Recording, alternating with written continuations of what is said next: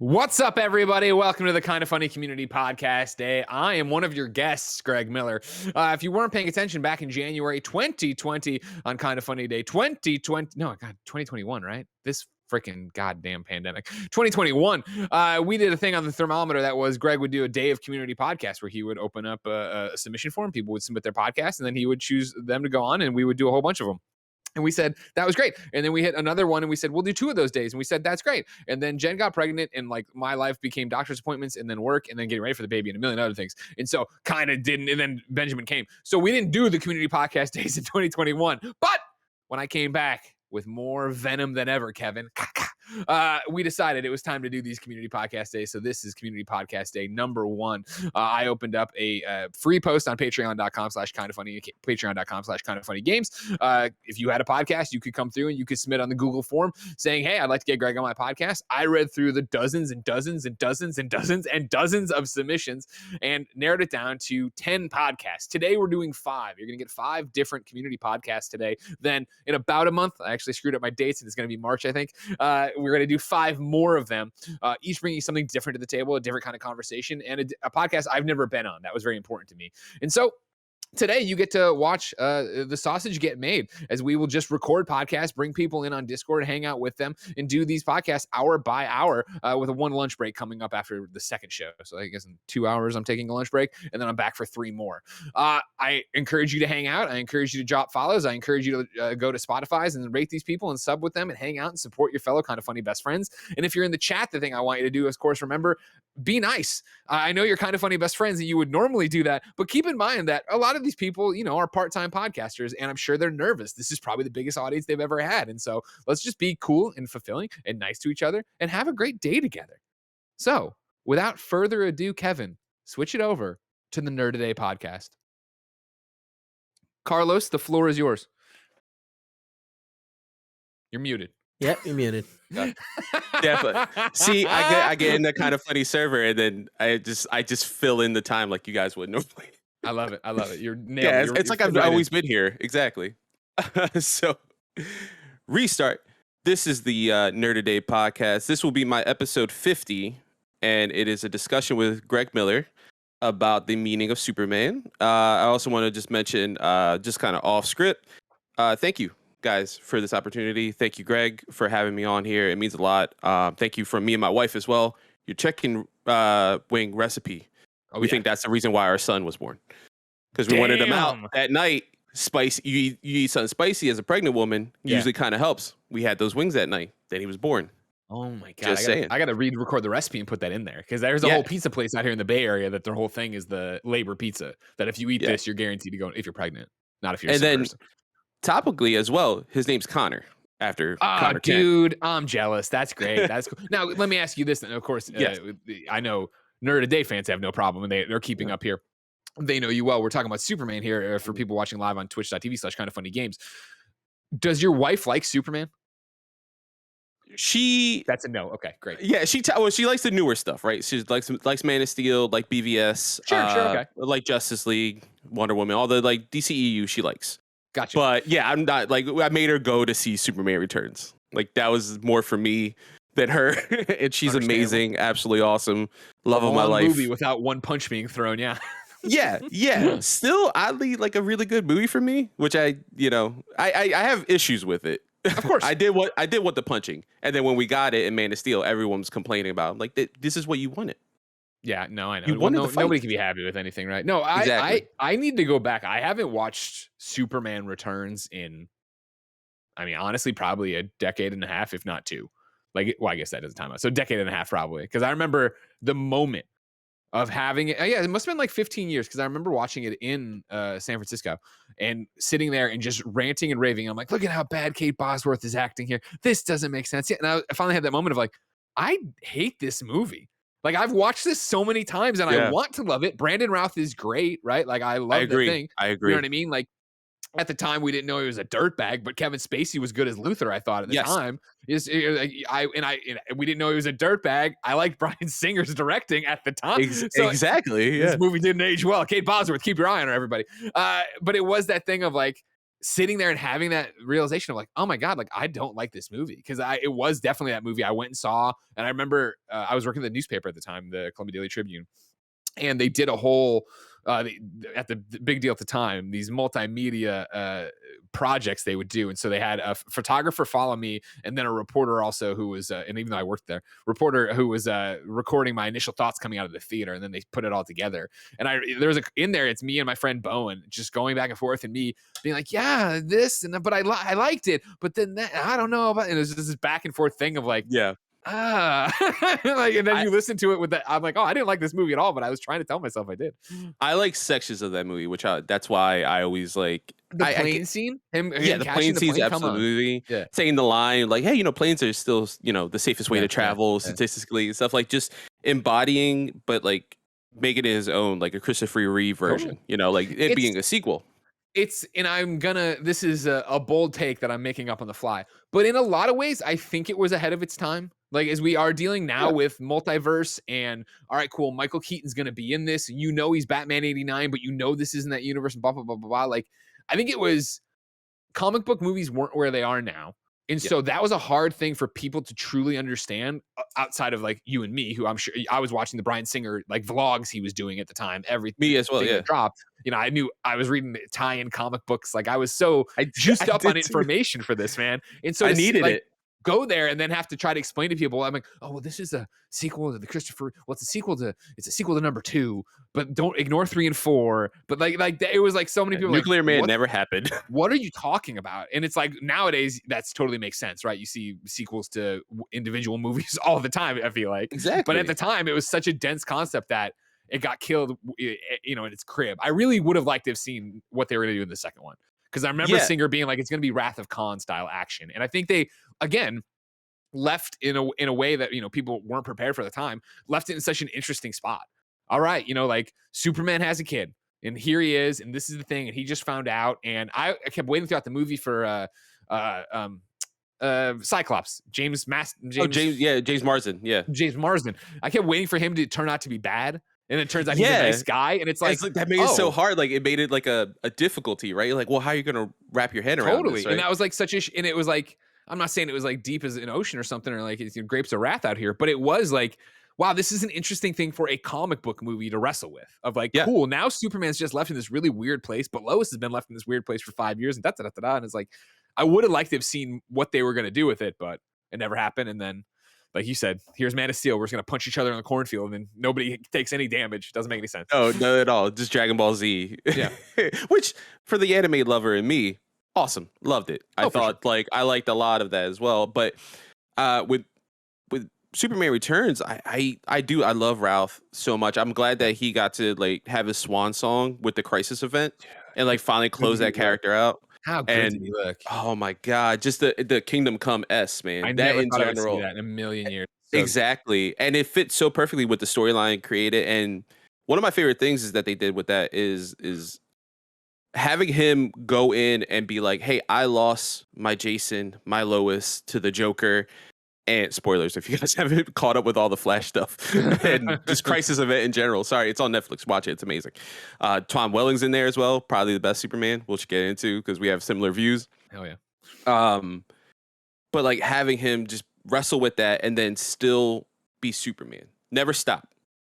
Yeah. That just speaks to his character and how well they captured him in those Crisis events. Just to have Brandon Routh be like, I lost everything that I loved. And yeah, I wear the black S and like I am sad, but you know what? I still do it. I have to still be Superman. The world still needs Superman. And that's the thing about it. Like the CW verse, the Arrowverse, it gets a lot of shit from people. And of course, good and justified reasons for sure of Monsters of the Week and where are we going with these people.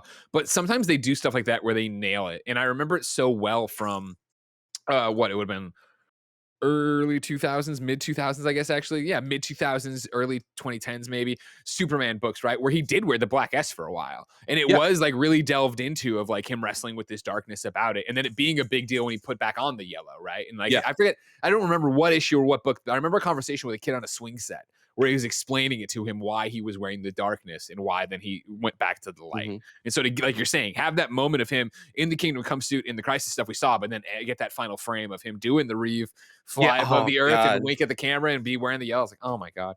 Yeah.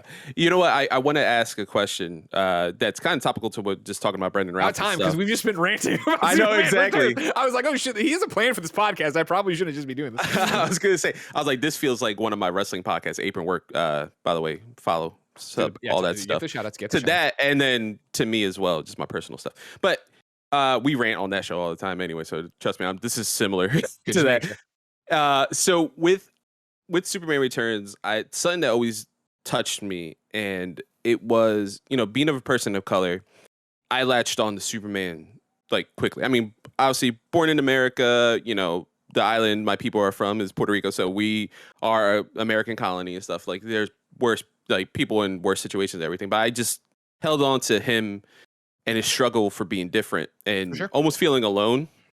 I didn't get to grow up with my siblings, for family reasons and stuff. I found them later on in life, which is awesome.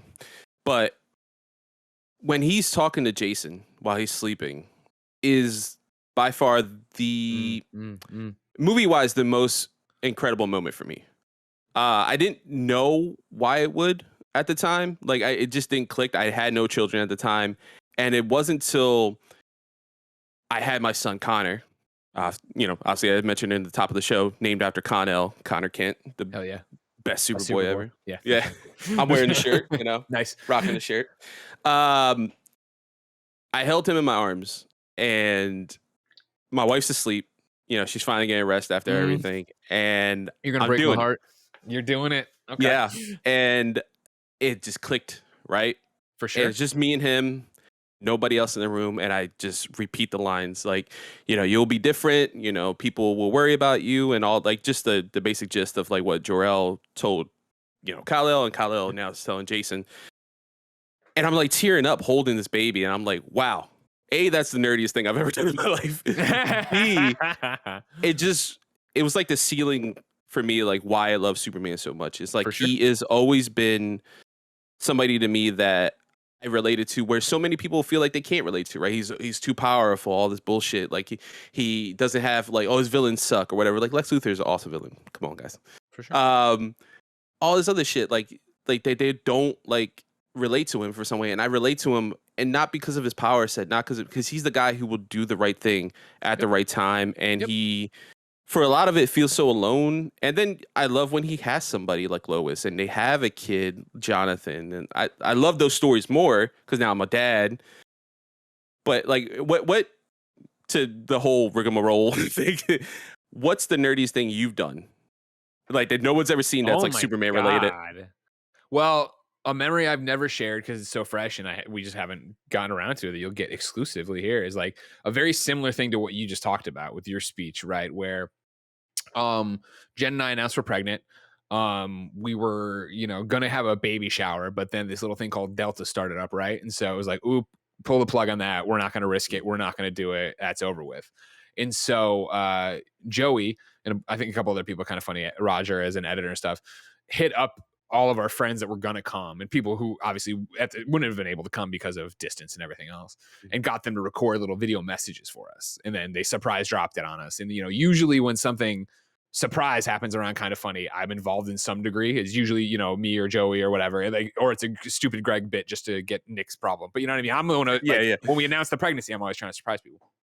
And in the run up to this, and the disappointment of the shower, but then also the excitement of the baby, and like, you've been there, ultrasounds, meetings, packages are coming, family members that are getting their final visits in before, and then planning their, like, there's so much happening that, like, when we were sitting here on a Saturday and Joey or maybe Friday night, Joey texted this YouTube link to an unlisted video, I was like, oh my God, you know what I mean? I didn't expect, and I knew it was going to destroy us. I knew it was going to devastate us.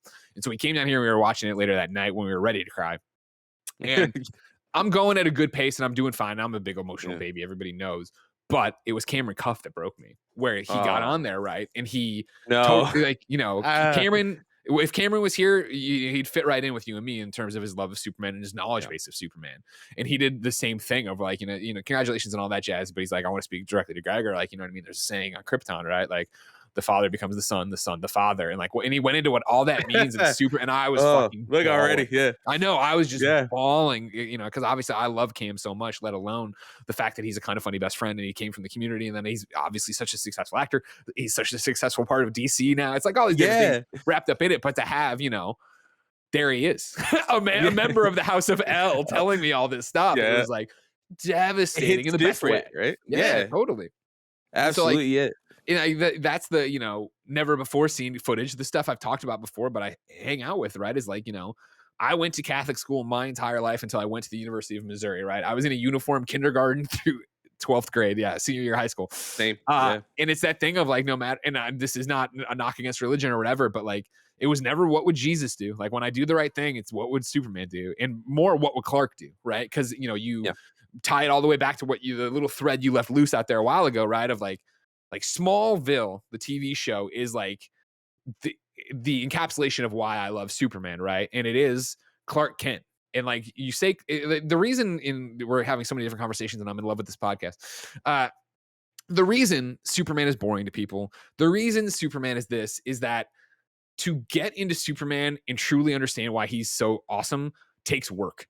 It takes work, because when you look at him, and especially when you're a kid, he can fly, he can shoot lasers, he can super strength, like he's invulnerable to everything. Like, that is cool on a power level, right? Then you get older and you want stories, and you've already put into your head, well, Superman's just this alien who can do anything. He's boring. And then you get the fact of like, well, Batman is a guy. Everything is an uphill struggle for Batman, right? To make this happen. And it's incredible that he does what he does, which is true. You got to start with Clark on this. And it's exactly what you're talking about. You got to start with the fact that not even alien extraterrestrial, he's just an outsider, right? Like, he feels this his entire life. He doesn't get to fit in. And I think, you talk about our fiction reflecting our realities and stuff like that, and the sacrifices he has to make, and the conversations he has to make, and the pain he has to go through for that, and like the secrets he needs to keep and why he needs to keep them and stuff to that thing. Like, I think so much of that is tied in of, you talk about naming your son Connor, like, and I asked if your wife likes Superman, right? Like, it was that thing of like, knee-jerk reaction when it came around the time for me to start thinking of names. Yep, Connor was on that list. Yep. More importantly, Jonathan was on that list, because I think back to, I don't know what it says about me or anything like that, but I think, Smallville gets announced like my junior year of high school, maybe senior year. It starts before I go to Mizzou. I was gonna say, I think we are 4 years apart, right? Like, you were starting college as Smallville was starting. I happen to be starting high school. Okay. So this was really contemporary for me. Right. And so, I guess actually, it would have been announced, and maybe it started and then ended my freshman year, the season 1, because I remember the tornado stuff. But anyway, sophomore year, I didn't watch any of it. Sophomore year, a friend in an Antler booth was like, "Oh my God, you would love Smallville," and he was able to give me the first 2 seasons, and just to sit there and marathon them and then go back through, because you know how you watch content in college when you just have, you know what I mean, to do it all over again. Like, that was the interpretation of like, oh my God, like, not, I've read it a million times, but to see it, right, of like, oh, John Schneider's John Kent, right? You know what I mean? Annette O'Toole's Martha. Like, these are parents in a community I would love to live with and live in this community and stuff like that. And so I think so much of it's tied to, obviously I already love Superman. I already love the mythos, but being away from home, being in Missouri, which is very similar to Kansas. I won't ever say that again, but very similar to Kansas. You know what I mean? Being in Columbia, which is this like cool happening, urban spot in a rural state. You know what I mean? There's a lot of stuff going on there that was like, oh man, this is great. Let alone the fact that I'm missing home. I'm homesick and I'm missing my parents and everything I've known for 18, 19, 20 years. And so to have that relationship through those characters, through Clark and through that stuff, let alone then wrestle with all the superpowers and things like that, that was amazing. And that was impressive. And so again, to do the work on Superman, right, to get past just the flashy costume and powers, it is this character. It is Clark Kent. And when you say Clark Kent, I think most people jump to, because he killed it, Christopher Reeve, giant glasses, you know what I mean, slicked over hair, being a nerd. The bumbling, like, oh God. And I don't think of Clark that way. Like, I think of Clark Kent as a normal person, a human being, right? And obviously he's not a human being, but a person that is like struggling in high school and college. And that was one of the things I remember growing up, why I loved Lois and Clark so much, is that it was awesome to see Dean Cain be a normal Clark Kent. He wasn't this bumbling idiot, right? He was just a guy, and it was a reference that he struggle was to make like a story for the paper, things like that. Like he actually had like real life shit he was going through. Yeah, and like that was, refreshing again after being raised on Christopher Reeve, who I adore, and I'll never talk shit about the Superman movies. But what I do say is like the reason Superman isn't more over now, right? The reason it's such a struggle to get people behind him is in a lot of ways those movies, because they were so well done and so iconic that boom became Superman. And it's the same thing you see now with MCU, where it's like, I think we had a conversation briefly on one of the podcasts probably a year ago now, but like, is the MCU now what Marvel is to people, right? Because, for the longest time as comic book fans, it's been, oh, well, we have the comic books and we love the comic books. And then these movies happen every so often and then that's cool. But the comic books are the real thing. And now with MCU, I kind of feel like we've gone through the looking glass where it's like the MCU is people's Marvel. And they, I remember going back home we watched Endgame at midnight in San Francisco, or 9 p.m. or whatever, San Francisco, woke up and flew to Chicago for whatever from family function. And when we landed, my cousins were like, let's go see Endgame tonight. And in the car ride over there, my cousin who has 2 adult daughters now, who, when I was a kid playing with my superhero toys, did not care, didn't understand, never read a comic in her life. She's sitting there just ranting and raving with theorizing about what's going to happen and what if they kill Iron Man, that's going to be a problem. And I was just like, holy shit, like you are into this in the way I'm into it. And not it, but comics. You know what I mean? Like this means that much to you. And so now it's on a greater scale as well, right? Like and having like normal people just had that conversation, and like us struggling in the 90s and early 2000s to be like, I had a friend who saw me read a comic book in high school, and he was like, you're reading Green Lantern? I'm like, do you know who Green Lantern is? He's like, yeah, I love Green Lantern. Like, is this Kyle? I'm like, oh yeah, I love Kyle. Kyle's my favorite. Like things like that. Like now everyone's just like, it's like people talking about it at work. Like I go to work now and people are like, hey, did you see Hawkeye? I'm like, yeah, Hawkeye's amazing and all this stuff. Did you see Peacemaker? It's like, no. Like, why? No. It's really good though. You should watch it. It's so good. We're getting out into like the stratosphere of like, these little things, right? Yeah. It's like, you have these performances and these things that happen. And like Superman is defined by Christopher Reeve. And while those are great movies, there's Silver Age Superman, who is unbeatable, who can like, when you have a hero who can rewind time, then again, like this movie's so ahead of its time, it's breaking ground, it's got special effects. Like I understand, I'm not talking shit about it, but like where he can rewind time, I was like, all right, well, stakes are pretty low for anything happening in his world, let alone like his journey barely makes sense, right? Like how do you look at that? Like as it's going through in the chat right now, and I'm not making fun of anybody, I never would. Root Boy Root says, what makes Superman special is that Clark Kent is the suit he has to put on. Superman is who he is. Like get that fucking Kill Bill bullshit out of here. That's another one that I fucking hate. And it's I forget who it was who brought it up when I was talking shit about this.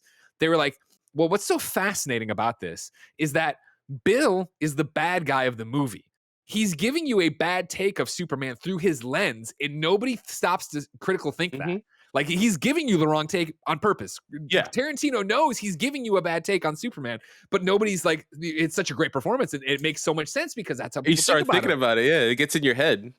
Like what makes Superman special is that Superman is Clark Kent and he wants to do the right thing. And if Clark Kent didn't have powers, he would still be trying to do the right thing. He would still pull over on the side of the road to help you with your car. He would still, like, honestly, and I'm not even saying this because he's on the call and I don't know how much you want to involve anybody else. Maybe don't say anything.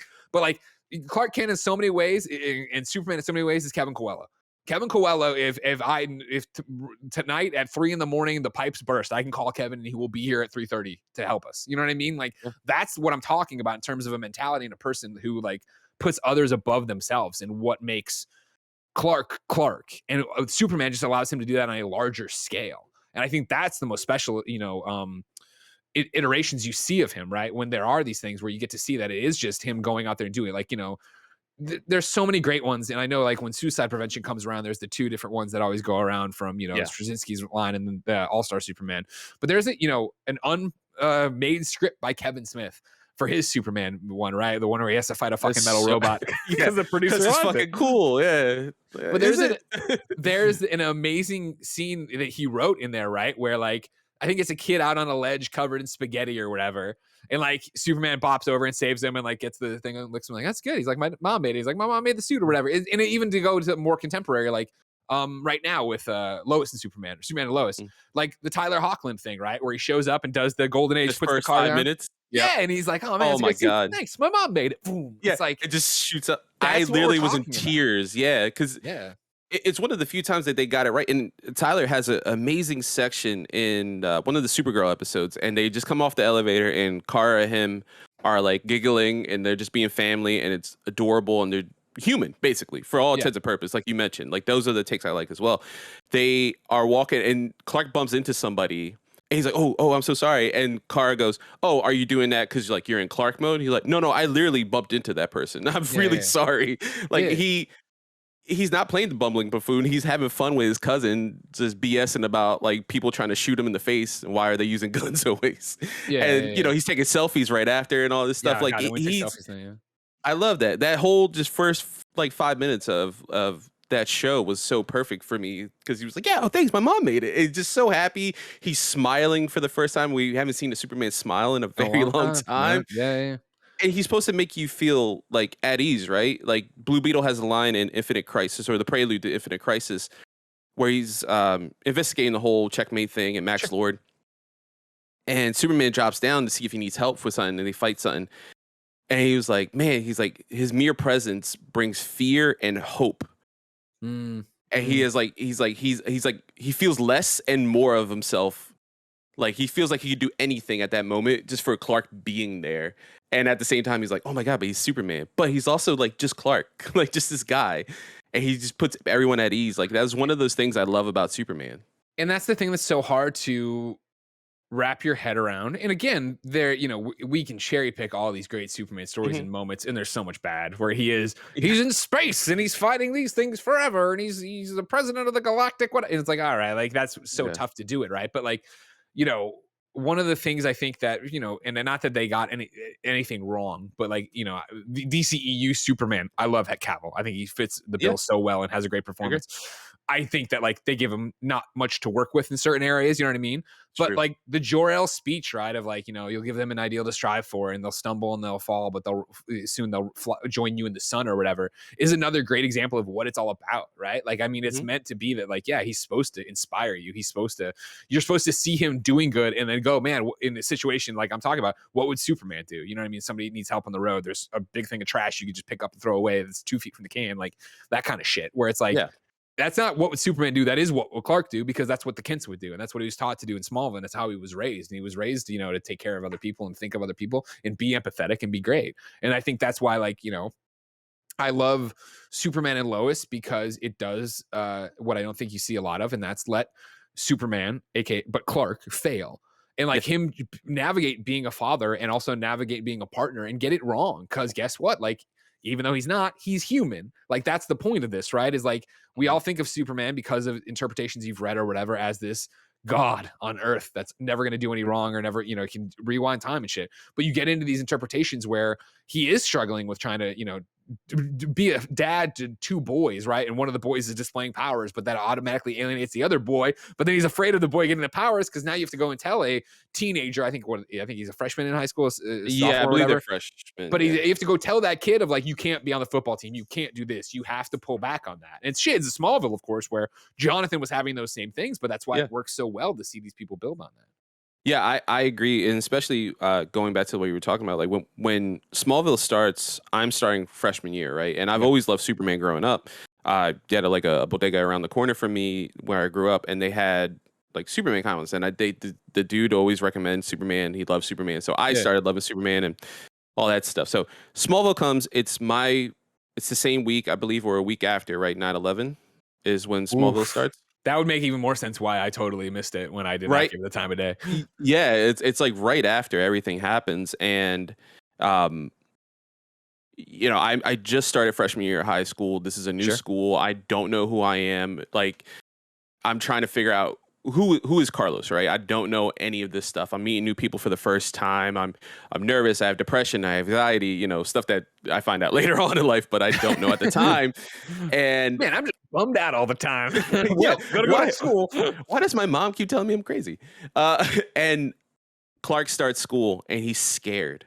Yeah. He's scared of starting high school, and I'm scared of starting high school. I'm like, oh my God, wait, hold on. Is Superman scared? And that's when it clicked for me for a lot of things. Oh my God, wait, hold on. He is just a person. Like seeing him as a kid and going through all those trials and tribulations that you do, like it was awesome to see that. And then shout out, by the way, to my wife because she's amazing. She let Lifehouse be our wedding song, Oh my, wedding dance. it's you and Yeah. me and Smallville fucking ending songs It's the slap. best. They Yes, are. Joey Noel is not in the absolutely. chat room with me. I'm sure she's watching live. Oh my She God! You has put to on a be, yeah, Talon absolutely. mix. You put on the Talon mix. You're gonna fucking have a good day. Exactly, man. Those albums are good, man. Yeah. And yeah, so shout out to her. She's fucking amazing, like I always say. But like she had that, and the week of Smallville's prom is the week of my. I went to all boys high school, so Northeast Catholic High, their prom. I'm on prom committee. It's a Catholic school, and my mom's horrible with money, so I don't get to go to prom because we owe Catholic school money. Sure. And they tell me the day of prom, hey, you can't Always go. cool. Yeah, that's great. Yeah, That's great. thanks, Father, whoever. Go fuck yourself. Anyway, I don't get to go. I'm home and I'm just bummed. And Clark's like, I'm not going to prom. All this stuff. And Jensen Ackles is being handsome as shit over there and taking Lana. But like he No, goes. not yet. It's Whitney. Whitney's who's there right Whitney there. is there. Oh yeah. Yeah. So, God, I know him. He's my friend. Why can't I think of his name? Eric. Fuck. Hold on. Johnson. Johnson. Eric Johnson. Yeah. Sam Fisher in the Splinter Cell. yeah, he was a good one too. That voice wise. And yeah, so I have this, and like Lex gets Lifehouse to play the Smallville prom, the senior prom, and I'm just sitting there like it like clicked for me as I'm like playing Doom 3 for like the 100th time because I'm bored at home. And so shout out to my wife because she lets me do that later on, and I get to have my dance with my Lana or my Lois, whoever it is, you know. And be careful there. Yeah, you're my Lana. Wait a second, who's coming later? Shit. And so I get to do this all later, and everything's awesome. And those 4 years initially with Smallville, I'm like, wow, man, like Clark's going through stuff that I'm going through, and it's weird and awesome to grow up with Smallville at the same time he's growing up. And now, as a father of two, I have Lois and Superman, who's Clark struggling with being a father of two. Now, mind you, they're 4 and 2, but still, like, I have my doubts, and then I start realizing, oh my God, like, parents aren't infallible. They're just people because I'm just a person. Like, oh wait, Clark's just terrifying? a person. Yeah, isn't it? Like, it's so scary. Like, every little thing they do is awesome and bright and fun and scary all at the same time. And Clark's going through the same thing, and I just find it how amazing it is. Like, Superman's always been a part of my life when I need it most and in the way I need it to be. For sure. And it's just, I feel like we've had similar things. As you mentioned like a previous episode, I think it's Game Over Greggy or Gregway, maybe? I do a lot of Superman content. I wrote them down. I already forget. I think it's Gregway episode 25. Damn. Yeah, I wrote it down. That's some research, and I appreciate it. So you mentioned like it was similar for you for college and stuff like that, going through that. And then what always interests me as well, and why I started following KindaFunny, like I watched you on Beyond. Yeah. Love Beyond everything, and I followed you guys for KindaFunny. And you told a story, right? About, you just mentioned it a bit ago about the religion aspect, right? Sure. Same thing. Kindergarten to 12th grade, 13 years, suit and tie, like whatever, like all this crap, going through Catholic school. It's rough, but it's funny for you because knowing KindaFunny, watching KindaFunny forever, you've had a good relationship with your parents. I did not, unfortunately. I had a pretty rough relationship with my mother. Her partner was amazing to me, and I shout out to her. I named my daughter after her, like middle names like after her. That's specifically. Awesome. Didn't get to meet my dad growing up. Now I have my siblings who, unfortunately he's passed, but like I have my siblings and all this stuff. So out of all of that, I had a rough upbringing, and I used to joke around. Everyone was like, "Oh my God, like you're so awesome!" All this stuff. And I'm sounds like a bragging. I'm really not. But cool, I used to say, they used to say that. It wasn't me. I used to say, well, I was raised by Jonathan, Martha, and May. And they're like, who? I'm like, Jonathan Kent, Martha Kent, and May Parker raised me. And I got my ideals from them. Like, again, 13 years of Catholic school. You think something would fit, right? And like, what would Jesus do? No, I think the same thing. I always think, what would Clark do? Because he's that, like, pantheon. Like, that's, to me, his greatest superpower. It's just he's good. kindness. He's just a good man. Yeah, just the kindness. And I think Mark Waid, writer Mark Waid, he has a thing where he always carries some sort of Superman memorabilia or something with him, like whether it be a keychain or something, where he has like big meetings or something, because it's like a calming thing for him to have the S with him. For sure. I did that permanently, and I have a tattoo. Nice. So I have the Superboy tattoo because I love Connor and growing up with that and everything like that. I always carry that with me as like kind of point of the thing. Like I want to not be anxious all the time. I don't want to be like depressed. And so I look down on my arm and I'm like, oh, that's right. I have hope with me at all times. For sure. There's always this like sliver of hope. I always find it interesting with that and like interpretations, and it's just Smallville. We could talk about Smallville forever. It's 21 years now. Outrageous. I know, it's insane. I don't feel that old, but I think when you start looking back at it that way, for sure, don't feel that old. So kind of pivoting off of that, I wanted to ask a question. It's more of a comic book question. So how do you stack Kingdom Come, Superman, American Alien, bad person aside, just material. Yeah. Well, for this conversation, we'll separate the art from the artist. Exactly. just for this, just literally one conversation. And Last Son. How would you stack them up?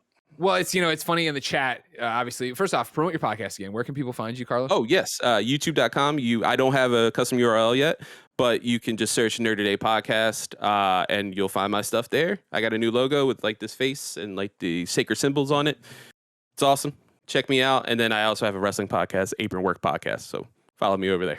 Xander Bradley in the Twitch chat said, I've never read a Superman comic because I don't know where to start. Anyone have any good recommendations on graphic novels to begin with? Ooh. You bring up, obviously, what would be my incredibly short list. I would say you start with American Alien because I think it does such a great job of doing what we're talking about through 10 seasons of Smallville into one graphic novel. Now, what was it? 8 issues? I think it was 8 issues. I believe so. Yeah. Of going through and being like, here are pivotal moments in Clark's life. And again, him feeling like an alien, like an outsider, and what they did and what he learned and how he became who he is in like a very modern context of what it would be, right? Like there's that scene I had never thought of, but is in the book, right? Where when Pete and Kenny come to visit Metropolis and Clark picks him up and they're like, oh man, and he's wearing the glasses, like, oh man, so you can never take your glasses off. He's like, no, I take them off all the time. What do people say? They say you look a lot like that guy Superman because no one would think Superman's sitting next to him on the subway, right? Yep. Like he's a big cheeser as he's saying it too. I love that. Yeah, moment. No, totally. And like there's such a great thing, and like, him crying fighting Lobo, his first giant fight, and he cries because like there's all these people who just got killed, and it definitely resonates with me, right? Because when I'm angry, I cry. Like, you know what I mean? Like I'm one of those people. Yeah. So I think American Alien from the 3 you just gave is the great introduction to it, because I think that's like, here's why we love Superman in a condensed format of what's going on, right? Mm-hmm. Then I would put Last Son. Last Son, the book I've talked about a bajillion times, and I will always talk about it. This is the one with Jeff Johns, but he brought in Richard Donner to work on it with him, who's the director of the Superman films we were talking about earlier. And the idea here is that, it's in continuity at the time, but it does, or I guess it was happening in action at the time. They never made a big deal about it. But like it could be seen as a sequel to the Superman movies that came before, or if you've never watched them, that also doesn't matter. Clark and Lois are together. They're married. They can't have a kid because, of course, he's an alien. So they've struggled with that, and they've done this whole thing. And then guess what? A Kryptonian boy falls to Earth in a spaceship. And it's this journey between them of, we'll turn him over to the government. Government's, of course, a bunch of jerks. They take him back. They try to raise him. Then it turns out that it's tied into Zod and Ursa and all this other stuff. It's a great run, and it's a great book, but it is a snapshot of where I'm at as an adult, right? Like, I think that's the importance thing of it, of like, you have American Alien being the start of really Clark. That's Clark. That's a Clark book. You know what I mean? It's not a Superman book. And then Last Son being a Clark book as well, but obviously he's in the cape and the entire time, the shield. You know what I mean? And then Kingdom Come is advanced reading. I learned a lesson with that one where when I was doing Greg's Comic Book Club on Patreon, I put that out there as required reading for 1 month, and we'd come back and book club it or whatever. And that's great if you already are a comic book fan and have read a lot, but Kingdom Come is dense, and it brings in all sorts of characters that are amazing to see if you know what at the time, what was it, 75 years of DC legacy? Now Yeah. you almost on, what is it, 80 something, 82, something like that. Yeah, something Doesn't like that. matter. 82. But like that's a lot to get into, and it also, I think, for most of the book, reinforces the I'm Superman and I'm super invulnerable. I'm not exciting to watch, and it's not until you get deeper into the book and then see what happened with Lois and the Joker and see where he's at that you're like, oh no, this is him hurting as Clark. You know what I mean? He's turned over to be Cal because he's trying to say Clark's dead to him and he's left humans behind, but he really hasn't. He can't do that. But that's like a lot to take on. And that's like, you know, we're talking about like intro to Superman, mid-level Superman, and then advanced studies. It's like college courses. Yeah. Yeah. And then I would sprinkle a little. Yeah, that sounds right. And I would sprinkle a little, for me, personally, one of my favorite books is All-Star Superman. That's though the issue with 3 to rank. You see, he gave me 3 to rank. He didn't say bring in other things. Well, that's extra credit. Okay. I'm adding the extra credit. I'm the teacher's assistant. I'm adding my apologies. Yeah. So yeah, All-Star Superman, I would throw in there, and that's him like uber powered though. That is the unfortunate thing, you know, like because he just went to the middle of the sun and soaked up too much rays. But that suicide scene alone. And the just beginning, it's the easiest like interpretation of like, hey, this is Superman. You're like dying planet, kindly couple. I forget what the third panel is, but just 3 panels just to explain this is Superman's origin. Lois something, right? Is it like her like this? I think so. Yeah, it's like said about Lois, obviously, because it should be. That's the love of his life. But yeah, that suicide scene especially, like that was one of those things that always resonated with me. Just like reinforced, like, yeah, it's not a Superman thing. He doesn't need to punch anything. He just needs to be there for somebody and just hugging her, just giving her what she needs at that one moment. Sure. It's I remember crying like reading that. I was like, wow, what the hell, man. You know, then it has some goofy shit at the end. As sure, some but Superman, again, there's a great moment in there or whatever. It's the same thing with Grounded, the Michael J. Straczynski. Where he's just like walking across. Yeah, but there's the one where he walks. The idea is he's walking across America. He's trying to get grounded to the people again because of whatever giant event had just happened. And yeah, he gets to where there's a jumper on the ledge, and he eventually goes up there, and it's like this great multi-page scene of him just hovering in the air.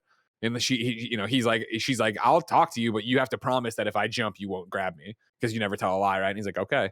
And so he stands up there or flies up there just with her. And like, there's a great thing where like it turns into night, like through these multiple panels, and then they put on the spotlight. She's like, that hurts my eyes. And it's just the next panel is him heat visioning the cord to cut it to stop the light or whatever. And it's like, you know, he talks her down, and it is that, you know, if you can convince me that, you know, you'll never have a good day again or whatever, then I'll let you go. But I think, you know, you will. And he does that. And again, that's Superman, right? Of like, you know, to get back to center on like why he's inspiring and why he does this, like, I think it's not lost that every day people in power abuse their power.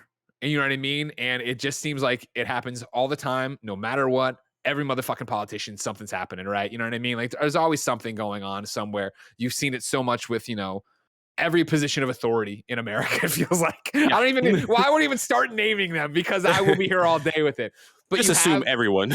You know, the one thing you're drilled into in school, right, is absolute power corrupts absolutely, right? And you have this character in Superman who time and time again refutes that. Like, you know what I mean? Clark could take over the world. He could go get every nuclear missile. He could throw them into the sun.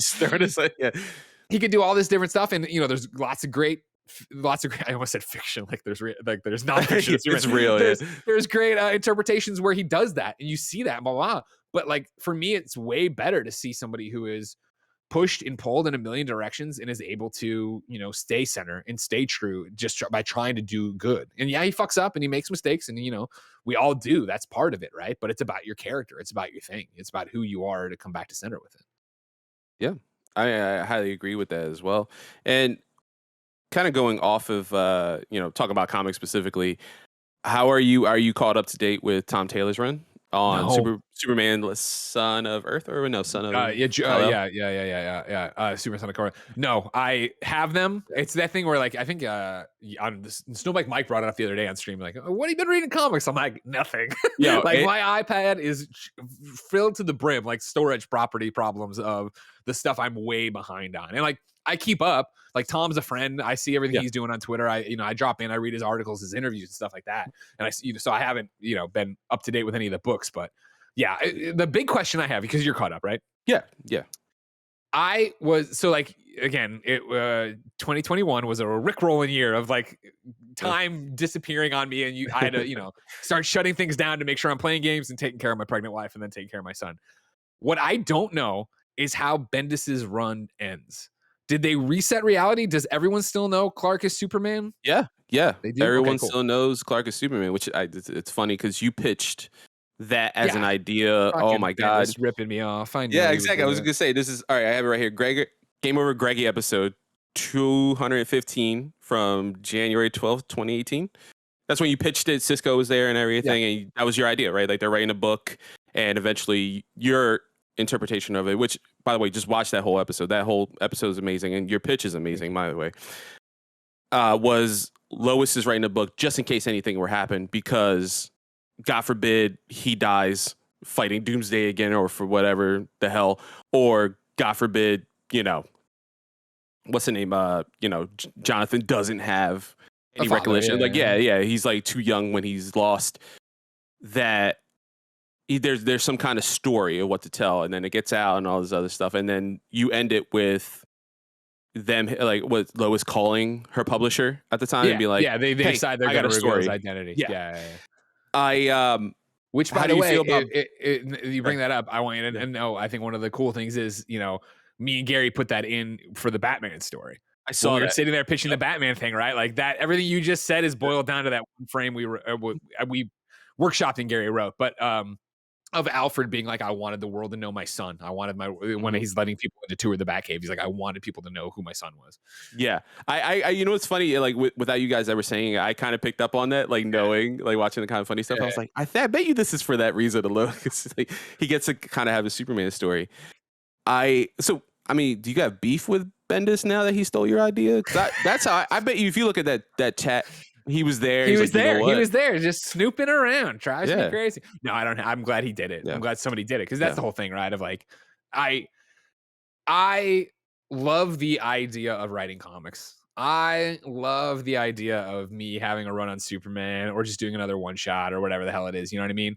The fact of the matter is, like, it's not my passion. Like, you know what I mean? I've tried before and I've tried a million things, and KindaFunny, talking about video games, talking about, the movies and comics and stuff we love is what I love doing. And it takes everything I have every day to do it, which I know sounds goofy because it's a dream job and, blah, blah, blah, but it's work and there's a million moving parts to it at any time and all these different things. And it's like, I just don't have the passion to sit down and do that. So I'll send them to you. I wrote like, rough scripts. I think 1 and 2 were I think 1 was pretty much locked the way I wanted it. 2 then starts to get, and then eventually it's just like outline format of what I was doing.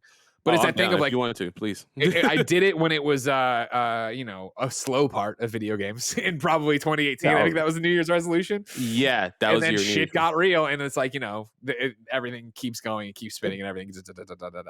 And so it's it's amazing and cool, and like that's why I will forever be in Gary Whitta's debt that he was. Like hey, writer of Rogue One, do you want to write a Joker story? And he's like, yes, let me bring my goofy idiot internet friend. He's like, all right, whatever. You know what I mean? Because like that's the way it's the only way it was ever going to happen, probably. Because I was just like, I loved Bendis's book, Words for Pictures, is such a great book. And I went to a friend's house the other day. I was like, oh, you're writing a comic? I'm like, what do you mean? How did you know? I'm like, well, you got Words for Pictures. Like, you're at least interested in it. And I would encourage anybody just creatively who wants to see it. It's a great book. Or like if you're interested in how comics get made.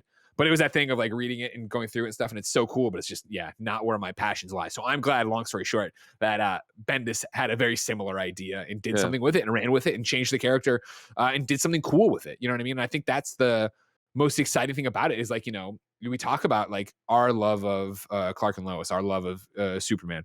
And, he did such a great job of turning the knife before the reveal because, they didn't know it was going to happen. And so like, if you're not caught up on this run before it, right? Before we knew his identity was going to be revealed, a picture of Lois kissing Superman got out. And so everyone tweeted it out. Yeah. The world thought that Lois Lane was cheating on her husband, Clark Kent, with Superman.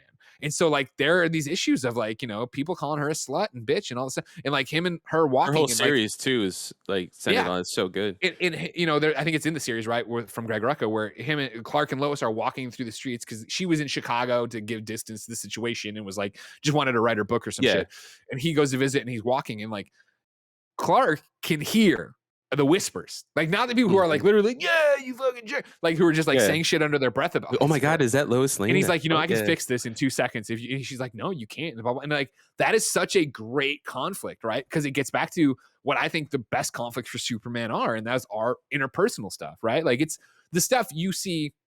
I always go to Bill Roseman from Marvel Games, know better than anybody about Spider-Man.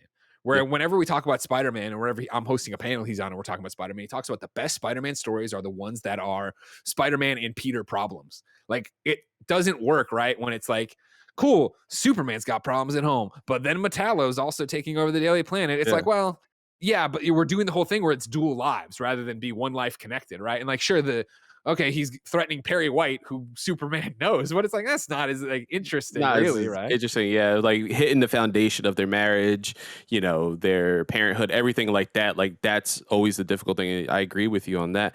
And it was funny too, because I think Bendis, Rucka, and all, they did a good job of like collaborating with having like the Leviathan stuff, which is like huge level like DC disruptive stuff, but at the same time make it personal, where like the Leviathan leader is just constantly attacking. We're like, listen, we can do this. We can reveal who you are and all this other stuff. And then finally, when they reveal that, right, just straight up, like they just own it.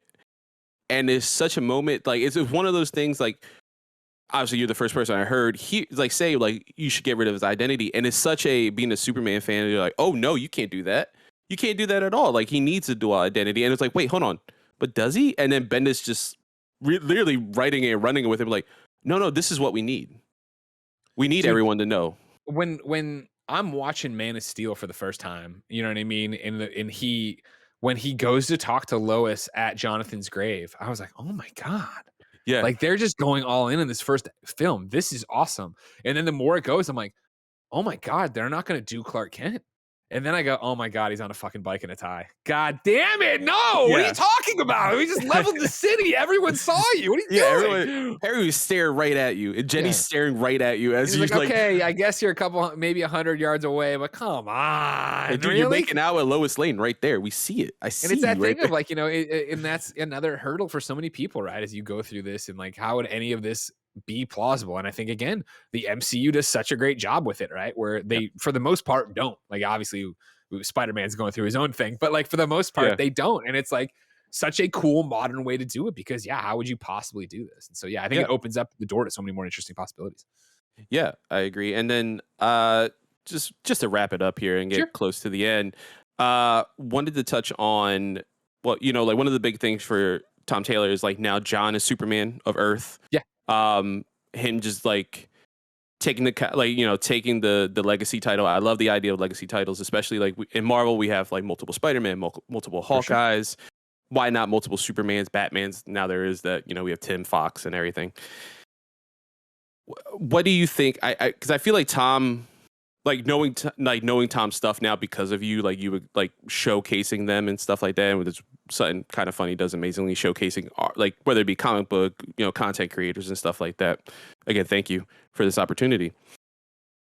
One of the things I loved is that, Jonathan's bi, and for a new generation of people, their Superman is LGBTQ, there's someone that like, for my Superman was, like I said, like someone who felt like an outsider and stuff like that. And me, being a person of color, I was like, oh man, I feel like an outsider. I feel like this, like, I don't feel good enough, for like white people or whatever and things like that. And it was rough growing up with that and like the racism and stuff I've dealt with in my life. And then to go and have Superman be like, hey man, I feel like I'm an outsider. Like, I don't think anyone likes me and all this other stuff, and like struggle with like a human problem. Now, Jonathan being open and bi, and just, I think it's amazing. And I think it's something that Tom has done amazing. Obviously, there's backlash from horrible people, with horrible takes. Who were never probably reading the comics. Who were armchair quarterbacks who want to be the vocal minority and talk all this shit. I much more appreciated the headline from Polygon, I think this week, that was the Bi Superman teamed up with gay Aqualad, and I didn't even notice it was a big deal because like there's so many. The DC is doing a great job of putting so many different people from on the spectrum of personalities and sexualities and races and all this stuff that like it's starting to reflect, shockingly, the real world where you interact all the time with different people. You don't think it's a big deal, but grab my pearls. Superman might be bi. He wants to kiss a boy. Oh no. Yeah. How dare Clark? I'm like, no, it's Jonathan. You're not reading. Yeah, exactly. Are you? That was the You thing know? too. Then you see everybody trying to boil the headlines down, right? Yeah. It's just like when Superman's not giving up on the American way. He's not going to say that anymore. And it's like, well, yeah, kind of a global world we should be thinking about, right? Are we really that worried about this? Yeah, Captain and that was all America propaganda. said, "Hail Hydra." Oh my God. Well, Exactly, man.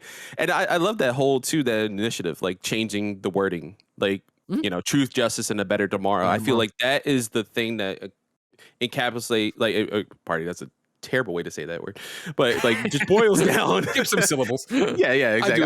I'll skip some.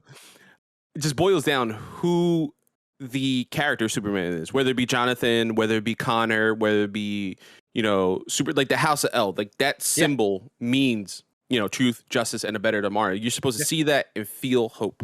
Yeah. And I think that's the best wordage to have for those characters, like I mentioned, like Connor and everyone else.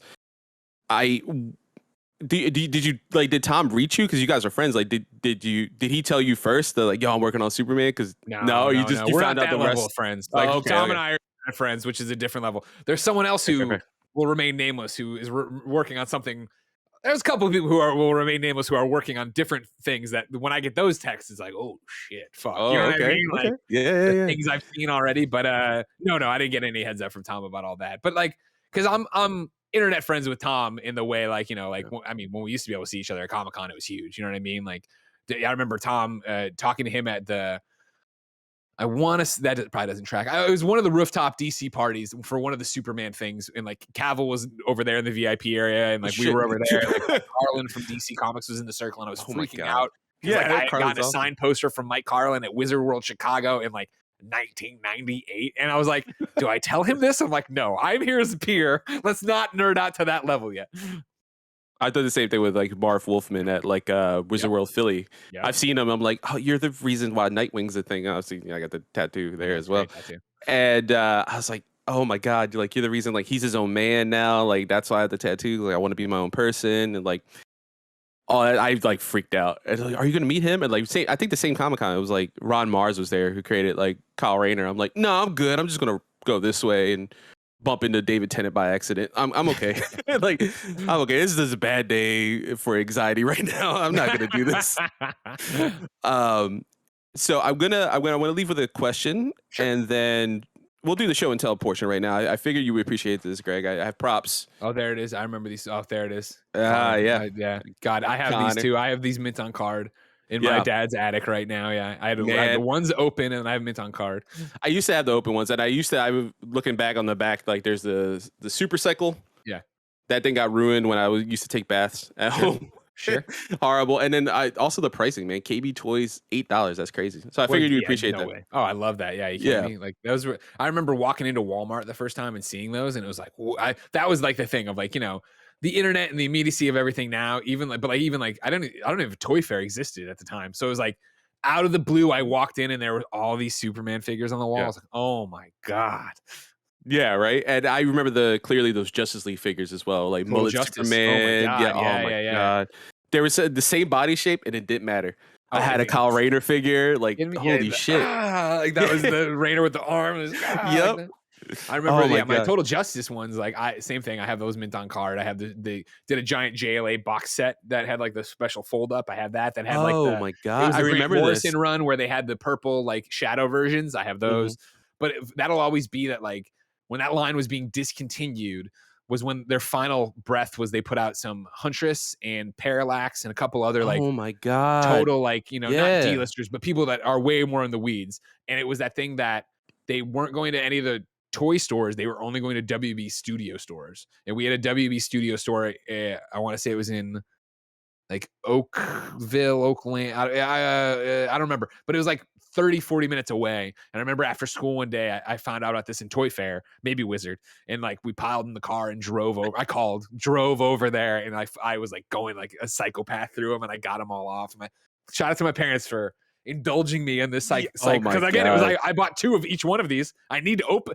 Mom, this is Hal Jordan. He killed all the other Green Lanterns. I needed to do this, but I need to. They're all probably. I need to play with them, and I also need them $7 now. Yeah, exactly. I think I spent because I lost a lot of my stuff as a kid.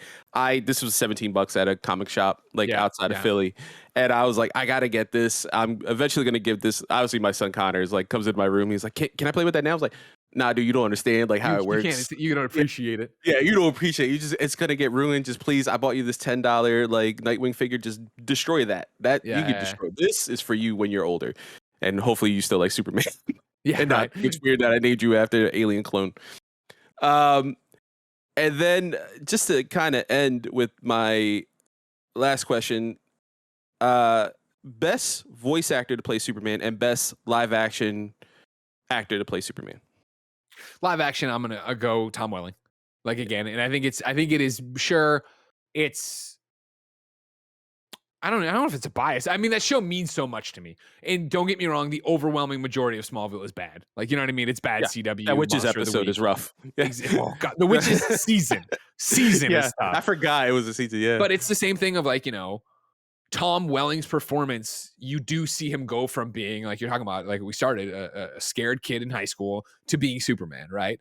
And that is, I don't think you can understate that. And it's grading on a curve because obviously he gets 10 years with the character in 24 episodes a year, so like he's got the time in there, but like so many amazing moments are from that, right? Of just like I think of like the levity. One of my favorite is when he's gets X-ray vision, right? And Jonathan pulls out and he's like, what's in my hand? He's like, it's your pocket watch. And he goes, you could see through my hand. And he goes, no, you should always keep your pocket watch. It's your pocket knife. You always keep your pocket knife in that pocket. And then it's like, the stuff of him on Red Kryptonite or him going through the loss and pain. And like, episode 100 when Lana dies and he's trying to stop all that. And, I hate that he rewinds time, but then having to watch his father die. Like there's this spectrum of emotion there. You get to see the happy ending with Lois. I love that final seasons where like, again, he time travels to the future, but as young Clark. So he gets to meet future Clark. And it's like, there's just so much good shit, but then just have him boom, rip open the shirt at the end. It's like, oh my those God. Last few seconds, absolutely. You know what I mean? Come on. Wonderful. And then so voice actor, from there I would go Tim Daly. But again, it's somebody who gets to play with the character a lot. Like I love Superman the animated series, and I think he does such a great job there. And again, like I'm talking to you right now, and obviously the internet brings us all together. There was a time when I was like, I love Superman so much, and Clark's the real person, and Superman's, just the suit he puts on. And so many people are like, you're wrong, it's stupid, blah, blah, blah, that's a dumb take. And remember episode 1 of Superman the animated series, first thing he does, he shows up and tries to stop that plane, and he grabs it by the tail, like in a classic cartoon, and the tail rips off, and he just goes, nice job, Clark. And he flies. And I was like, oh my God, like, yes, like, this is fucking awesome, right? Yeah. Yeah, that's why. Yeah, we won't mention Paris in chat, mentioning that he agrees with Bill from Kill Bill. Like, we're just going to Paris is a bad guy, just like Bill is a bad guy. That makes sense. Yeah, that's why he's on the Xcast. If you guys ever want me on Xcast, though, I'm more than welcome. Just putting myself out there. I think I would agree, and I think I worry that partially it's like from our time, like we both grew up with that. Those being super. I wanted to shout out, Jerry O'Connell. I think he did pretty good in the most recent run of animated series. I thought he brought a good levity to like what Clark was and Superman. Obviously, they're doing the 52, new 52 Superman. Yeah. I was like, all right, this guy. There's a couple weird storylines there. The animation is amazing and the voice casting is great. But yeah, I thought he did a great job and as well. And it's hard not to agree with like Tom Welling and even so like Michael Rosenbaum. Oh like he is truly the greatest representation of Lex. Like 100%. That dichotomy between like wanting to, be better, get out of the shadow of like Lionel and just struggling. And then finally when he's like, I am the villain. I am that the villain line of this story. Dude, that is the greatest fucking line ever. Jesus Christ. I love him so much. And I always loved, obviously we know Kevin Spacey's a piece of shit now. But at the time when there was some interview with Michael Rosenbaum, he goes, so Kevin Spacey says something like, oh, you play like Lex and TV. He's like, how's it feel? I think Michael to Kevin goes, how does it feel playing the lesser Lex Luthor? Yeah. And in hindsight, Yeah, it's well, I mean, like, so many ways. 100%, right? And like that's the thing is like you can.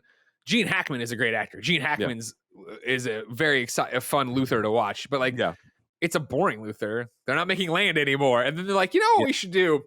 20 some years later, let's do the same thing. Like, what the yeah, fuck? Why did no one stop you? Why do you have yeah. to do this? Yeah, Yeah. Also, shout out to Brendan Routh, of course. Like I of I course. do love his portrayal, and shout out to John Cryer's been pretty decent in the Yeah, CW, you know what? which I is did like weird, him. right? Yeah, well, that's a great. I'm glad that Superman again, 4 turned to totally. Lex. And like that's always the thing about it, where like I forget. It's been a while now, but I had that realization probably around Crisis on Infinite Earths, right?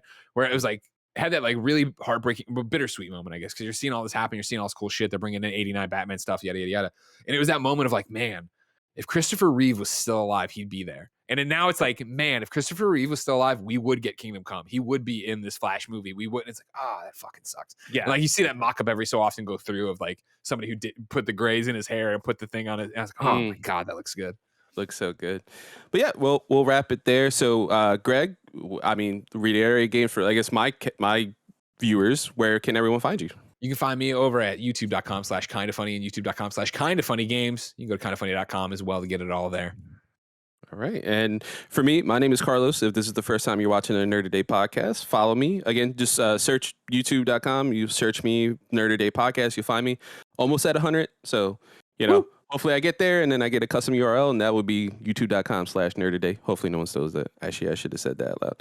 But don't do the thing where people do it like, I'll camp on it for you. Like, no, that doesn't work. That fucks everything up. Don't do that. Yeah, there's someone on Twitter that just has Nerd Today all one word and has never posted ever, and they established it in 2009, and I hate it because I have underscores. I'm like, damn it, I'm Nick Scarpino now. Son of a bitch. Who wants to be Nick? Exactly. But yeah, you can find me there on YouTube. I'm on an audio podcast as well, and twitch.tv/nerdtoday. I will probably in the future start streaming. I'm just get some funds to get some Elgato stuff, and then I'm off to the races on that one. But thank you, Greg. Thank you so much for the opportunity. Thank you for everything, always being amazing as always. And I'll probably reiterate what everyone's going to say, after me. Dude, this is one of the best things I think KindaFunny does is like highlighting people, community. Like if I was able to find who Daniel Pena was, Mario Rivera, Kevin Diaz, like all Elaine Gomez, like all these amazing people, like Blessing, all that stuff, man. Sorry it's about just Blessing. Yeah, I don't like that he makes fun of me for the French toast thing, or as I mentioned, the grilled cheese with the syrup thing. But I'll it's cool. Okay. He's got a job now. All's forgiven now. All's forgiven now. It's cool seeing Barrett, like all these people from the community get uplifted. So thank you so much for doing this. Thank you, man. Keep it up, all right? All right. How goes it, y'all? Welcome to another episode of If I Grow Up. I'm your host, Greg, and we have a very special episode for you today. I have with me one of the coolest dudes in video games, a new father, and shirtless Spider-Man's good friend, Greg Miller. How you doing, Greg? I'm good, Greg. How are you? I'm doing fantastic today. I've been excited for this all day. It's been the highlight. Is it weird to say your name? It's weird for me to say, how you doing, Greg? Because I never say my own name. I say my name, I guess, every day, but I never say it in a conversational way. You know what I mean? I never really say my name. And when we kind of got pulled into that Discord and you brought up my name, I've actually just been enjoying just saying Greg back and forth. Hello, Greg. Like doctor. Yeah. Now let's start at the top of this thing. You have a whole show, and I'll let you get to it. That's fine. The title is very fascinating to me. If I grow up. Usually the question is when, or like, what do you want to be when you grow up? If you grow up, man, you might not make it. Is that on purpose? Dang, that's a really nihilistic way of thinking about it, but that's a good point. Yeah, the real concept for the show came from when me and my friend, one of my good friends, Kai, who's also the co-host of the show, shout outs to you, Kai. We really were telling each other stories, and we kept on saying like when I grow up, and we kind of reached a point where we had to realize we can't really say when I grow up. We both were turning 30 that year. So it was like, if we grow up, and then just through normal conversations with both her and most of my peers and friends, we kind of realized that nobody knows what they're doing. Even talking to like people who are older than me, my folks. Like, isn't that terrifying? That's kind of the secret of adulthood that you learn. Like nobody knows what they're doing, and it's frightening. 100%. I think that, like, I think about it obviously all the time because like Benjamin has recontextualized how I define myself, but it's that whole thing of in the whole run up to it, and even then having him, it's that thing I constantly go back to of like, all right, I'm 38 and I'm dealing with this newborn, right? But it's like at 38, my mom would have been taking care of an 8-year-old, right? And so it's like, for as in the weeds as I feel right now about like how to raise my son, to think about being 30 and trying to do that, to think about the fact that like when I'm 8 years old, I'm obviously already making memories for myself. I'm remembering everything. I'm not everything, but I'm remembering what I'm doing and stuff, right? You're a person. You're not like a lump like Benjamin is. Like the fact that like to have those conversations and be teaching something like I still have time to think about how I want to raise Benjamin and what I need to say and what I need to avoid. And I have to watch my curse words right now and yada, yada. But to think about like what it would be like right now to have an 8-year-old and be like, fuck, I wouldn't know what to do. But like, I don't know what I'm doing, I guess, with the other kid either. It's crazy. Yeah, that's actually one of the questions I was going to ask you was like, what was the most surprising responsibility that came out of, and congratulations, by the way, but Thank you. what was the most surprising responsibility that came out of this, out of having a child? Yeah. That's a big question. I like it. The most surprising responsibility, I guess, would actually be once again contextualize.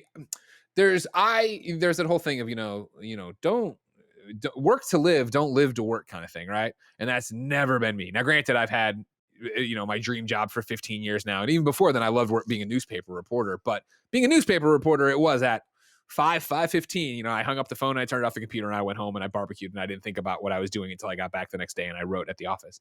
Whereas, being a video game journalist, pundit, reviewer, critic, whatever the hell I am now, like that is something that chases you, let alone owning your own business and doing all this stuff.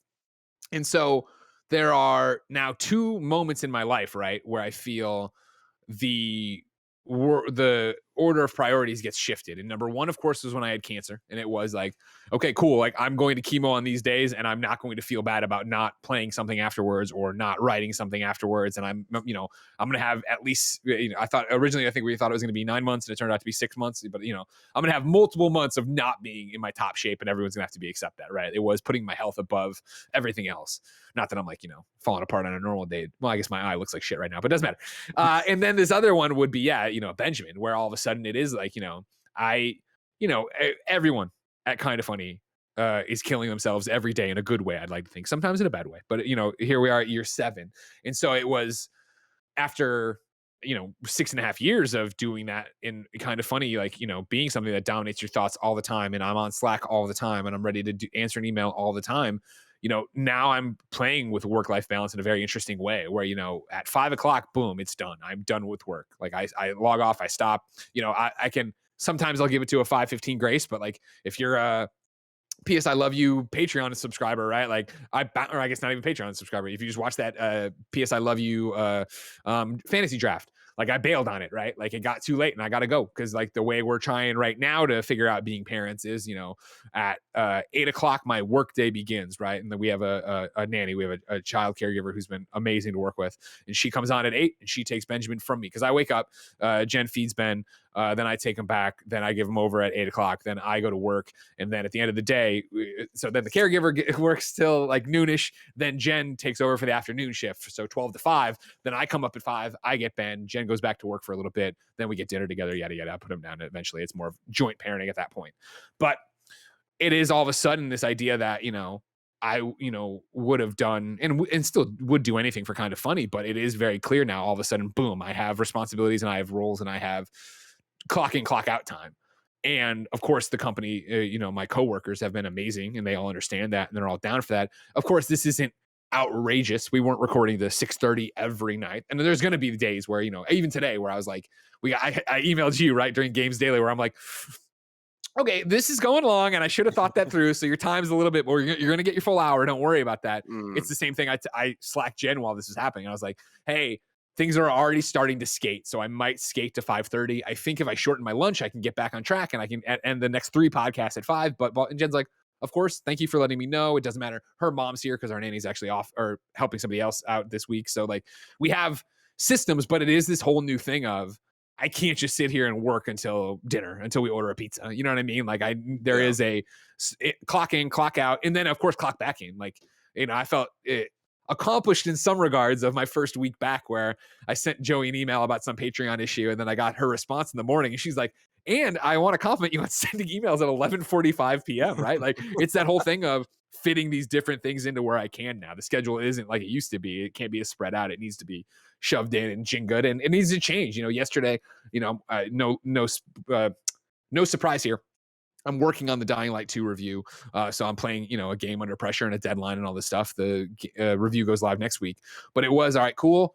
After games daily, I will then go and play Dying Light all day and it'll be great. And after games daily, I did some emails, so I slept a little bit. And then I went upstairs to check in, and Jen and her mom were in between things, and her mom's got to go back to Canada, so she had to go get her, COVID test. So they were going to and I'm like, I can take the baby. And so I did it, an hour and a half of being a dad, and then I got back on the game, and something else had happened, and then I forgot about a demo I had, and it's like, all these things happened that, I came up last night, and Jen was like, how was today? And I was like, today was demoralizing. And I was like, I had all these plans and I failed at all of them. And then there's this little thing that happened there that we're trying to figure out as a company and da. And she understood that and she heard it and she let me play games all night last night. She took the brunt of the babying, stuff like that. And that's the big change, I guess, is it's having these clock in, clock out moments. And then it's having to communicate in a different way. Obviously I would have said before if I was overwhelmed or behind on work and yada, yada, but now it is such a tag team partnership of trying to figure out where the other person is. She saw that in the same way I saw they needed help when I came up for lunch, that I needed help last night and I got it and she got it too. Yeah, I imagine it would be kind of rocky at start in terms of you and Jen being partners, and then now there's this added to much, almost on hard mode or new game plus or something like that.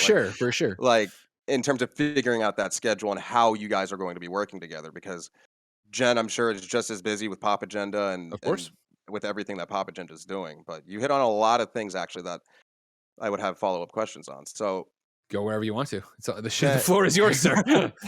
So you brought up a good point that, so Benjamin's a newborn, but in a way, and correct me if I'm wrong, but this would kind of maybe be a second newborn in the sense of that. Would you think that KindaFunny would have been your newborn back in 2014, 2015? I thought you were going to go with Portillo. I thought you were going to go like, oh, yeah. Yeah, I mean, in some regards, right? I think, KindaFunny hits at such a different time. It's starting it, right? Where that, and there's so many different things. We're so lucky and blessed. Obviously, so many people are watching right now on KindaFunny Twitch and maybe on YouTube later on. And so thank you all, obviously, for being here and supporting us and going to the Patreon or just watching the show or subscribing or do whatever.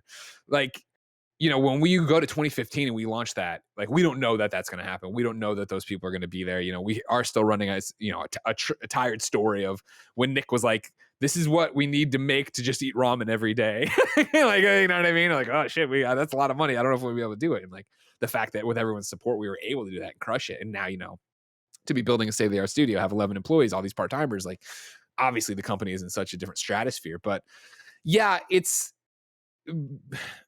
I guess starting it right in 2015, it wasn't so much having a baby is just completely changing our lives and throwing everything out the window. I definitely think starting KindaFunny was way more stressful than getting in the groove with Benjamin. And I think that there's a lot of different reasons for that. I think, with Ben so far, knock on wood, right?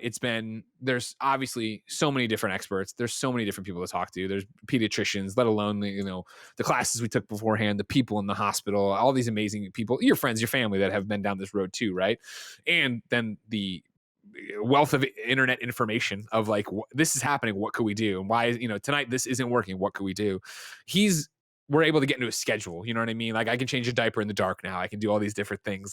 I'm learning and getting XP as I go to make it better. Whereas I think in 2015 with KindaFunny and launching, for Benjamin, there's limitations. You know what I mean? His wake window is going to be 2 hours. You need to feed him. You need to diaper him. You need this. Benjamin is very much Groundhog Day, where we do the same things all the time, right? Where there was one day where I was in bed with him and he was, he likes to, we call it daddy long legs, where Jen and I sit against the headboard and I put him on my long legs and he gets to look around. And we were talking, maybe even playing Wordle, I don't know, and hanging out. And then he started crying. I was like, oh man, he's not hungry. He's not. And Jen's like, well, he is a human. He might just be bored. And I was like, oh, right. He could get bored. He is just a baby. And he doesn't get bored the same way I do, where it's I take him down and I put him on his play mat and he looks up at the cards and the things he can bat around and stuff. And it's the same cards and things he can bat around every day. And that would get boring for me, but it's still exciting for him. Right. So there's a schedule that's repeatable with him and it's repetition. You know what you're doing. There's limitations to what you can and can't do with him. Whereas when we started KindaFunny in 2015, the stress was the infinite ocean of possibilities. You know what I mean? Where it was, remember we launched that thing and it was going to be that Colin and Greg live in the morning. We'd stream games in the afternoon. We'd do the podcast. I'd take a nap, all this other stuff that was like complete bullshit. Because remember, we left without Kevin. So it's me trying to set up all the equipment to get a Let's Play to work and and like the audio doesn't work and the video, and I'm like crying at tables and I can't get the stream to work and this isn't going. And it was like, on top of all that problems, there were so many more potential opportunities. There's the games to review. There's, appearances. People want you on their shows. Like, there was never a normal day. It took a long time to get a schedule for Kind of Funny that I felt like I knew what was happening. I felt that, the other founders and Kevin, when we brought him on, Kevin, we brought you on 2 months later, 3 months later, what was it? Yeah, it was like 2 months, maybe 3. Like, you're right. It took forever between February and March. We don't really know.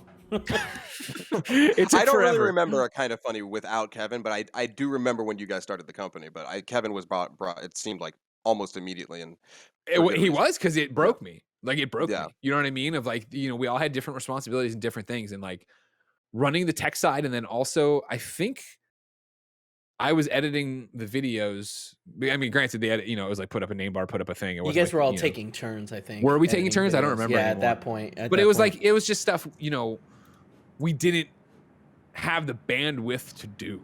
Because, it's, again, even now where it's like, we could maybe move those responsibilities and do it. But at the time, Nick's also trying to figure out, how the fuck do you do payroll? How do we need retirement stuff? What permits do you need from the state of California? Like, there's so many other things going on. The last thing he needed to think about was putting on a name bar and doing these things. Yeah, it's easy for me, like on my end, and I imagine anybody else who's listening we only see your guys' content. And for sure, I, of course, just have so many questions about, of course, what goes on behind the scenes. And Nick did bring up something about payroll on one episode, and I had to remember, like, oh my gosh, there's like probably a whole administrative side that is distributed between everybody. The only thing that Nick. Oh, is it really? I'm dead serious. Like, I Kind of Funny is, Raj just made an incredible welcome video for the YouTube channels to try to like summarize what we are for somebody who's coming for the first time. Kind of Funny is definitely just hanging out with your best friends, which involves a lot of shit talking and a lot of giving each other grief in a good way, I'd like to think. Yeah. But like, and I give it to Nick all the time, and I was doing it on the Monopoly stream the other day. But like, Nick has like, I hope that's how it is for everybody, where you look at the other person, like, they are working so hard on something that I would never want to do. I'm glad they're here. And like, that's Nick, where it is like, he has to figure out insurance, ADP, all this payroll, taxes, all this other stuff. When I think the other day, Kevin and I were talking on a stream about taxes or whatever, and how he wants to get them done right away. I'm like, oh yeah, but Kind of Funny fucks you on that, right? He's like, oh yeah, totally. Because Nick's got to talk to the accountant to get the whatever form from the whoever thing to do. It's like, there's all this legal stuff now, not to mention, again, the huge one we're going on right now of like Nick and Kevin doing the studio, and the updates I get from them and the questions I hear they have to answer. I'm like, thank God I'm not a part of this. I would be crying again if I had to deal with any of this. The first studio was the same team, right? Oh, sorry. The first studio was the same team? The first studio being like, it was Nick and Kevin who were also kind of. Sure. Like, yeah, but that was together. Yeah, such a smaller space, right? Like, I mean, in like so little, so much fewer, so much little more. Yeah. There wasn't as much infrastructure. It was not the build we are doing to this place. We are doing a build to the new studio, which is like, and I mean to speak out of turn, Kevin. I know it's my podcast, but if Kevin grows up, like, Kevin didn't have to sit on the new studio and be like, or the original, the mid studio, and be like, what do the door handles need to look like, and what is ADA compliant, and what, like, this was, we rented a former apartment, and Matt Scarpino came in and built a trellis, whatever they put the lights on, truss. Thank you. I should know that, actually. I just dropped out of like architecture classes just this past year, and I gotta say, actually, like, you guys were a big part of that. Oh God, we're sorry. Go back. Maybe they'll still take you. I just say that in the sense of, like, I've had a really long journey, I believe, interesting journey in terms of getting a job within games. And I've tried on multiple occasions to not do so, right? To go into any other marketing job. I graduated UCF with a marketing degree. But every single time I was working another job that almost definitely paid better, I was still always kind of listening to Kind of Funny or Kind of Funny Games, and I would just see what you guys are doing, and it just would always kind of nag me, like, you've got it, you like love this stuff. So That's you what's have pulled. to go back You're getting into it. pulled that direction. So in a way, you guys helped me pursue my passion, but then also maybe ruin my life. So I Well, don't we'll know. see. Jury's still out. If you We grow up, we won't don't know if know. you'll make it. Exactly. But you also touched on a good point, especially like with Nick and with any of the other employees of Kind of Funny. Like, what has it been like to see everybody come into their own?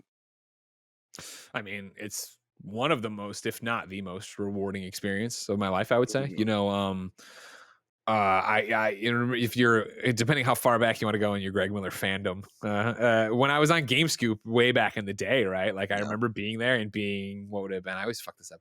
It would have been, I was 23, right? Yeah, I hadn't turned 24 yet, and I'm there and we're talking games, we're doing this stuff, and I remember saying something like, you know, that this is the working at IGN is the accomplishment of my lifelong dream, which of course is funny for so few years on the board, but it was, you know, a conversation then of like, well, what's your next dream? And I was like, I came up with being the grand marshal of the Mizzou homecoming parade. I've worked Mizzou into 2 podcasts today. I'm pretty proud. And I was, it's true. And I still stump it here and there. And I'll give the Alumni Association crap when can I curse in your show? I didn't ask. Yeah, you're good. You're good. I still give the Alumni Association shit when they hit me up. I'm like, also, I'm always open to be the grand marshal. But, you know, more recently, I think, and I forget when, if it was before paternity leave or after, I think it was before, but, you know, COVID's been hard, and, you know, moving us, you know, hiring Blessing and, you know, him getting to work 2.5 months in the studio before then being locked up and sequestered for 2 years, going on 2 years. Like that sucks. And like, I don't give rousing speeches often, I don't think, but like one of the things I said somewhat recently, and it was poignant, at least to me, was the fact of like, hey, listen, like, and this is to everybody, not just Bless, obviously it's to the entire company, but like, you got to understand that, you know, in 2007, my dream came true. And so, you know, I've got to live that dream for 15 years now. And the dream now is to make your dreams come true. Like that's what it is for me. And so it is about like, I try to tell everybody and make them understand that of like, Kind of Funny can be whatever you want it to be, whatever you want it to go be. Let's go be that. Let's go do that. Whatever show you want to make, whatever you want to do. You know, I try to, you know, it's a big thing I keep saying or whatever of like, this can be whatever you want it to be, and let's make it as successful as possible so we can make you as successful as possible. And if, you know, dreams or something pull you in a different direction one day, that's fine. But like, let's use this to be as great as we can together. Let's use this to make your dreams come true. And so maybe it's a little bit of, you know, being off for 3 months. Maybe it's a little bit of not just being off and missing making content, but being off and not getting to see everything on a day-to-day basis.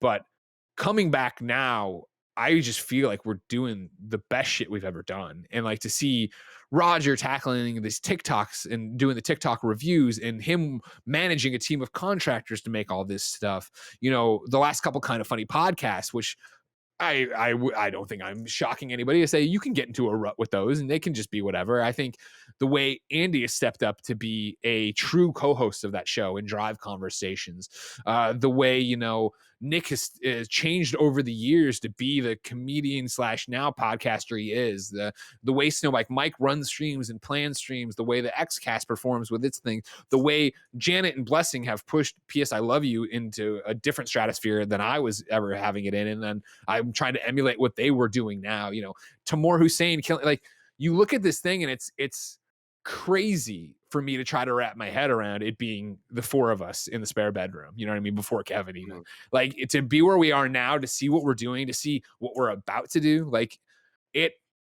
I am filled every day with like this optimism and hope and pride, not in myself, but in the team, you know what I mean? To see them doing it. And right now, of course, right? Like right now we are in this flow state as we plan content because of course, like I'm talking about Dying Light and then it's Pokemon and then Horizon's coming up, but don't forget Sifu and this, that, and that, blah, blah, and then this, and then I'm going to go do this guest appearance on this podcast. And like, it's all working so well right now. And it's not working so well in the way like the light switch happened. It's just that our team has been doing this long enough that we're a well-oiled machine and everything's going and everything's killing. And like, I am flabbergasted by that. Like, that's a crazy thing to say. And that makes a lot of sense too. I mean, even the fact that you're doing this right now with the crazy gaming month that we have in front of us, And I imagine, of course, you guys working on the reviews that you guys are having right now. So you guys are probably in the middle of it. I'd have to imagine. There was a moment last night where I was talking to Jen and I was like, I was saying like, I would have, I fucking it's gone. Well, I was saying I had not a bad day, but like, I had, it didn't go the way I wanted it to. And she's like, well, tomorrow you can get a lot done. I'm like, well, actually, I didn't really pay attention to the release calendar, and I booked myself on 5 hours of podcast, which is great. And I'm so glad I did. Don't get me wrong. But I think that was another reason where Jen last night was like, you know what? Sit here and play the game. You can work tonight. Not like she gave me permission, but you know what it is. Like permission to check out on your partner and some of your responsibilities. And that feels nice. Just the ability of like knowing that you can do that as you get older and older, like just permission to just, like as you said, check out or remove yourself from the responsibilities, even if for just a little bit.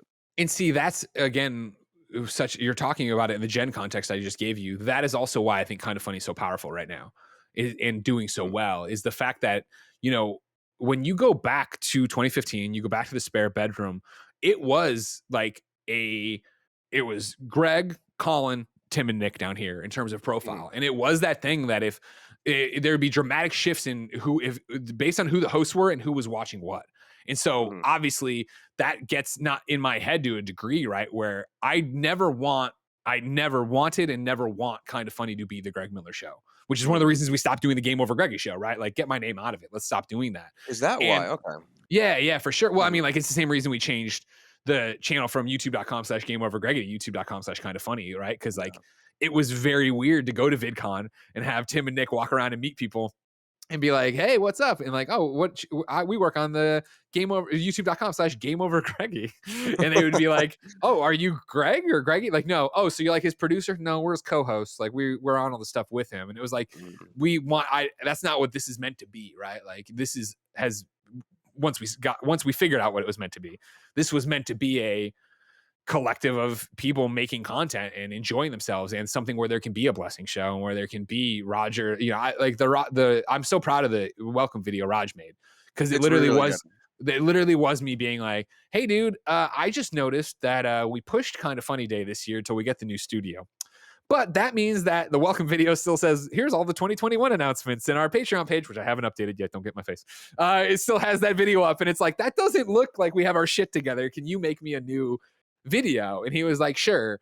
And he's like, do you mind if I make it my way? I was like, no, I don't even know what that means, but go for it. Right. And he came back with just the VO, and he's like, I don't want this to be a hype video. I don't want this to be set to a crazy song. I want this to be from the heart because I'm a community member that got hired here. And this is my dream. And this is what I think this company is. And like, obviously I'm not shocking anyone to tell you, I cried watching that video. You know what I mean? Because again, it's especially for Roger, the realization, especially for Roger through my lens, the embodiment of, I can't believe we're here. Because remember, the story for Raj goes that in 2015, we left IGN. And so again, there were all these headlines about it, all these podcasts about it, all these people going back and forth about it.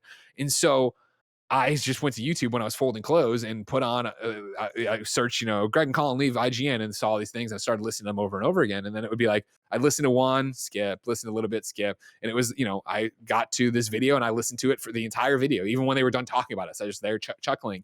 And I had that moment of like, oh my God, wait a second, this is a great podcast. Like I've skipped all this other content and I'm not saying it's bad, but it wasn't up to, what I wanted to listen to.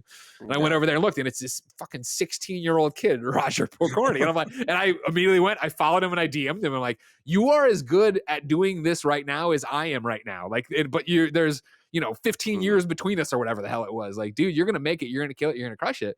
And like, the few times we were able to try to work with him in the past, like he almost did a Nintendo preview for us, but he had to ask his parents if he could do it. But Nintendo at the last second, I think bailed. I forget what it was. But like, it's that crazy thing of now being here. And to your point, which I'm very long-winded to getting to, right? The fact that I don't need to worry about everything being my responsibility. I can, you know what I mean? Because it's even like, for the graphics that are up throughout the day-to-day for the community podcast, Andy made all these because I asked Andy and gave him the information.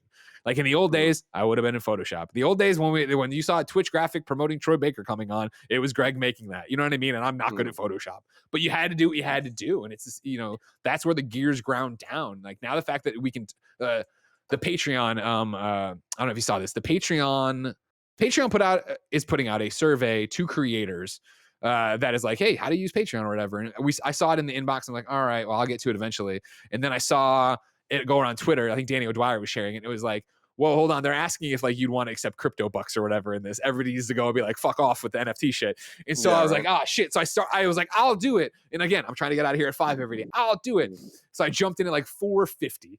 I'm like, this isn't going to be a long survey. 5:10. It's like, I'm like 30% way. I'm like, Joey, can you please do this tomorrow? Like, I can't do this. I just can't do it. She's like, of course I can do it. Yeah. You know, I mean, that's the thing now is like, even for working on these reviews, like I wouldn't be able to review the games I'm reviewing now if it was 2015. I wouldn't be able to review the games I'm reviewing now the way I'm reviewing them now if it was 2015. Because 2015 would have been wake up, do emails, Colin and Greg Live, finish that. All right, plan the podcast, eat a little bit of food, go podcast, that finishes. What are the other emails I missed? For some reason, we're doing a daily Let's Play. Let's film that. All right, and like you get to where it's like, 9:00 at night and you're still doing kind of funny stuff, which is great. And we're doing this thing and we're an upstart and we're a business and all this stuff. But also like, that's when I'd start playing these games for review. That's when I'd start doing this. Whereas now I can go on the calendar and I book out the time of like, this is where I'm playing Horizon. This is where I'm playing Dying Light 2. And like, clearly I fucked it up yesterday and I will fuck it up again in the future, but it is there in a way of making the business work in a way that works for all of us. Yeah, and the fuck ups are gonna happen. Like they can't not happen. It really is just a matter of like how quickly can you bounce back from them, and how much are you gonna repeat those over and over again? For sure. Yeah, you got to learn, right? You got to live and learn and pivot on it. And I think that's just running a business and being a person in general. And just being like a person, yeah. But you brought up a good point in the sense that there are books for raising a child, right? I have plenty of friends who are entrepreneurs and CEOs of their own tiny or large companies. There really are no books for creating kind of funny or creating a business. So I can imagine at the beginning of Kind of Funny, you guys were just shooting in the dark. I mean, for sure. I am so curious about those early meetings that you guys were having before leaving IGN, but knowing that it was going to happen. And one of the main like topics that I have been thinking about is the Kind of Funny community is really something special to all of us, to me in particularly. I'm coming up actually on 2 years sober in like a couple Congratulations. weeks. Yeah, thank you. And the day before, or the day that I was actually like checking myself into treatment, I was terrified, right? And I went on the Kind of Funny subreddit and posted my thoughts. Like the topic of the conversation was thoughts the day of that I'm checking myself in. And I was just doing it to get my thoughts out. But then everybody, all of the Kind of Funny best friends started reaching out, including Joey and I think a couple other members were reaching out. And I was like just reading that throughout my time while I was, healing myself. And it felt amazing. And no other internet community that I've been a part of or that I see is like that. And what do you think Kind of Funny does differently, and what were those conversations in the beginning of Kind of Funny to make sure that it panned out this way? Or was it just all Well, so to start at the end and go back to the other thing, right? Like I'd like to think it's lead by example. You know what I mean? Like I would like to think we give off positivity and we give off kindness, and that doesn't mean we'll take shit. You know what I mean? Like we're gonna put up for a bunch of assholes or anything, but it does mean that that's what we're stumping for. And I think, as I've said before, like we didn't think that part through, right? We already calling kids best friends because it was, from Game Scoop, where I was like, I used to say, if you listen to this, you're one of my best friends, because I don't talk this way. My parents don't understand me this way and don't know this much. My dad has a 15-minute phone call with me every Sunday where he asked me about the weather and if I saw something in the Chicago paper, right? It's gotten better over the years, but at the time, he cannot understand what the fuck IGN was. So it was like, no, I'm not going to talk about my job. So it was this thing of like, even though you're there to hear what I think of this PS3 game, you're also hearing about Portillo. You're also hearing about my divorce, me moving, my new roommate, et cetera, et cetera, et cetera. What we did on a Friday night, me and Damon. Like that gave us the name, and that gave me the mantra, and that set the cadence for how I treat people and talk on shows and what I do, right? You see me learn it. I fall and stumble all the time then and now. But when we did the moniker of Kind of Funny or best friends, Kind of Funny best friends, and then launched the channel, there's that great moment I always think about where we put up all the videos and we did all the tweets, and then we did the first episode of Colin and Greg Live. And I remember I remember two things, number one, I guess not even reiterating, probably iterating for the first time, the fact that this is a community of best friends. And if you're going to be an asshole, we don't want you here. We don't want your money. We don't want your sub. This isn't about views. This isn't about a Patreon number. This is about us making content and hanging out together. And if you can't get down and be respectful and cool about that, then no harm, no foul, leave though. Like, we're not going to sit here and argue with you. We're not going to do this. We're not going to be a part of that. And then it was also, I remember when somebody asked, what's your ethics policy? And we were like, I remember Colin and I looking at each other and be like, oh, well, like, we didn't really think that through. It's just, you'll know, like, yeah, we're going to do sponsorships and yeah, we're going to do ads and like, you'll know, and we'll tell you that. And hopefully you've followed us long enough, or can come in and follow us and learn who we are, that you understand that I can go host something, and I can go host Final Fantasy 15's reveal. Right. And then I can be on the Gamescast, be like, I didn't really like Final Fantasy. I didn't get into it, because that's like two parts of the same job. But why would you watch any Greg Miller content if you can't trust Greg Miller? And not to mention, like I talk about all the time, the best friend moniker I take to heart. The fact of why I've been able to make it and why KindaFunny then's been able to make it is because we trade in authenticity. Like, nothing we can do can be inauthentic. Like, that's what doesn't break my heart or drive me crazy. But the thing that'll get me is like, damn, when like we do fuck up, or we don't even fuck up, just something happens and somebody's like, man, I expected better from them. Or, and it's like, well no, hold on. Like, this just happened and maybe you're misinterpreting it, but like, why don't we get the benefit of the doubt? Like, you hung out this long with us. Like, no, we're good people. Like, do you think I've been doing this act for 15 years and I sign off and I'm like, oh, fuck these people. You know what I mean? Jen, it bring would me be a so beluga burger. exhausting. I don't know what the fuck's going on. You know what I mean? Like, we're trying like this thing, but it's very much, akin to the podcast we did before of talking about Superman and what would Superman do? Like, I try to be Superman, but I am just a Clark. I am just a person. Like, I think, I'm sure most people think, I don't know, everybody thinks about the things they got wrong. I think when I got wrong, it's when Blessing Adeoye Jr. was on We Have Cool Friends before we hired him. And I was like, at the end of the thing, I was like, do you have any questions for me? And he asked, yeah, what's it like being Greg Miller? What's it like to be Greg Miller? And the question caught me so off guard that I have no fucking idea what I said. And to this day, I don't have a good answer for it. But it was more the thing of, I like, what do you think it means to be Greg Miller? Like, I'm just a dude. You know what I mean? Like, I don't. Yeah. But it's that eye of the beholder, right? And I get it. Like, the people I've watched or whatever, interacted with, and, maybe they're friends now, or maybe they've always been just, people on TV or the internet. Like, it's so crazy to be like, oh man, like, people don't, how do you think of yourself? You know what I mean? Like, I don't think of anything I do, and this is back to what we're talking about, KindaFunny, like, as extraordinary, right? This is what we do. This is our job. This is who I am. Like, I try to live my life in front of the camera, and like, not because I'm looking for Twitter followers or I'm looking for fame. It's because I love doing this and I have an audience that loves doing that too. And that's the whole thing of like, the audience could never grow as long as we're able to do it and support each other and, make sure that like I can make other people's dreams come true that work here. Like, why would I care? Like, it's always this, it's a weird thing to go back and forth because, it's the internet too, where it's like, and I've dealt with this many a time, right? Where it's like, you call yourself, oh, I'm a D-list internet celebrity. Oh, you're bigger than that. All right, cool. I'm an internet celebrity. You're no fucking celebrity. Well, what the fuck is the answer? I don't know what I do. Yes, I have a lot of followers or whatever, and like people listen to me talk about games, but like, and then I can't believe you got this wrong. I'm sorry, I don't remember what the PS3 Slim looks like. I'm old. There's a million other things going on in life. Like, it's a Rick-rolling weird conversation life. I don't know. I was talking to my buddy last night, in anticipation of this call, and we were just chatting about it, and he was asking me like, how are you doing for it? And he's like, I was kind of just going through other maybe famous or people that I've interacted or met before, and I was saying like, I remember talking to Anthony Mackie, but I don't remember that conversation really going that well. And he's like, I'm pretty sure Greg Miller's bigger than Anthony Mackie, and I'm like, yeah, right. One of them is an Avenger, so, but on that note, actually, I'm sure, Anthony, if you're listening to my podcast, I'm sure you're a fantastic guy. But I also remember like meeting you guys at E3 2015 and it matching up with exactly what I had been watching my entire, your entire career up until that point. Not just with you, like with Tim and Colin and Nick, and that whole like 2015, at least for me, that was the one where Horizon got announced, I think. Okay. Was a really interesting and validating experience just for me because I had actually got into E3 2015 on my own credentials for the first time like ever, right? Hell yeah. And you know, first E3 is like a big deal. Oh And yeah. at least, yeah, for me, it was just like I thought this. It was Disneyland. I thought this place only existed on G4.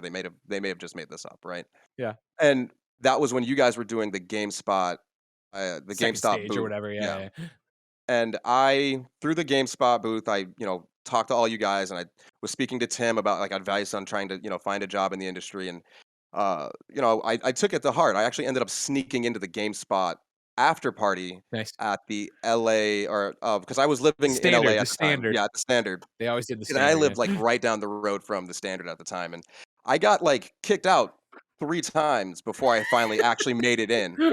And then in there, I met a bunch of just industry folk in general, and I ended up actually meeting, having a conversation with Nick and Tim and a bunch of people from CD Projekt Red because I believe that was either right before Witcher had come out or around the time that Witcher was getting like E3 2015. promo. That would have Yeah, been that's their year. So I think it would have been right before, right? That was their final one. yeah, I remember playing it yeah. at MomoCon, and that was felt like in the fall.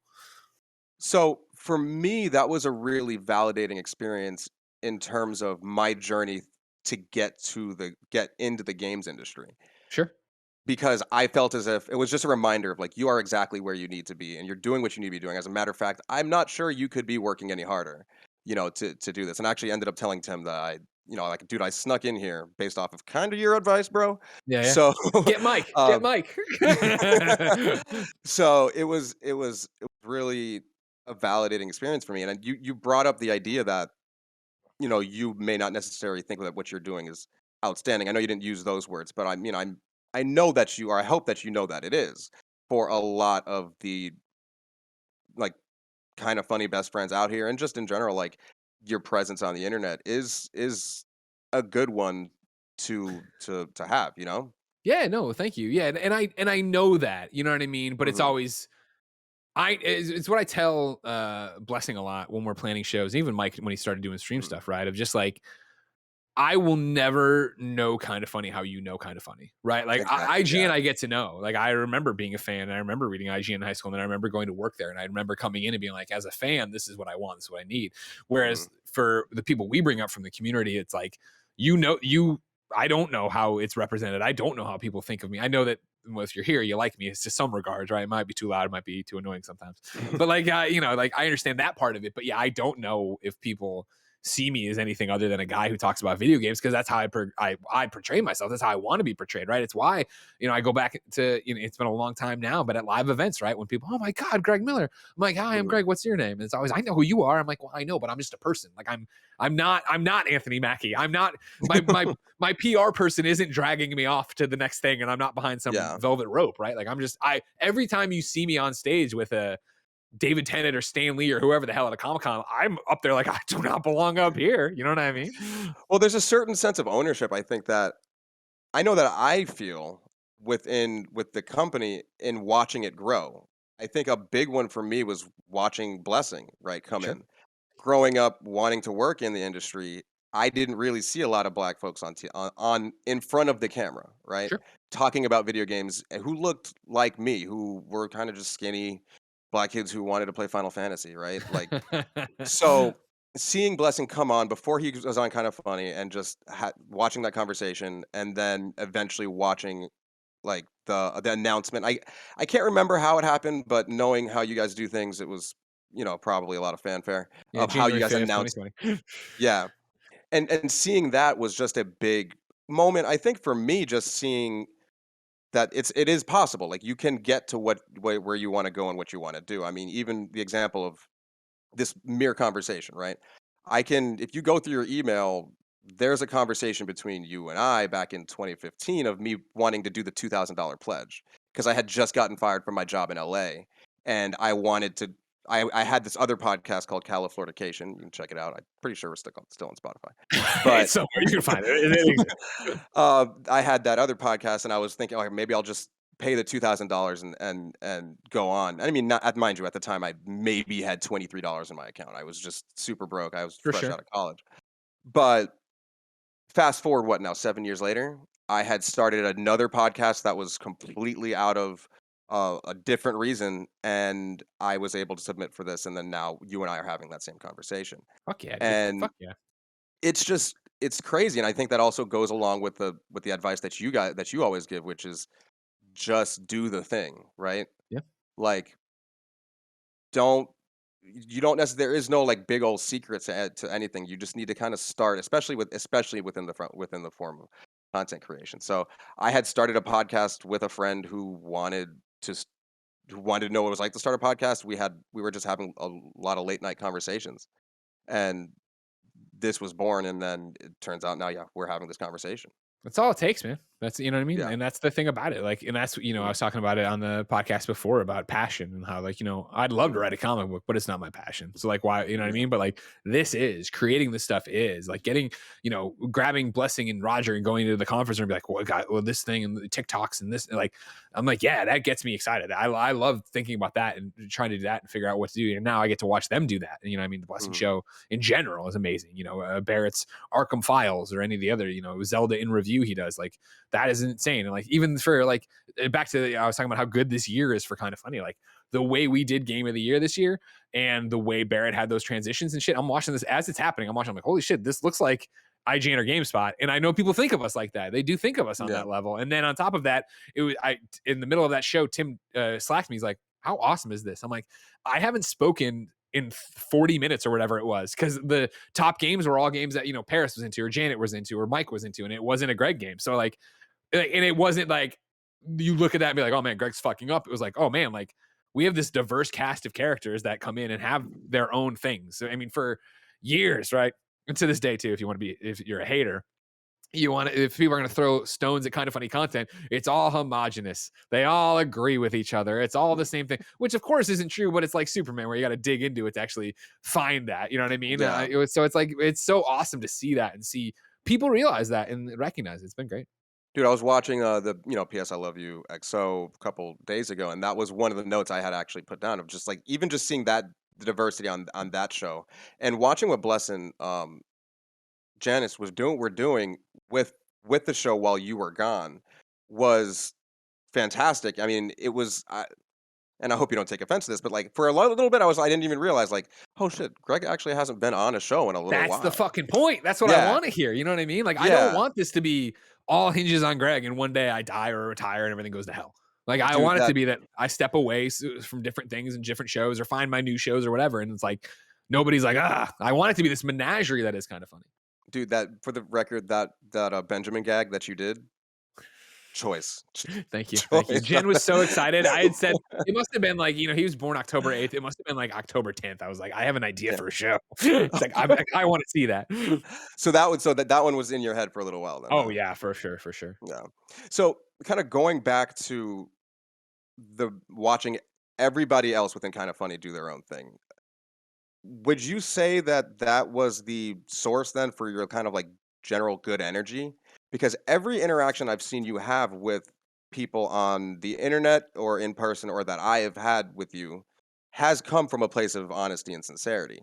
And I personally know one of the things that I realized when I got sober is that good energy, at least for me, and it is a limited resource. It is something that I wish I could just spew out to everybody, but I learned that I can't. I can't be that person. I have to be economic in who I'd share my good energy with, because to me it was fragile gaining that energy. For sure. Where would you say your like source of that energy is from? It's a great question, man. You got a lot of great questions today. Thanks, I appreciate it. I'm sure every other day you have bad questions. I don't know. you got great questions today. I don't know. I mean, I think a lot of it is be the person you want to see. You know what I mean? Be the change you want to see. I am obviously from a very blessed background here in section of it where the internet has been key to me getting everything I ever wanted. And so like, yeah, I've had plenty of bad internet experiences, but I've been able to, it's always so hard to, I always go back to this when I went to my first VidCon, and it was before VidCon was really what it is now, which is way more autographs and signs. It used to be like literally like learn how to YouTube better from people who are YouTubing better. And I remember going to this, one of the classes or speeches, I guess, not class, and them talking about like, oh, well, like I'm going to put some words on the screen, and it was whoever the YouTubers were at the time, and it was like what they call their fans. And then I'm going to Mhm. put this thing on the screen, and it was like somebody doing like basically their rigmarole and like this table and like, and it was like this thing of like, like this is what all of you should be doing because this gives a sense of community and yada. And my mouth was on the jaw was on the floor because I had been doing that since Game Scoop and beyond and in Game Over Greggy show. And I wasn't doing it because, hey, this will get a sense of community going, or hey, this is what it's going to be. It was just doing it because that's how I thought shows were done. And that's what it was. You know what I mean? Like the first Beyond, the first thing I say on the first episode of Podcast Beyond is Beyond. And everybody chuckles in the room. Yeah. And then we were off to the races for the rest of existence. To this Yeah, day, somebody's like, well, beyond that, beyond. You know what I mean? Like that's how. In meetings, I'll think about that sometimes. It's And ridiculous. so like, you Yeah. go down this rabbit hole of we were making podcasts at IGN. I was doing all this stuff. It was me and Damon doing stuff that the other editors frankly didn't want to do. I remember distinctly editors being like, I was hired to write, not be on camera. I was hired to write, not podcast.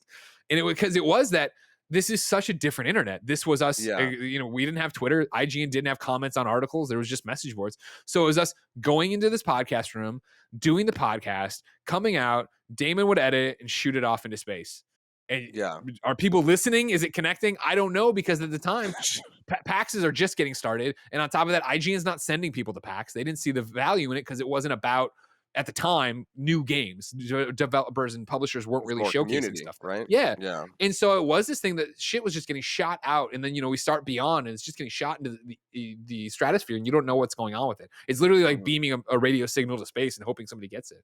And so as the internet doors open more and more, right? Like you start to see that it is having an impact. It is having feedback. It is, that people are connecting with it and it does start to build this. But I think the positivity of it starts from the fact that it was just friends hanging out, talking shit. It was just those conversations. I always talk about, the way I wrote reviews was as if I was in my basement telling Poe about a video game. And some people hated that, but and they still do. But like it worked for reviews and it worked for podcasting. It's how I knew how to do it. And it's how I did it. And I think that comes from such a good place. And that comes, hanging out with your friends comes along with all of a sudden there's a fan blowing in your face. So I start acting like I'm on the tarmac at SFO, or Solius, the AC robots in the room. And then Beyond becomes its own thing. And me and Jeff Haynes are getting drunk for no reason. And that sounds so funny now as content. We were looked like psychopaths. I could see that. And now it's kind of the standard of that there is going to be this kind of loose format. I mean, both of the podcasts that I've had, we're definitely influenced by every podcast that I've listened to, including the KindaFunny podcast, Sure. right?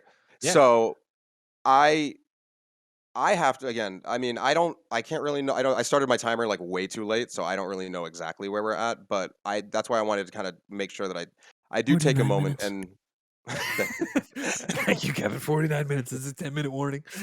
And so I did want to, make sure I take a moment and just and thank you. One of the things, and I don't know if this has happened to you in your life, but when you do have a conversation with somebody that you've been listening to their podcast for a while, because this actually happened with me and Justin McElroy a couple years back. You've been listening to them for a lot longer. They've been listening to you in the sense that they haven't been listening to you. So you know a lot more about their life than you do. So it's a little bit of an unfair advantage that one person has, right? And oh, sorry, you're still making your point. I'm sorry. No, go ahead. I was gonna say like that's I try to say this message all the time. I think it gets through to the most people, but like that's what I always mean, like by the best friend business, because I've had it so many times. People come up to me and they start going like, "Oh my god, I'm sorry, I'm just some person." I'm like, no, you're a best friend. I could ask you right now, what are you playing? What are you watching? What are you reading? And we're gonna have a conversation for 3 hours. Like that's what I mean, and it's to your conversation earlier about like there's only so much good energy you can put out. Again, for me, it's leading by example. I would like to think to our community, I'm the internet's best friend, right? I'm your best friend or whatever. But you also get what that truly means. It doesn't mean that when you're having a bad day, you can text me, you can call me, you can try to tweet me and maybe I see it, but I probably won't because of life and just everything else. What it means is that I'm there for you with the shows. I'm there for you with the advice. I'm there for you with your favorite segment or interview that's happened before that got you through a tough time and can get you through it again. And hopefully it's the, letters where I've written that, you're not allowed to kill yourself, or the shows I've done with Alana and Khalif about mental health. And it's that thing of like trying to empower people to understand that like I'm trying to spread good energy as a giant blanket. And that means that it can't be the tiny napkin you need in the moment, but it's this thing over you that hopefully in the time of struggle, you can look to for comfort and remember findyourwords.org. You can remember the hotlines that I've talked about. You can remember all these things that I can't be there for you in that moment, in that micro dose, but I can be there in the larger thing, right? Yeah. And again, I think you've succeeded in that, and you're continuing to succeed in that. And not just you. I mean, also everybody at Kind of Funny. I mean, everybody at Kind of Funny does seem to embody that vibe. I For do sure. think that you do a very good job of leading that. But just to kind of dial it back just a little bit in terms of I do again want to thank you guys, and especially everybody at Kind of Funny very much for what you guys have done for me in my life. I mean, and again, you wouldn't know, so I'm glad I get an opportunity to tell you, right? I'm glad you do So, too. um, I had moved, I had moved to Los Angeles to try to get a job in the gaming industry. It took it was a lot harder, of course, than I thought it was going to be. But at the time, I was young and stupid, and of course, I thought everything was just going to work out exactly Of how course. I thought it I've was been going to. there.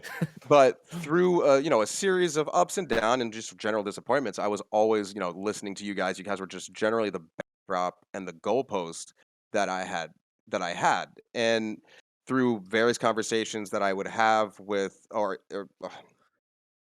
me step that back. Sure. So in 2020, I interviewed with Naughty Dog. I interviewed with uh, Sony Santa Monica. I interviewed with Pop Agenda, and I interviewed with PlayStation proper. Right Yeah. now, and I want to make it very clear. Love all those companies. Still, the fact that I'm still not working at them. No, Pop no. agenda. I don't know. Yeah, no. I mean, actually, Pop Agenda was the most flattering because they told me I was overqualified, which is great. Listen, we can't pay you, please. But even just that alone, I was just so excited to be able to interview with them, and I wouldn't have done any of that. I wouldn't have sent any of those applications. At that point, especially in 2020, I was pretty demoralized at that point uh, to try to continue to think that I was getting a job as in the games industry. But then listening to your guys' coverage of Last of Us Part 2, which is just I cannot speak enough about how much I love that game. Hell yeah. You know, it drew me back in. So then I continued to send out applications, right? And now I have a job that I'm very happy with in terms of where I'm set up within my life. It actually is perfect for my current situation. And that doesn't really happen without Kind of Funny putting their content. So again, I just want, if I didn't, get the chance to, I want to thank not only you but everybody at the crew. Well, yeah, I mean, Kevin, you're you welcome. as well. But thank Mhm, you because it's symbiotic, right? It's mhm, reciprocal. Where like we couldn't do it without you, and like that's mhm. this whole thing where it's always that. "Oh, thank you guys for being there for us," and it's like, well, no, thank you for being there for us. You know what I mean? The things we go Yeah, through, like I've talked about it many a time of getting to do a podcast like this, getting to do a podcast period is my favorite time because it is whoom, I'm dialed in. I'm here to do this. I'm here to talk. I get to put everything else out of my head. I'm not answering an email. I'm not worrying about this content thing or getting this on the calendar. I'm here having a conversation, and I'm good at that. And I like doing yeah, that. And it's still flattering, obviously, to this day that people get something out of that, whether it is something super serious or it is us yelling about lollipops. Like, I appreciate that there's a Kind of Funny show for any mhm, mood you're in, and people can find solace in all of them. yeah, and yeah. I mean, now that I even think about it, like I, I started officiating weddings like 2016, Uh-huh. and even the opportunity that I had. I mean, I since I started, I got to marry my two best friends. I've got to marry my cousins, and I've got to marry my brother. Which I feel like now that I'm saying that on the internet, it can be can be clipped out and used very weirdly. But okay. Yeah, yeah. As somebody has officiated many a wedding, I get that all the time. Oh, you married? I'm like, all right, you know what I mean. All right, we're in the middle of a But conversation. even just the level of sincerity that it takes to just because I would write all those speeches, the level of sincerity that it takes to write all those, and um, the even just the lack of fear of public speaking or the definite fear of public speaking, but going through with it anyways, Sure. uh, are all things that I kind of have watched throughout other people in my life, but definitely have watched you guys do as well. I mean, seeing everybody step up to the plate and do their panels. I remember, even watching Colin go through managing his anxiety and Sure. still going on in front of the stage was just like, if they can do it, there's no reason why I can't. Yeah, Right. 100%. So it's just been really dope to just watch all that. Well, yeah, and again, like, it's us being us and the Mhm. opportunities that are afforded by you being you and being a part of Mhm. it. And like, yeah, there's nothing better than watch. I think all the time of when I was at IGN, and IGN had my IGN, but even before that, just IGN blogs where people Mhm. would go and write. And I remember, Javi and Fozzie and Britt and all, and I remember like this class of people that were there. And I mean like like a year of school, like class of 01 or Yeah, whatever. yeah, of course. Yeah. A class of them. And it was that thing of like, I remember when they all graduated, right? And they stopped doing the blogs and went their different directions. And it's, some of them, went away. Some of them kept doing podcasts, some of whatever. And it's like, to look at Britt, What's Good Games. Look at Javi, who's still making amazing art and doing all stuff. I think he's at Amazon or Adobe. I forget right now, but I see him doing stuff. Like, you've seen that go. And so it's crazy to now be at a place with Kind of Funny where I've seen that class go. Right. Mhm. Where I look at the people who are, I interviewed me at RTX or whatever, Beard Punch, and I look at him now sending me PR emails. Right. And I look at these people like, oh man, you made it. Like, you were there and you were doing this thing with us. And now you're making a game. Now you're doing this thing. Now you're hosting your own show that's way bigger than some of our content. You know what I mean? Like, it's Mhm. insane. Yeah, that I didn't even think about that. That's true. That's like just seeing those emails pop up in your inboxes of just like, oh crap, I remember that dude from like however many years ago would Yeah. be kind of crazy to watch. Yeah, and it's the Um, same thing too. You mentioned the email you sent me, and I went to look Mhm. for it. I forgot that like a while back I have it now automatically delete like 5-year-old emails or whatever because it was just Yeah. choking me to death. But it was the same thing of like, I think it was when we hired Barrett Mhm. officially, or we told him he like signed the offer. I think it was like a New Year's party. We were drinking and he was going to start in January. And he's like, yeah, that's why I wrote you that email in 2015. And I was like, what? And I hadn't done it yet. And we went in the business and I found this email that I printed off and I put up. And Joey had sent one too from 2015 that we put up. And it's like so crazy that there's Yeah. these emails that are sent in of just like, I love what you guys are doing. And one day I hope to work there. And then here they are working here and killing it and being amazing. It's insane. It's really awesome to see that. And I'm glad that something like that can like exist even at all. Yeah, me too. While I have you, Yep. I can't have you on the show without talking a little bit of games. Sure. What's the first off, congrats on that Wordle, dude. First try? You like that? Well, remember, Yeah. I use the same word. I use the same word every time. So eventually I was going to get there. Okay. What's the pro strat for going into February, man? Like, Oh, for games?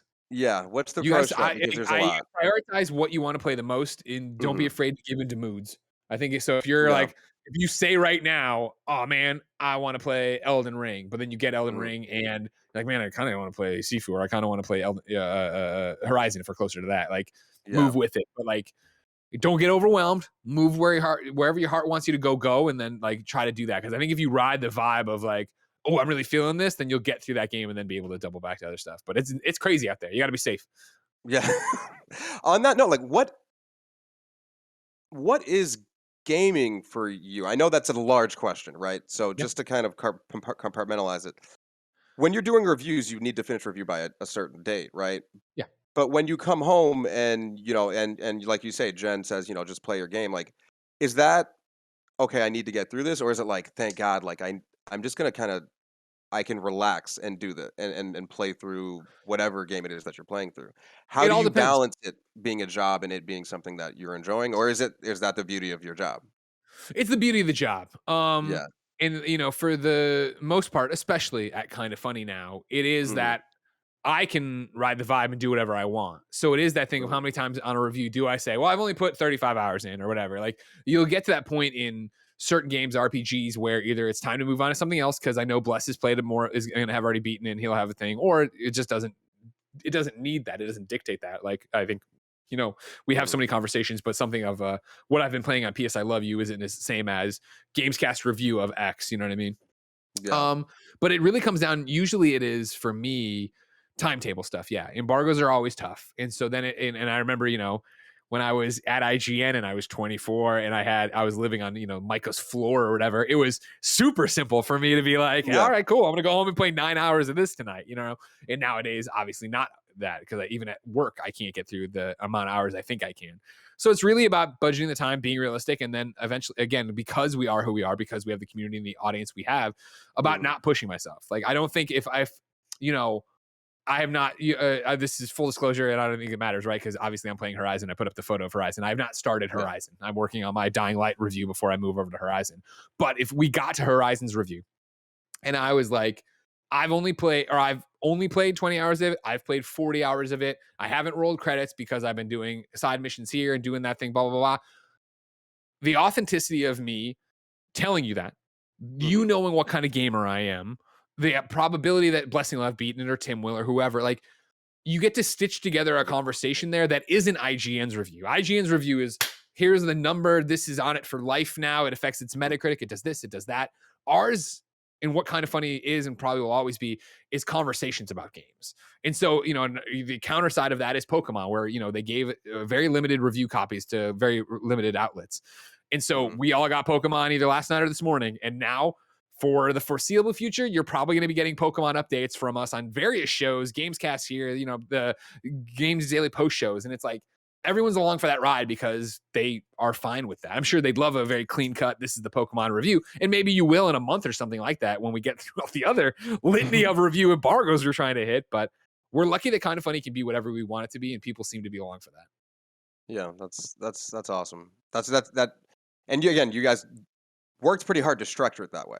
For sure. Yeah. Well, I mean, we didn't we learned a lot at IGN, right, about burning out and what we wanted to be. And, again, back to like, how do we keep the community good, the positivity good? Like, we learned, IGN, and sounds bad.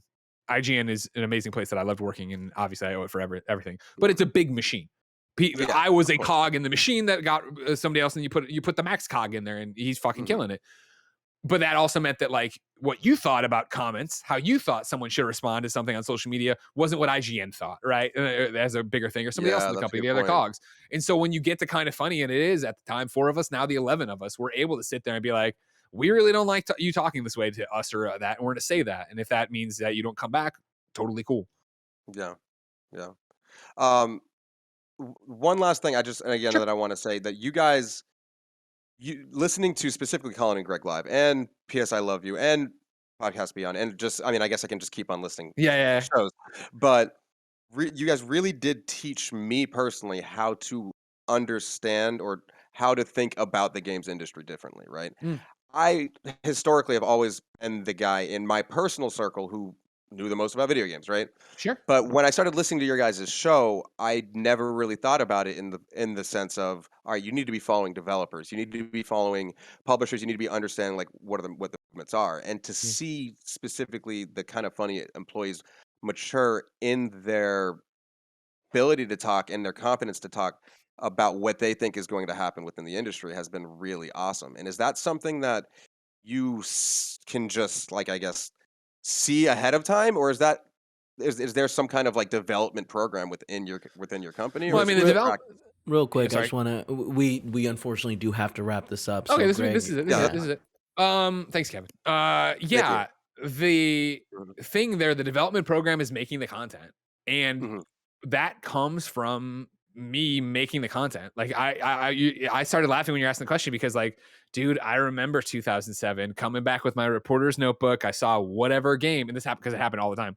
Yeah. Whatever game, and I would come back and I would sit down at my desk, and Craig Harris, who'd been there forever, would roll over and be like, "What'd you see?" "Oh, I saw whatever." Like, "How was it?" "Oh, it was great. They're doing this mechanic. Cool. Who's the developer? Blah, blah, blah. All right, what did they make before?" I'm like, "I don't know." And he's like, "You got to know. You got to look into it. You got to know their legacy to see what they've done to go to here, to go to there." And you can then take that, to being on podcasts. I remember in the early days of GameScoop. And again, I was a GameScoop listener beforehand, even though it had only had like 20 episodes or whatever it was. But you get there and it's like, oh man, is it breathing? Am I breathing into the microphone? All right. I don't want to breathe in the microphone. Oh, he's still talking. Okay. And then it would also be like, all right, cool. Now's the time to interject, but I'm not confident enough in what I'm about to say, because I don't know if I'm buttoned up on this, because I want to say that Knights of the Old Republic 2 was done by this, but BioWare didn't do it all themselves, right? Like, and it's like you get in your head, and it all comes with time. And it used to be, the fun times of you could make all those mistakes on the podcast because nobody was listening, or we didn't know people were listening to them, right? Nobody cared. And now it is that you bring people on these stages, and like, you stumble and you fall and you make a mistake, and then you learn and you get better about it. Well, hey, Greg, thank you so much. Thank you, for Greg, coming on the show. I really appreciate it. I'm looking forward to, looking forward to posting this up. And again, thank you so much, Kevin, and everybody over at your Yeah, no team. problem. Where can everybody find If I Grow Up? On any one of your podcast services, if you just search "If I Grow Up" and look for my cute little face in the bottom left-hand corner of the podcast art, and then you could also just follow me at Twitter on @gbent JEEBENT. Thank you so much, Greg. Thanks so much. Bye. Have a great day. Bye. What's going on, everyone? Welcome to episode 113 of the Untitled Movie Podcast. I am one of your hosts, Matt Rohrbeck, alongside, he's allergic to tomatoes, but he is tomato meter approved, Eric Marchin. Matt, how are you? I'm good, dude. How are you? Well, the last 24 hours have been quite the journey. I woke up the other day with half of my face swollen.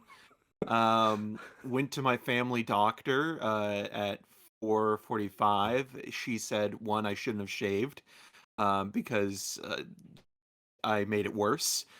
And then I needed to go to the emergency room and have an abscess drained. And so I got there at 5:45 and spent the rest of the night into the early morning waiting for a doctor.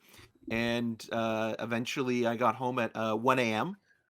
But the funniest part about the whole thing is that we have a colleague whose cousin was actually my doctor. Small world. Yeah, exactly. So, well, I appreciate you putting on your best Super Mario for today's episode with the mustache. Yeah, it's a good look for you. I like it.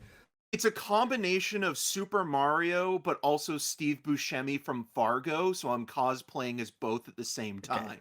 I'll let you know. Enough from you, okay? Not knowing you with a beard or whatever, I thought the mustache was just the look. It looks totally natural. It doesn't look like you just did some kind of crazy change. And that voice, and that voice you hear, a very special guest on this episode. You may know him as one of the coolest dudes in video games, but he is one of the frequent hosts of the movie and TV podcasts In Review and Screencast. He is the biggest Ghostbusters and Mr. Robot fan on the planet. The one, the only, Greg Miller. How you doing, Matt and Eric? I'm good. How are you? I'm good, man. How you doing? Yeah, I'm great. Thanks for making the time to hang out with me today. No, thanks Eric, for pulling it together. You could have rescheduled. You didn't have to come in right from the hospital bed. That's how dedicated I am. I love it. He loves this show. Did a spider bite you, or is abscess? I guess there's naturally forming kind of sometimes. It was an infection. So basically, it was either an ingrown hair or an infected cyst. So gotcha. We're really, welcome to the number one cyst cast. David Cronenberg-esque body horror, to start things off. But yeah, I'm very grateful that it wasn't worse or something else. But it was. Yesterday, waking up, like half of my face just looked completely swollen. Yeah, I love I'm that. glad you're okay. Greg, it's so nice to talk to you. It's been quite some time. Do you remember the last time that we saw each other? It was EGLX 2019. Oh my God, never would have guessed it. Never would have guessed EGLX. Because we're from Toronto, and Sure. and that morning I remember going into a meet and greet with you, and you went out to Stormcrow Manor the night before. Yeah. Oh yeah. And oh my God, you looked a little worse for wear, but good on you for powering through that. And it's so nice to see you again. It's been so long. I'm glad I'm making a better impression this time. That was literally a turning point in my life. I'm not even joking. Was it really? Yeah. Oh yeah. You mentioned it on the KindaFunny podcast, I think a week or two ago.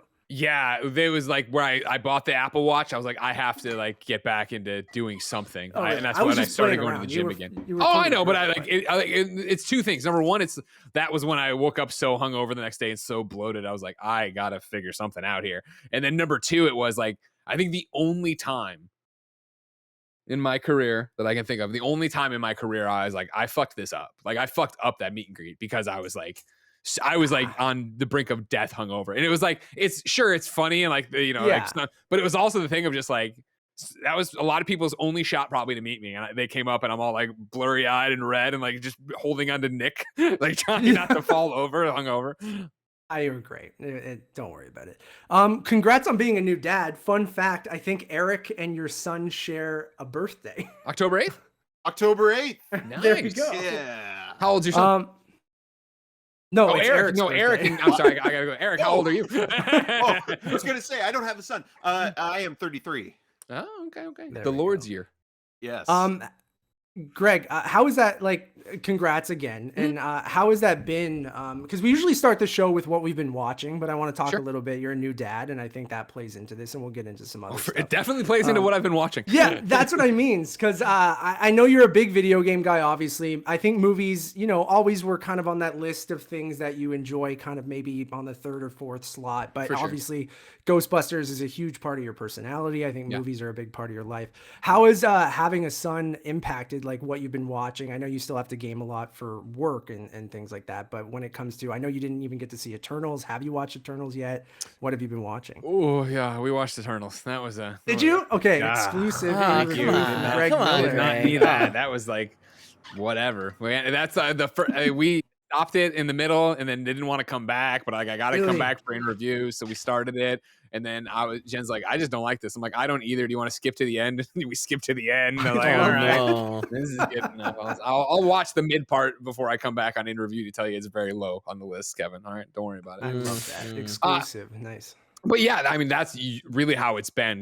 We timed our parental leave with being like, not on purpose, but let's watch The Sopranos. Like, I had never watched The Sopranos, and I've tried multiple times, and it's just never clicked for me. And so when The Many Saints in Newark came out on HBO Max, I was like, oh, well, this is perfect. Like, I was interested enough in The Sopranos. I like a good mob movie. Like, here's a 2-hour shot of The Sopranos, and we'll be done. And so we watched that together, and while not like amazing, it was enjoyable enough that when we finished, we were both like, you want to watch The Sopranos? And so we started that. And what I love about The Sopranos for taking care of a young child is that you can make it to the end of The Sopranos if you want an episode, but you can also just leave in the middle of it, like at the end of a scene, since it's just like the ongoing story of their life. I don't think it has a normal structure of like cliffhangers and things that are happening. Like, they'll drop in the fact that Artie's in love with this girl here, and then like 7 episodes later finally get back around to it. You're like, all right, cool, I can just check in, check out whenever I want to on this. So we pause mid-episode all the time, which makes it very hard when people are like, where are you? I'm like, well, we were doing really well. I think we're mid-season 4 right now, somewhere in there. I love that. I'm in the same boat. I've always wanted to watch Sopranos, but it's just one of those things that feels so daunting. And I think in TV in general, I'm better at it now, but I've always been a movie guy first and foremost because I like kind of getting in, getting out, Sure. kind of 2 years down the line, revisiting the story. But I'm doing the same thing with Seinfeld right now. Oh, wow. I'm watching Seinfeld for the first time. My fiance Nevis loved it growing up with her parents and stuff like too. And it was one of those things where I loved Curb Your Enthusiasm. And she was like, I don't understand how you love Curb and have never watched Seinfeld. And it was one of those things. So I powered through 5 seasons of Seinfeld in the last like couple months. And I'm finally like, it took me a while to get into it. And Eric's been telling me to watch The Sopranos. So same thing on that giant and list Seinfeld of as things. well. And Seinfeld. Yeah.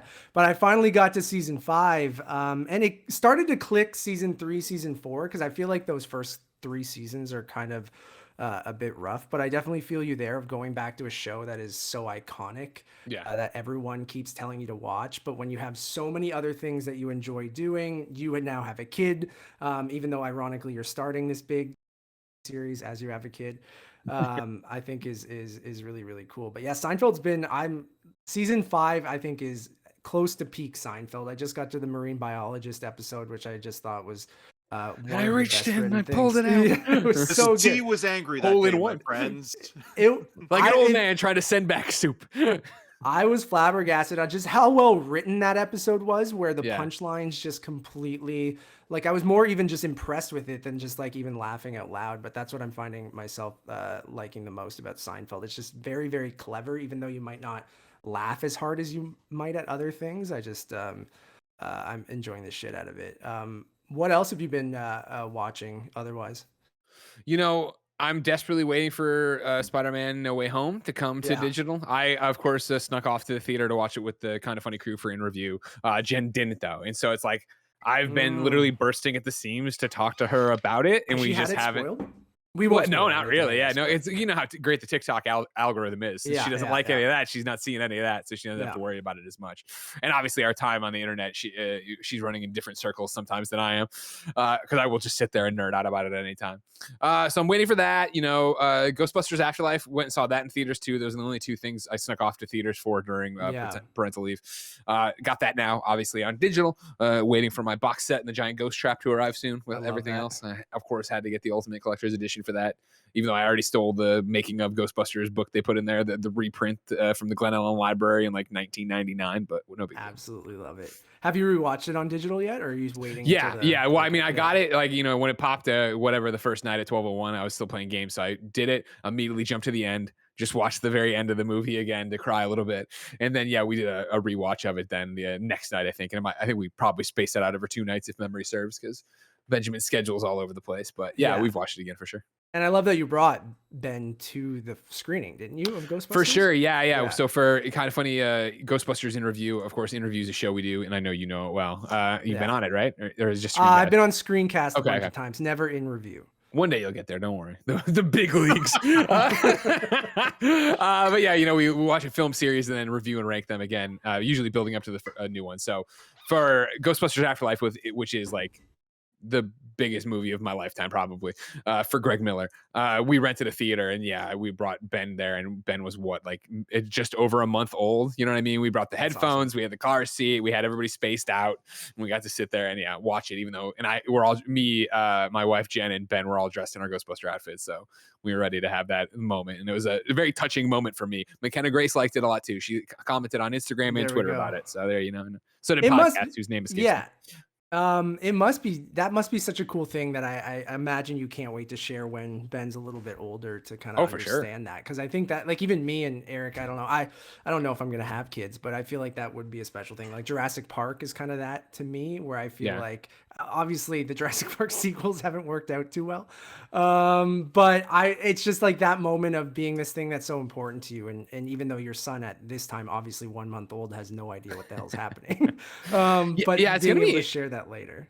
Being such a ghost head is going to be so interesting what happens with him. And, for his dad to be so into it, like, I don't know if like the proton pack and the Trona Wand and Ghost Trap on the wall, like all the Ghostbusters crap I have around here, if he's going to have any interest in that ever or whatever. And I hope so, because to my left here, I have a closet that is packed to the gills with Ghostbuster toys I've bought over the years or been given from Playmobil and Lego and all this stuff for him. And so even if he doesn't care about Ghostbusters, he's going to have a lot of Ghostbuster toys to open, and we will see how that goes. What's the one fandom you wouldn't want him, if he wants to rebel against his dad and not be a Ghostbusters fan and he became a huge fan of something else?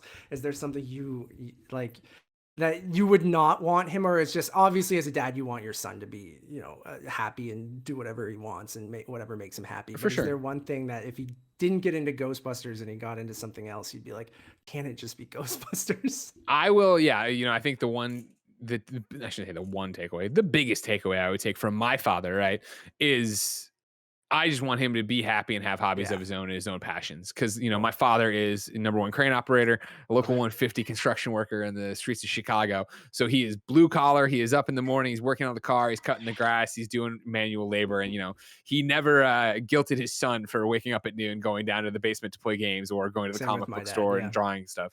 And he actually supported that. Now, me and my dad found, I think, common ground with the fact that my dad loves collecting things. He's a huge Coke collector. He My dad collects is a all huge sorts. Coke guy too. Oh yeah, Yeah. So he's got And the another sides and the kinda glassware. And Worked everything. at General Motors for 35 years, so like kind of loves fishing and the outdoors, which is like kind of the complete opposite of what I like. That's But totally right. And so, like, when I started collecting comics and stuff like that, Dad really got behind that. Not because he cared about comics, but because he understood collecting and he liked going to. He's the guy who pulls over and goes to the estate sales on the way home from work because he's trying to look for the finds. You know what I mean? love And then that, text me about it or something. So for my son, for Benjamin, whatever he wants, the thing that I don't even like vocalizing it, because I know Nick Scarpino will hear it and use it against me some way. But the thing that obviously we would have a problem with is if he wanted to be a fan of the University of Kansas, like if he wanted to be a Jayhawk, that we would have a huge issue. Sweatshirt on right Exactly. now. Luckily, of course, I don't have to worry about it because he's here. He's gonna, grow up. I mean, he's what, 3.5 months old now. You figure by the time he hits 1 year old, he'll be smarter than anybody at the University of Kansas. Right. So I don't think he'll be like, look, but it might be one of those things where he gets a kind of God complex and he thinks he can go there and rule them easily because he'll go there and show them a light bulb and how that works. And they'll be like, "Wah!" And their teeth will fall out because they're all rotten. And then, maybe he takes over Kansas. Maybe he can clean up Kansas. That'd be cool. I don't doubt it for 1 second. Greg, I wanted to ask you a quick yeah, go ahead. question. Now, do you introduce Ben to the original Ghostbusters movie first, or do you start him off with the real Ghostbusters series? Oh, what a great question. Yeah. I don't know. Like, I think it'll have to be such a personality read on him because it's that thing of, I always talk about it with my parents where I distinctly remember being on the floor of our first house on the carpet with the TV in front of us and them keeping me awake to watch Ghostbusters on HBO. And remember, Ghostbusters comes out in 84. I'm born in 83. So we're probably talking about 86, maybe 85, but probably 86. And if you don't have children, maybe, and I shouldn't speak for everybody. For me, Greg Miller, who has a 3-month-old, about to be 4-month-old son, I know what a 4-month-old should know. I don't know when kids start forming memories. I'll worry about that when he's 3 or 4 and I know he's making memories. But like somewhere in there, they kept me awake to watch it because they knew I would like it. And it was that thing of like, I don't know how they didn't think it would scare me, and it didn't. I don't remember ever being scared of Ghostbusters. And I don't know. I don't remember a speech from them ahead of time of like, hey, like, I assume they would have of like, it's obviously not real, but also these guys have the tools to do it. Like there's something empowering about Ghostbusters for 90% of the movie because it is the guys are just exterminators. Like they're going out and literally getting cockroaches. Slimer's not a threat to them ever. It's only when they get to Gozer at the very end that something happens. So I've always, I guess my main thing is I don't want to overthink it. I want to see what he's drawn to, right? Like I think as a child, it'll be fascinating. I think he's going to connect more with Afterlife because Afterlife is such a dream. Like I loved Monster Squad, right? And I loved Monster Squad because it was me as a kid watching kids fight monsters and then making the business cards. I thought was the coolest thing. And so like the empowerment of that I think is in Ghostbusters Afterlife of, seeing McKenna Grace go through this journey and, be so smart and then get the whole team together and all that stuff. Not to mention, knock on wood, by the time he's old enough to enjoy movies, maybe we have another one. Maybe the kids are even more into being Ghostbusters. Like I think that's a cool avenue for it. And I would love to see if that reverse engineers where, oh yeah, do you want to see that clip of them in the streets of New York? I have that movie and we go watch that. But I also think I'm giving 4 to 5-year-olds way too much credit where I think they just want something on the TV flashing. So I wouldn't be surprised if it was just the carousel of all the Ghostbuster stuff and then whatever they like and want to rewatch a million times. That's what we do. Love that. I should probably there'll be a lot of new listeners or viewers to this episode. So if you guys didn't know, this is the Untitled Movie Podcast. Each week, Eric and I, and sometimes a special guest, get together, shoot the shit about the entertainment industry. Sometimes it has nothing to do with movies and we just talk about nonsense, but that's kind of how we love it. We talk trailers, we talk news, we talk what we've been watching. Sometimes we have a topic of the show, but we have a couple other shows we would love for you guys to check out too. We do Untitled Movie Reviews. We're kind of bite-sized 15 to 20-minute reviews of new release movies. We have reviews out right now for The After Party. We'll have Pam and Tommy out very, very soon. Peacemaker, Yellow Jackets. I know these are all streaming shows, but theaters have been closed in Ontario for like the last month or so. So we've been reviewing a lot of streaming, like television and stuff like that. Cobra Kai 4. And then theaters open up as this podcast goes up. I believe theaters should be opened in Ontario again. So we'll have a review for Scream, Jackass Forever, and I think we'll be covering Murderville next week, which is a new Netflix show as well. That's the Will Arnett one, right? Yeah. Oh, I can't wait for that. That looks so funny. I watched it. I'll talk to you about it. I'm jealous. Matt, real quick, yeah. I'm sorry to interrupt. Your screen on my end is coming in really badly. You've been frozen for a big chunk of it. You might want to restart Discord. Sure. Should I just restart Discord or get out and come back in? Eric, you talk. Out. What have you been watching? Oh yeah. Well, it's funny because like again, like as we're kind of getting back into watching movies, it's interesting that like a lot of stuff is still weeks away. The other day, I just found out that the Roland Emmerich movie, the disaster film, Moonfall, is not coming to Canada at all, which is kind of a bummer because a disaster movie at the beginning of the year. Well, I mean, his movies aren't always great, but I find like, you know, if you're getting one of his films at the beginning of a year, at least they can be entertaining and fun. That I and give you. That was the thing of like a palate cleanser. So for to me speak. personally, like it's like I have those. There's like a good trailer, right? And when it hits in a theater is like I have like 3 or 4 of those memories that just stand out. Like, oh my god, I remember where I was. I don't think I'll ever forget this Moonfall trailer because we were all in there for Spider-Man No Way Home. Everyone's fucking pumped. Let's go. It finally starts, and then the moon's falling out of orbit. I'm like, what is this horrible movie? And everybody's laughing at it. I'm like, what is going on? But that's the great thing about something like Sure. that, where like it does bring people together if you feel comfortable enough to go to a theater and, you know, kind of enjoy it, whether it be ironically or Sure. sincerely. And yeah, so I was weirdly kind of looking forward to that movie on just that level of kind of just laughing with or at the film. But yeah, it's just odd that, you know, a big kind of studio movie isn't even coming to Canada, which is odd. Have they said if it's coming to digital, Eric, or no? No, they haven't mentioned Yeah. that. So it might come Weird. to digital within like, you know, a 4 to 5 week window, but other than that, it's not playing theatrically here in Canada. Yeah, I'm excited to get back. And I think I kind of got cut off but when I forgot I was plugging shit. But yeah, anyways, YouTube podcast services, Untitled Movie Podcast, one-stop shop to find everything. Letterboxed HQ is Untitled_movies. But yeah, back to the theaters this week. I'm pretty pumped for it. So I know theaters have been open in SF, Greg, but I know you've been kind of trying to avoid it. How are things in general over there? Because it's so much different in the US than it is in Canada. Like we're in another lockdown. It's freezing out here. For sure. So yeah, so how is it for COVID over here? Yeah, just like how are Honestly, things? we're I would say lucky in the way that I feel like, you know, I have family all across the country, and you know, in Chicago, like I remember, I don't even know, late 2020, and they're like, oh gosh, you guys are still in lockdown. Like San Francisco took it so seriously that I don't think it was, even when they let up some of the restrictions, when they're like, all right, now put your mask back on. It wasn't the end of the world like it was in other places. And obviously there's plenty of examples, I'm sure, here where it was and people flipped out and were too stupid about it. But overall, I think it's just still a continuation of 2020 out here.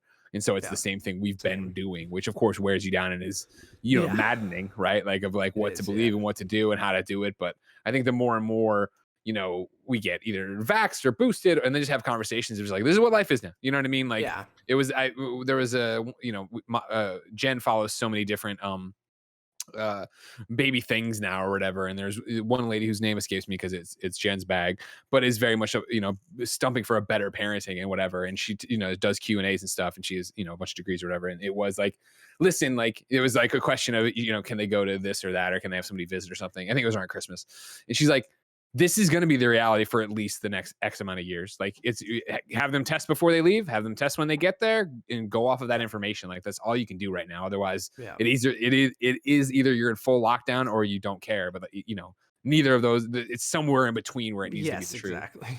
Yeah. And so it's been rough, and it's you know, especially then having, you know, a baby that's unvaccinated, but it's like you can't be vaccinated, but then it's like, well, he's taking Jen's breast milk, so he's getting some antibodies, but it's like, you know, and then babies put everything in their mouth to begin with, and so we went to the pool. We did his first swim class, and I'm in there with a face shield on and all this stuff. But then he's putting the rubber fish thing that floats, I'm like, oh God, in his mouth. And it's just like, he's got to build an immune system. We got to do this. You got to you know, do some of this, rip the Band-Aid stuff off. But it's and that's kind of how I feel about going back to the theater on Monday. It's like, I think this will be the new normal for a bit. And they're still doing like the social distancing in the theaters here as they open up in 50% capacity. So I'm pretty excited to see Scream finally. I've avoided all Dude, I want to see Scream so bad.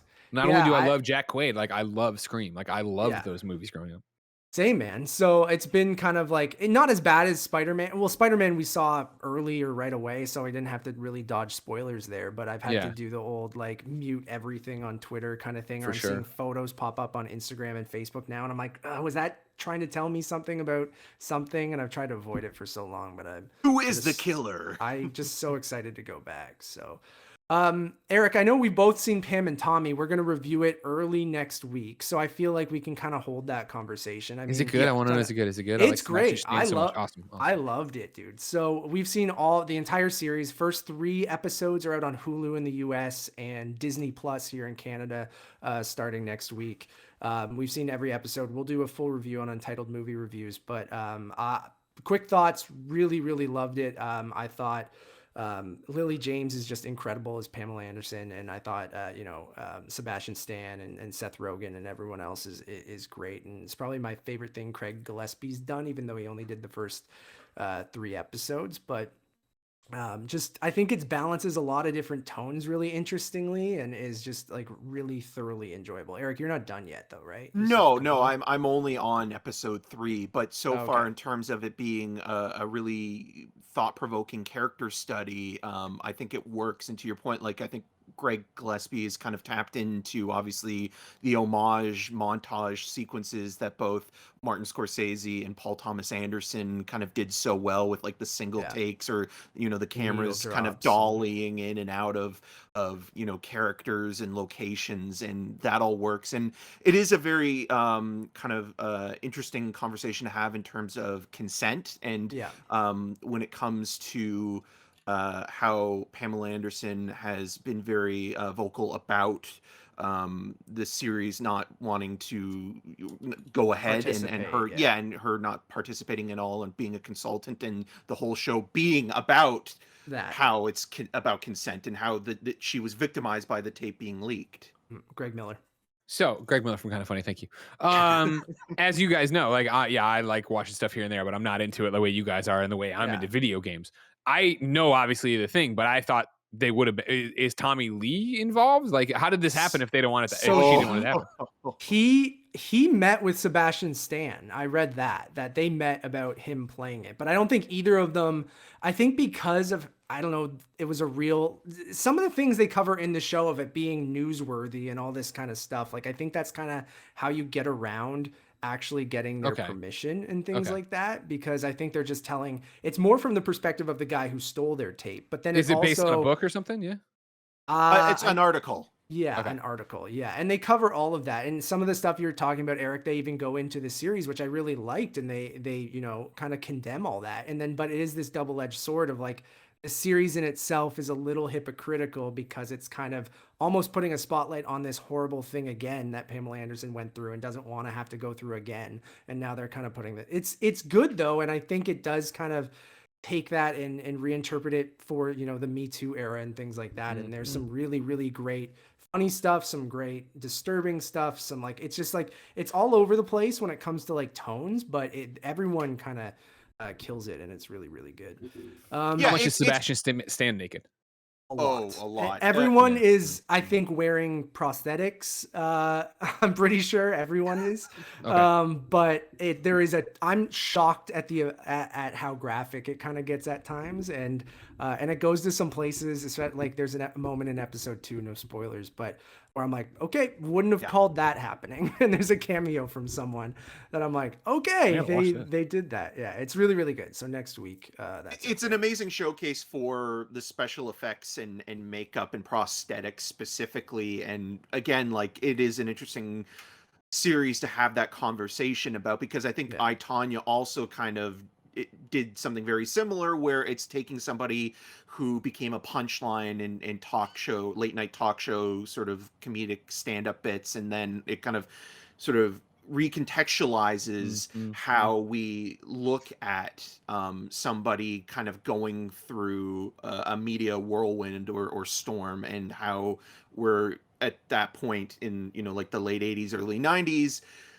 maybe weren't as empathetic and thoughtful to how that person felt going through it. So I think that's really interesting about that show. And again, it's just fascinating to think that like this is a show that's on in Canada, Disney Plus, and Hulu in the US. It's very raunchy, it's very sensational at times, but it's also, again, very considerate, even though there is a hypocrisy or hypocritical aspect to it because of Pamela Anderson not giving her blessing to the series, which I think is a fair criticism for the show. We'll go full review. But Greg, have you watched any of Book of Boba Fett? I know you've been watching Peacemaker because I mean, Love Peacemaker. Oh my god. yeah, it's so good. And you guys can check out your screencast. You guys do weekly recaps, so we don't necessarily need to go into huge detail there because I wanted to get to our topic of the show before we got to let you go. But Sure.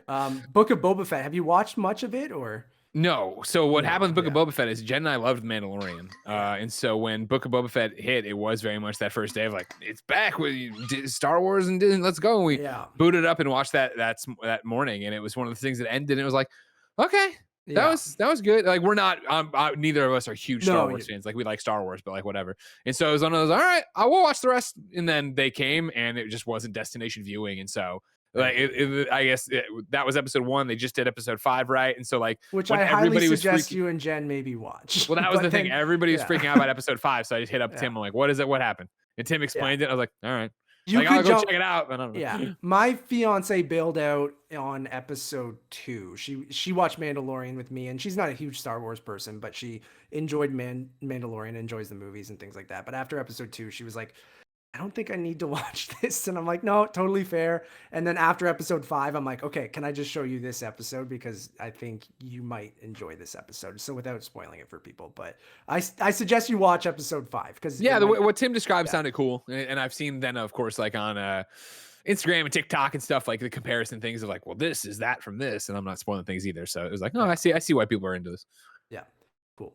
Let's move on to kind of the topic of the show and the kind of news is lumped into that. Yeah, I love that. So breaking news earlier today, this isn't kind of in the theme of what we're going to talk about, but it does look like Jason Momoa is going to star in Fast and Furious 10.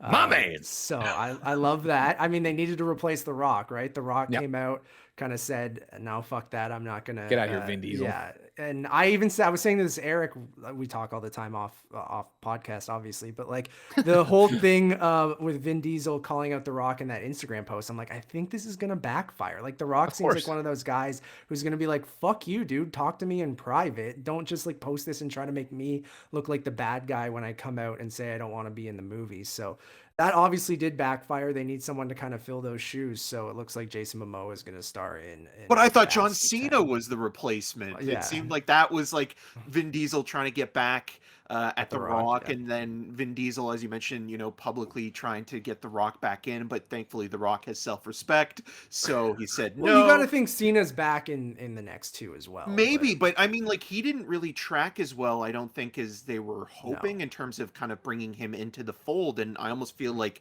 Jason Momoa is them kind of like re-strategizing. It's like, okay, well, we need to get somebody who is charismatic and likable enough, but can also play maybe an anti-hero type character within the franchise. Yeah, I'm down. I don't really like. I like Momoa enough, and I think that like he's the perfect kind of guy for a Fast movie, especially like a villain. You got to think Charlize Theron's coming back too, and like I'm totally down for these last 2. Yeah, like I didn't love the last one, but I did rewatch it recently, and I love all the flashback stuff, and I still had a good time with it, so I'm still very, very much excited. But Momoa seems like the perfect guy for this kind of movie. I just want Simon Rex to be cast in the film so bad. I would love that. Yeah, love that. Okay, then the topic of the show. I wanted to talk about, obviously, you're one of the coolest dudes in video games, Greg. So I thought kind of tying in video games and movies, it's a topic that I bring up a lot on this show. Eric's not a big gamer at all, but obviously sees all these video game movies, or I make him talk about all of them with me. I peaked at PlayStation 2, so. Okay. Hey, it's a great place to peak. Don't worry about it. So couple pieces of news in the last couple of days. We got an official announcement that Mortal Kombat 2 is coming from Warner Brothers with the Moon Knight writer, Jeremy Slater. A new Halo poster for the Showtime TV series dropped, which says the trailer is going to be debuting this Sunday. As of recording, as this goes live, it's probably already out. You guys should check it out. The episode's already dated. And speaking of The Rock, he talked about bringing one of the biggest, most badass games to the screen, which he didn't say which game. And Greg, I know on Kind of Funny Games Daily, you guys were theorizing, or maybe Gamescast or something like that. You were saying you think it could be Fortnite. I'm putting my money in Fortnite. Yeah, I think Fortnite's ready to make that move.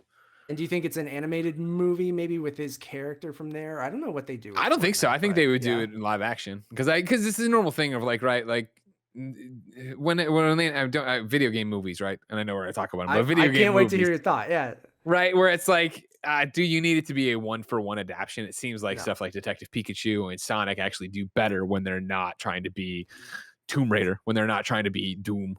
Yeah. Or Resident Evil, I guess, is a better example. Yeah, and that's kind of the topic I wanted to talk to you about. And I know I talked about it with Blessing actually when I jumped on your Hitman stream, and I had a great conversation with him. And then has there been a great video game adaptation, and will there be? Because I think this year especially, and this is talking about that Gamecast conversation that I think Tim and other people brought up too, where I think video game movies are coming kind of full circle this year, because I think it was really interesting. And I was looking things up where in 1986, the first ever movie based on a video game was Super Mario Brothers: The Great Mission to Rescue Princess Peach in Japan. And then you had the first live action video game movie being the Super Mario Brothers in 1993. And then this year we're getting Illumination, makers of, Despicable Me and those fucking minions I hate.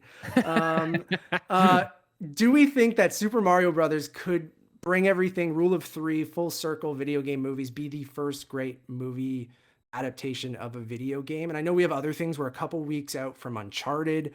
We have possibly the Last of Us series. We can kind of loop in TV series because I feel like it all kind of blends now too. Because I think that's interesting. And there has been a few, TV adaptations and things like that maybe come close. But I just wanted to kind of open it up to Greg, you, and Eric, you can jump in too. Do we think there has been a truly great video game adaptation yet? And if not, do we think there's going to be one? I think the closest you've come would be Sonic or Detective Pikachu. Those were, and I think that it's hard to say because of like, what are we saying adaptation? Do we mean that it is a direct? That's another conversation, right? And that's my whole thing is I think if it's got to be a yes or no, then I would say no. But I'm giving you the caveat. I think these two movies were close, and my vote would be that I think Last of Us will be the one. I do think Last of Us has the right team behind it with Craig from Chernobyl, Neil working on it, Pedro Pascal. Everything they're putting into that sounds great.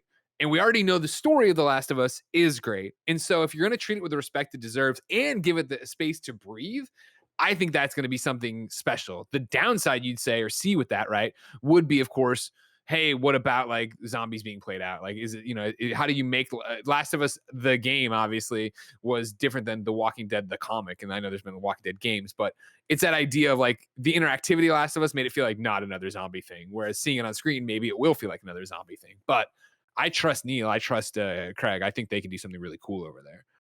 Yeah, I mean, I'm in total agreement with you. Where I kind of made a list here, and I can just read them off, and we can go through everything. But like I said, out of adaptations of things that are either okay to pretty good to maybe great, I say the Super Mario Brothers is a cult classic. I love that movie. It's terrible, but I love it.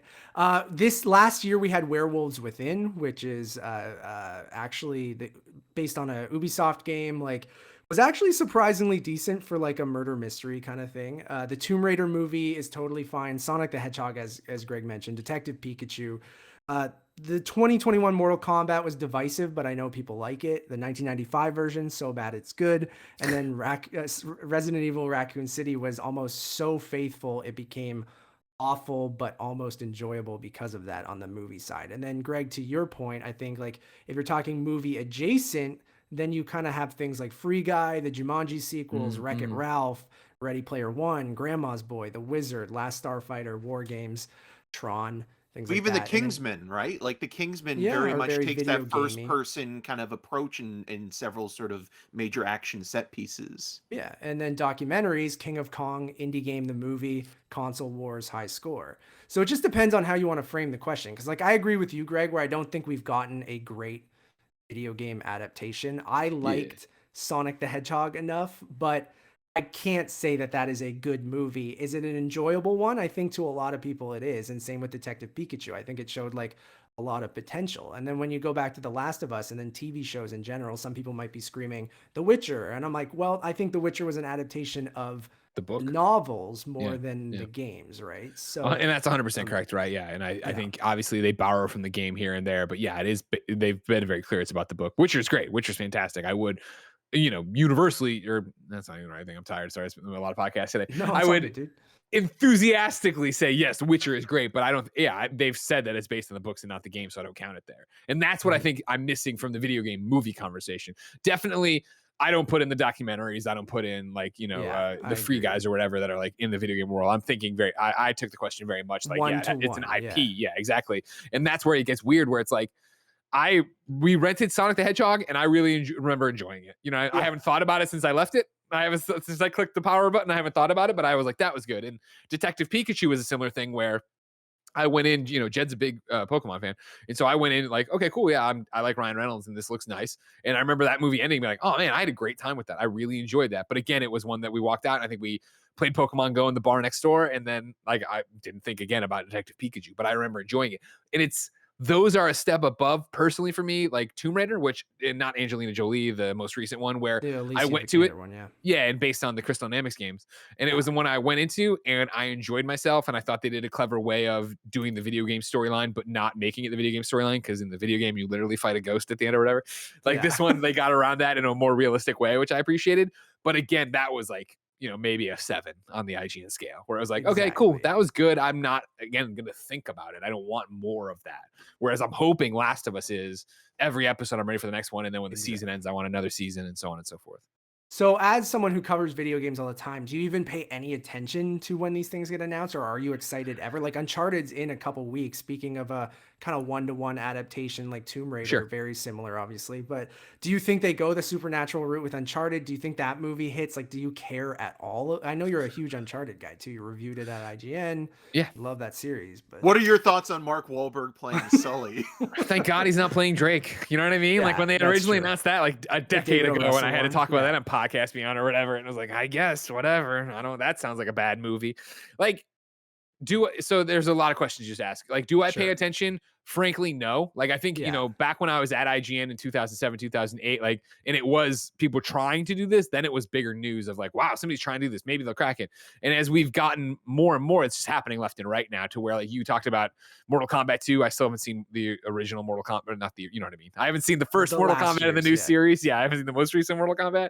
And like, I didn't even know that news. Like this today in the KindaFunny roundup of like what we're doing next week, Tim's like, if you want to be on the Halo thing, don't watch it this weekend. We'll do a react. Who wants to be on it? I didn't say I wanted to be on it. You know what I mean? Like, that's just not my jam. I enjoy the game portion more than I enjoy the adaptation of it. But like Uncharted, I'm cautiously optimistic about. Like what I want from that Uncharted, in the bare minimum of what I want is the Tomb Raider. Where I went to Tomb Raider, I watched it, and I was like, no, that was enjoyable. I had fun. They didn't butcher it. I love Tom Holland. I'm sure everybody who loves MCU loves Tom Holland, right? Like, I'm excited to see more of him. I'm excited to see what they pull from the game and what they don't. I want to see whatever Nolan North's cameo is going to be, right? They put up that photo of him there in the blue and white like shirt, which was the Nathan Drake like first test footage outfit they ever had him in the game. So it's like, I can't wait to see them bump shoulders or whatever that's going to be. But in terms of my hype for it, it's non-existent because I'm not going to go to the theater to see that. That's like that. I had all you motherfuckers on the ropes. I had you there with the day and date digital during the pandemic. We were there, and then y'all wiggled out of it, and now I'm back to like, oh, go see it in the theater. I'm like, no, I will not see it in the theater. And like, good on you if you want to, but that's not where I'm going to go for it.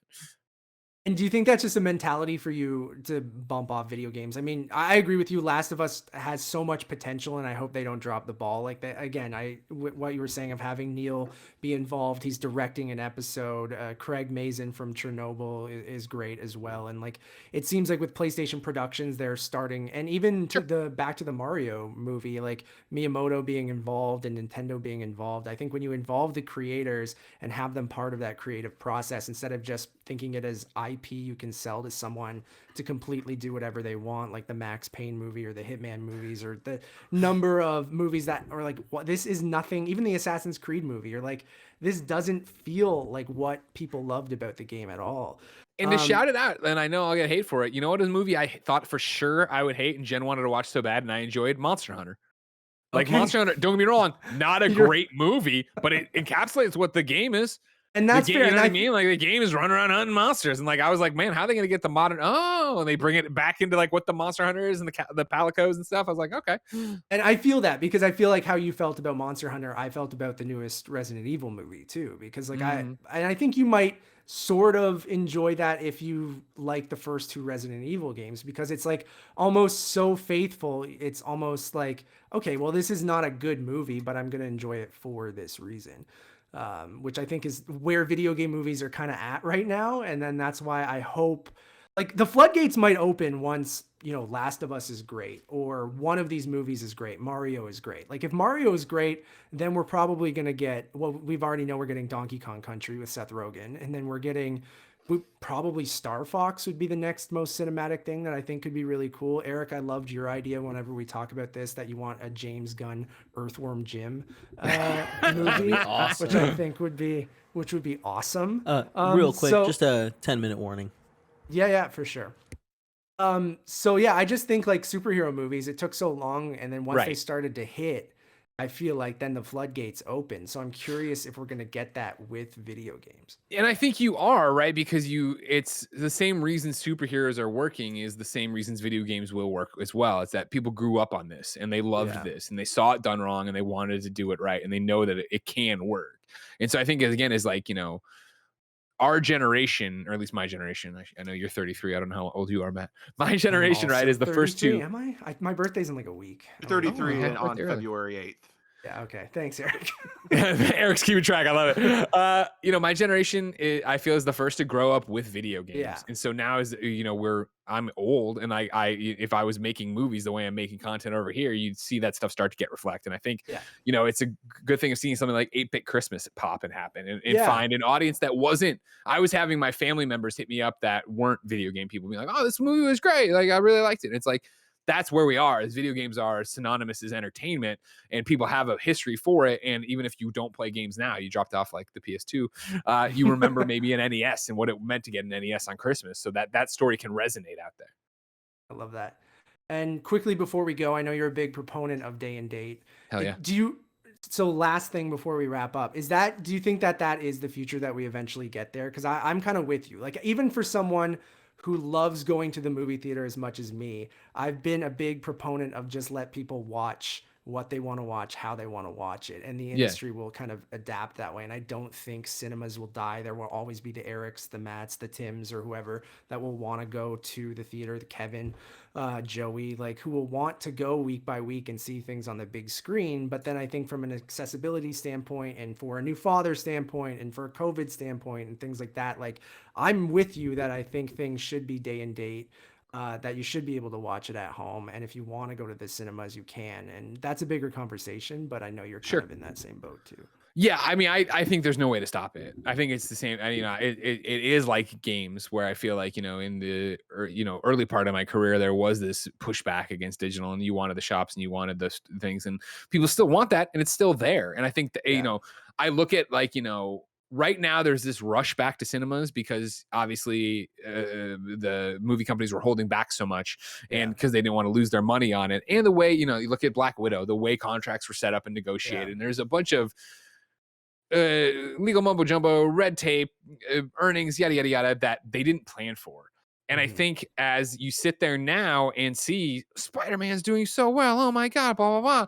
But there were so many conversations about it's the only thing playing at the theater. What about this independent? What about that movie? What about this smaller tier? Like, you're going to see those be Amazon Prime. You're going to see those be Netflix. You're going to see those be day and date digital on a smaller run screen. And I think that opens the door to this continuing, and people need to evolve to it. And that was the big thing. I've again pushed for this for so long.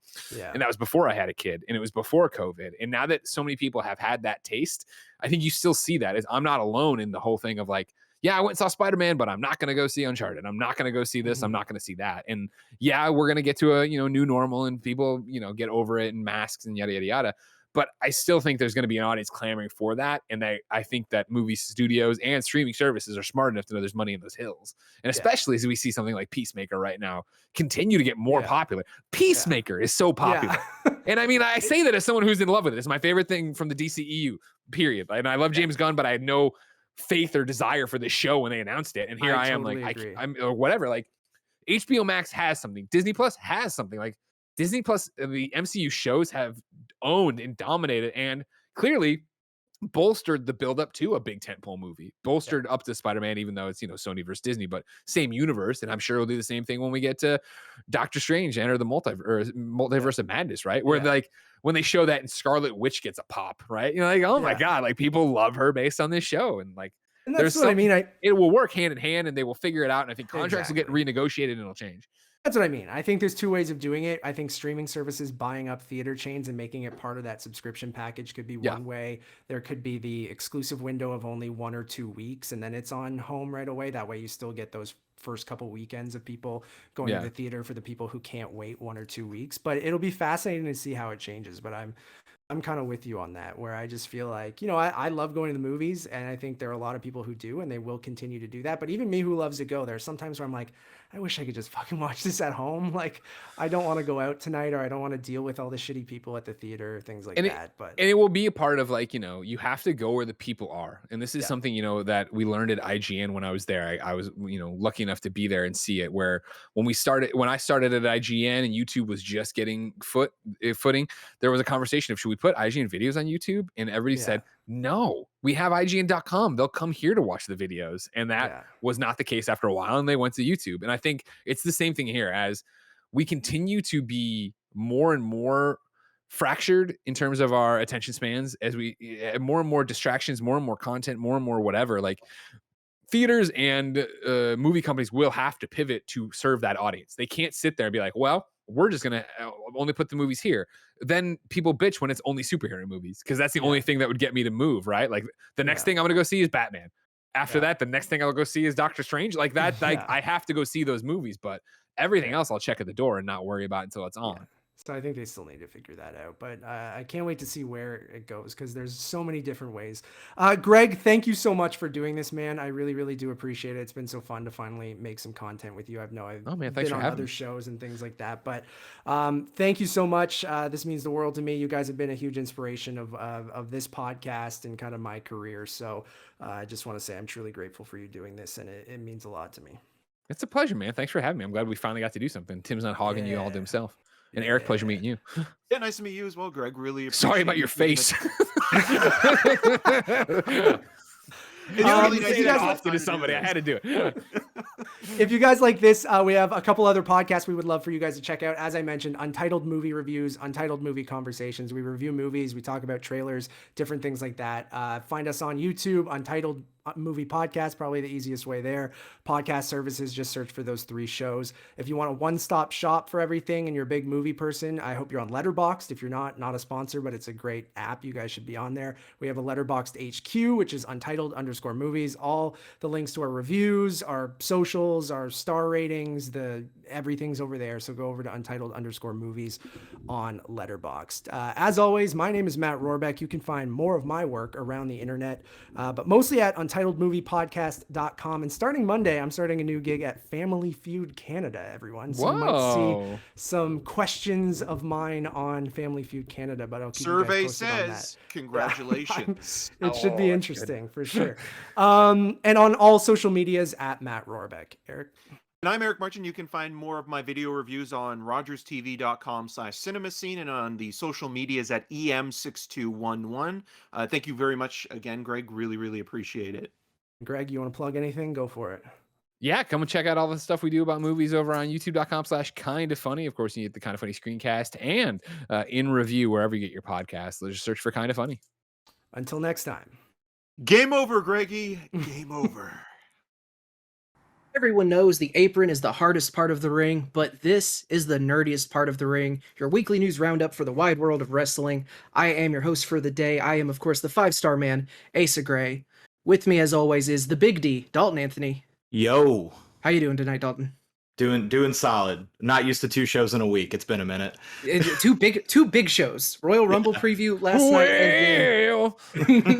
And then, of course, today we have the one and only joining us at this time. He is one of the coolest dudes and dads in video games. He's the 2015 Trending Gamer of the Year. He is the king of the troglodytes. He is the CEO of Kinda Funny. He is Greg Miller.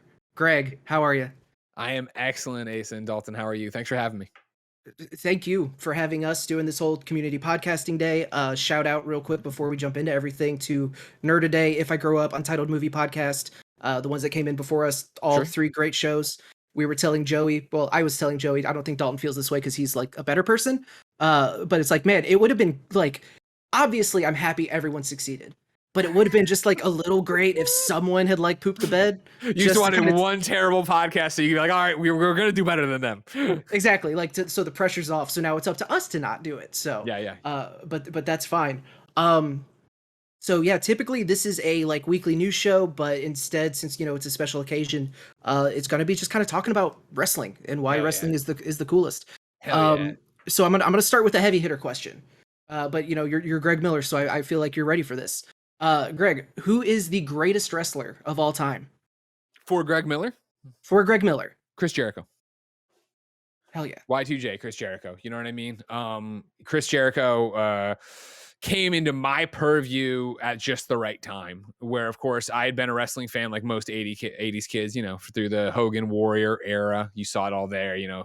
What kid cannot tell you where they were when Papa Shango cursed Ultimate Warrior and he was carried out vomiting and you're like, oh my God, like you're watching that Saturday morning WWF Superstars or whatever, right?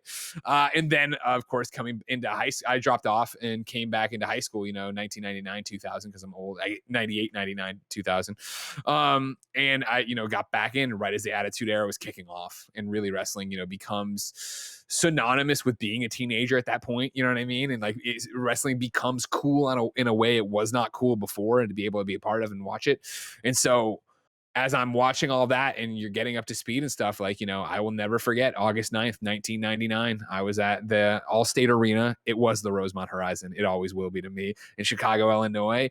And you knew the Millennium Man was Chris Jericho. Me and my friends read the dirt sheets. We're on Raja, at the time, Raja, WWF.com. I think it's just Raja.com now with all the leaks and rumors and all that stuff.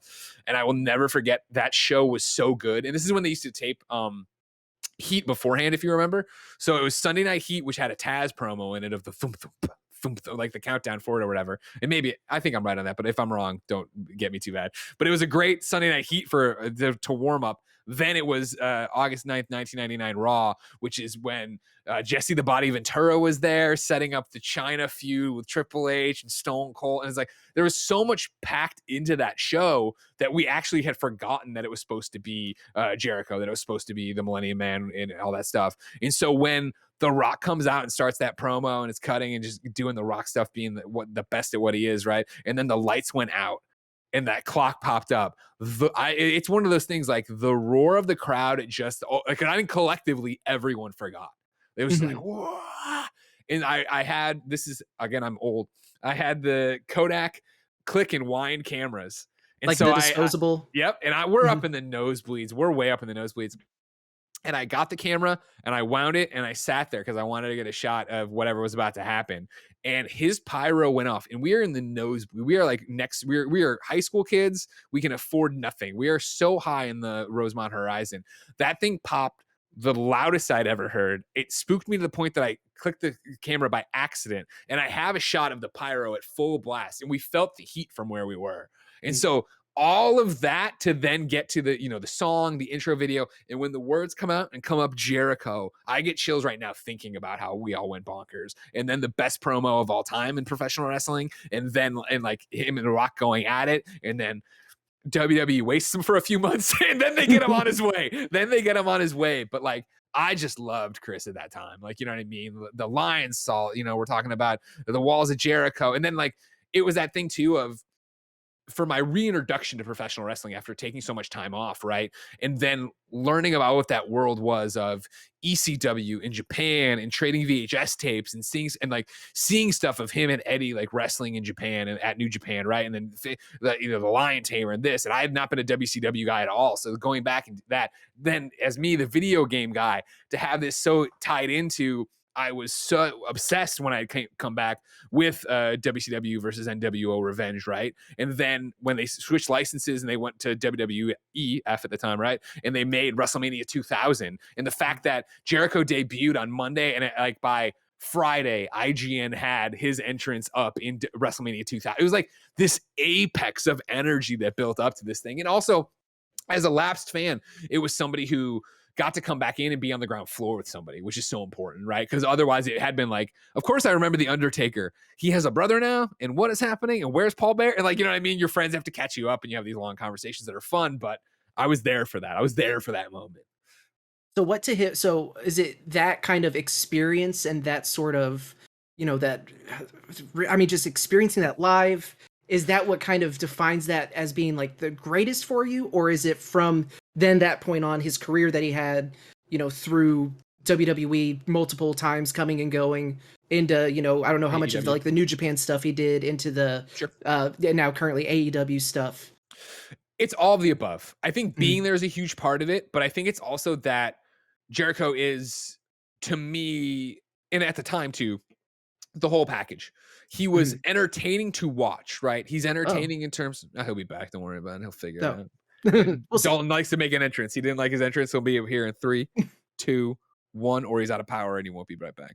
But I'll continue. Entirely possible. Exactly. What I love about it is that he was entertaining in and out of the ring. I feel there were so many wrestlers, especially at that time period, that were as well, but needed more time to build up to it. You think of like Kurt Angle when he debuts, right? Like it took a while for Kurt to get his sea legs and figure out how to cut a promo and what to do and how to be entertaining, but he was always great in the ring. And so you can go, and like, I was a huge Hurricane fan, right? And the Hurricane, of course, great out of the ring, but they just used him as a jobber for all purposes, really in the ring.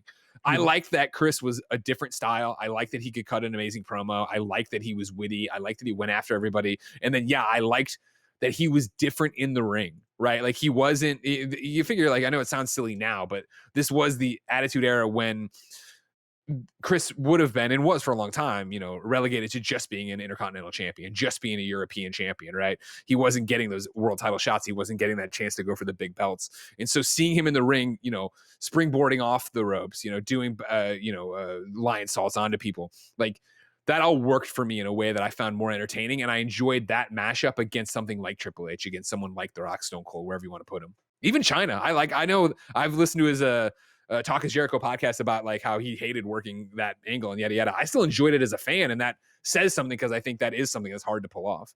Sure. Also, he says he texted me his Discord crashed, so and his computer forced to restart. So he'll be back in a second. He'll be back in a second. Kev, do you want to turn on your picture just so you have a third frame, and then Asa can also be in his frame? Right now, it's me and half of his action figures. Oh wait, hold on. It's my Transformer stack. Oh, that's what's happening. Sorry, Kevin popped off because Cecil needed him. So it's just you and me talking now. It's an audio podcast. Who cares? Hey, that's fine. I mean, is Chris Jericho an outlandish claim to have, you think? Not at all.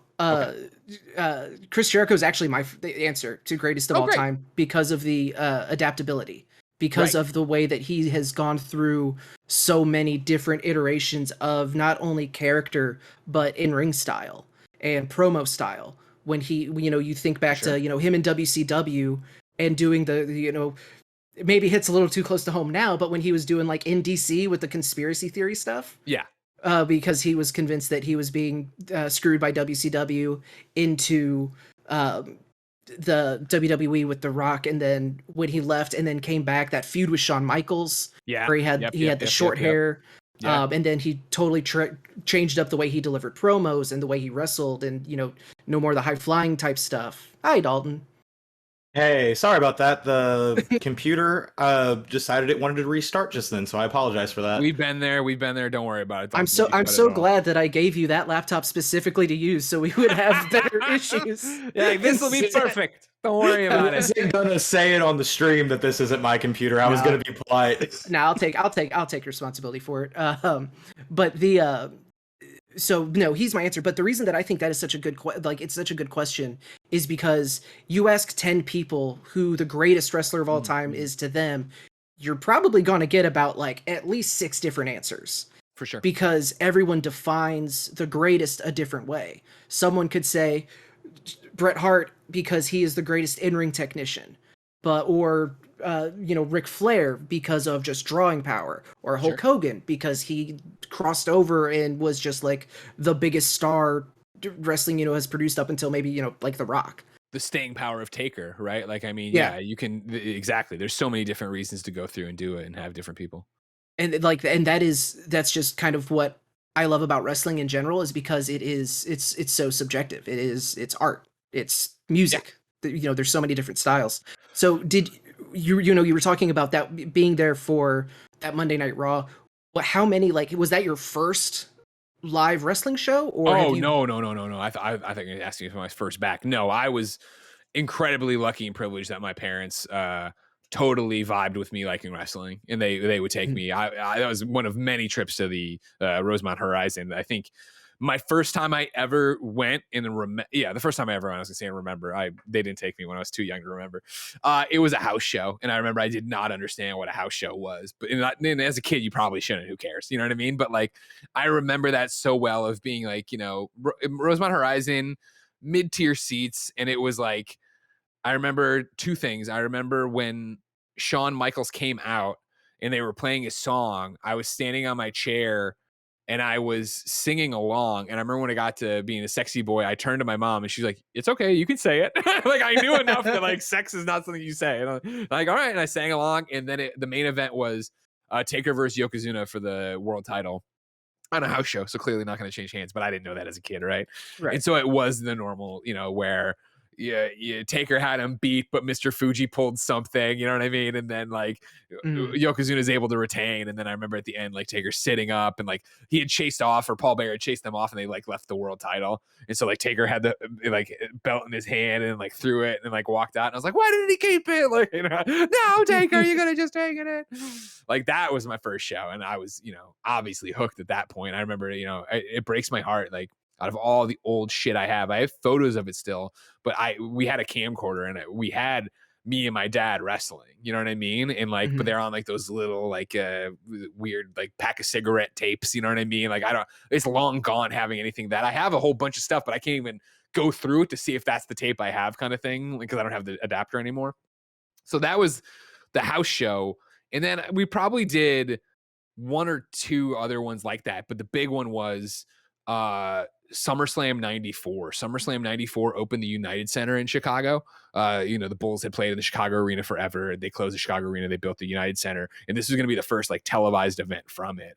And I remember wanting to go so bad. And like, I forget, like, it's such a different world now. I forget how we got this. Maybe you had to call in or ask, but like we got like the like pressed laminate folder or whatever that came like trying to sell you on buying SummerSlam tickets. And I remember like, I forget what my parents went for. They didn't go for front row. Obviously we couldn't afford that. And we weren't floor, but we were like one or two up on like just seat levels from the floor. So they were great fucking seats. And we went and saw that. And that SummerSlam 94 is Brett versus Owen in the steel cage. It is Taker versus Taker. It was the one where we had the imposter Undertaker for so long, and then real Taker was coming back for it. And like that is like an event, like whoosh, just like right there. Like, I went to Mizzou, and when I left, my parents split up, and then eventually Dad, sold the house and packed everything up, and now his new house has all my old shit up in the attic somewhere. I come home for like 3 or 4 days at a time, so I don't have time to go up there. Somewhere in there is my program, my ticket stubs, the doubles of the photos I had. I had them in like a thing that I hung on my wall, because it was just like, it was like, as a kid, the culmination of it, where my dad works in downtown Chicago. So he was just going to meet us at the event afterwards and drive us home.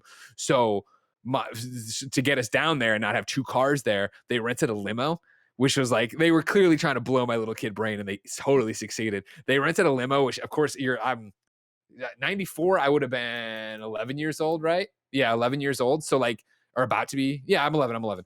And so like, this is just like, I left school early, you know what I mean? Like, or no, I guess it was Sunday. I guess I came to school late the next day. It doesn't matter. But like, the limo's there. I'm taking photos of it. We ride downtown. When we got there, like, people thought we were wrestlers, because obviously we're showing up to SummerSlam in a limo. You know what I mean? Like, what the fuck? And it was like, obviously they drop you at the curb rather than go to the parking lot or whatever. Right. And we got there and we walked down, these seats that were amazing seats for, a kid, or in general. And I'm there, and I remember, in between, like when they're setting things up, and even throughout the matches, I was able to go from our seats to ringside. Like, I could go all the way down and like get to I held the metal guardrail, You know what I mean? And I have photos of, the play-by-play announcer, Vince McMahon, who I had no idea was the owner of the Federation at the time, like adjusting his headset and doing this. And like, I have photos of Lex Luger to Tonka with $1 Million Man in the floor. You remember this angle where it was like $1 Million Man had convinced Tatanka that like Lex Luger was a sellout, and Tatanka couldn't believe it. And then it turned out to be the inverse. And so I have photos of Lex Luger with like money stuffed on it, like on the ring apron with money stuffed in his mouth and stuff.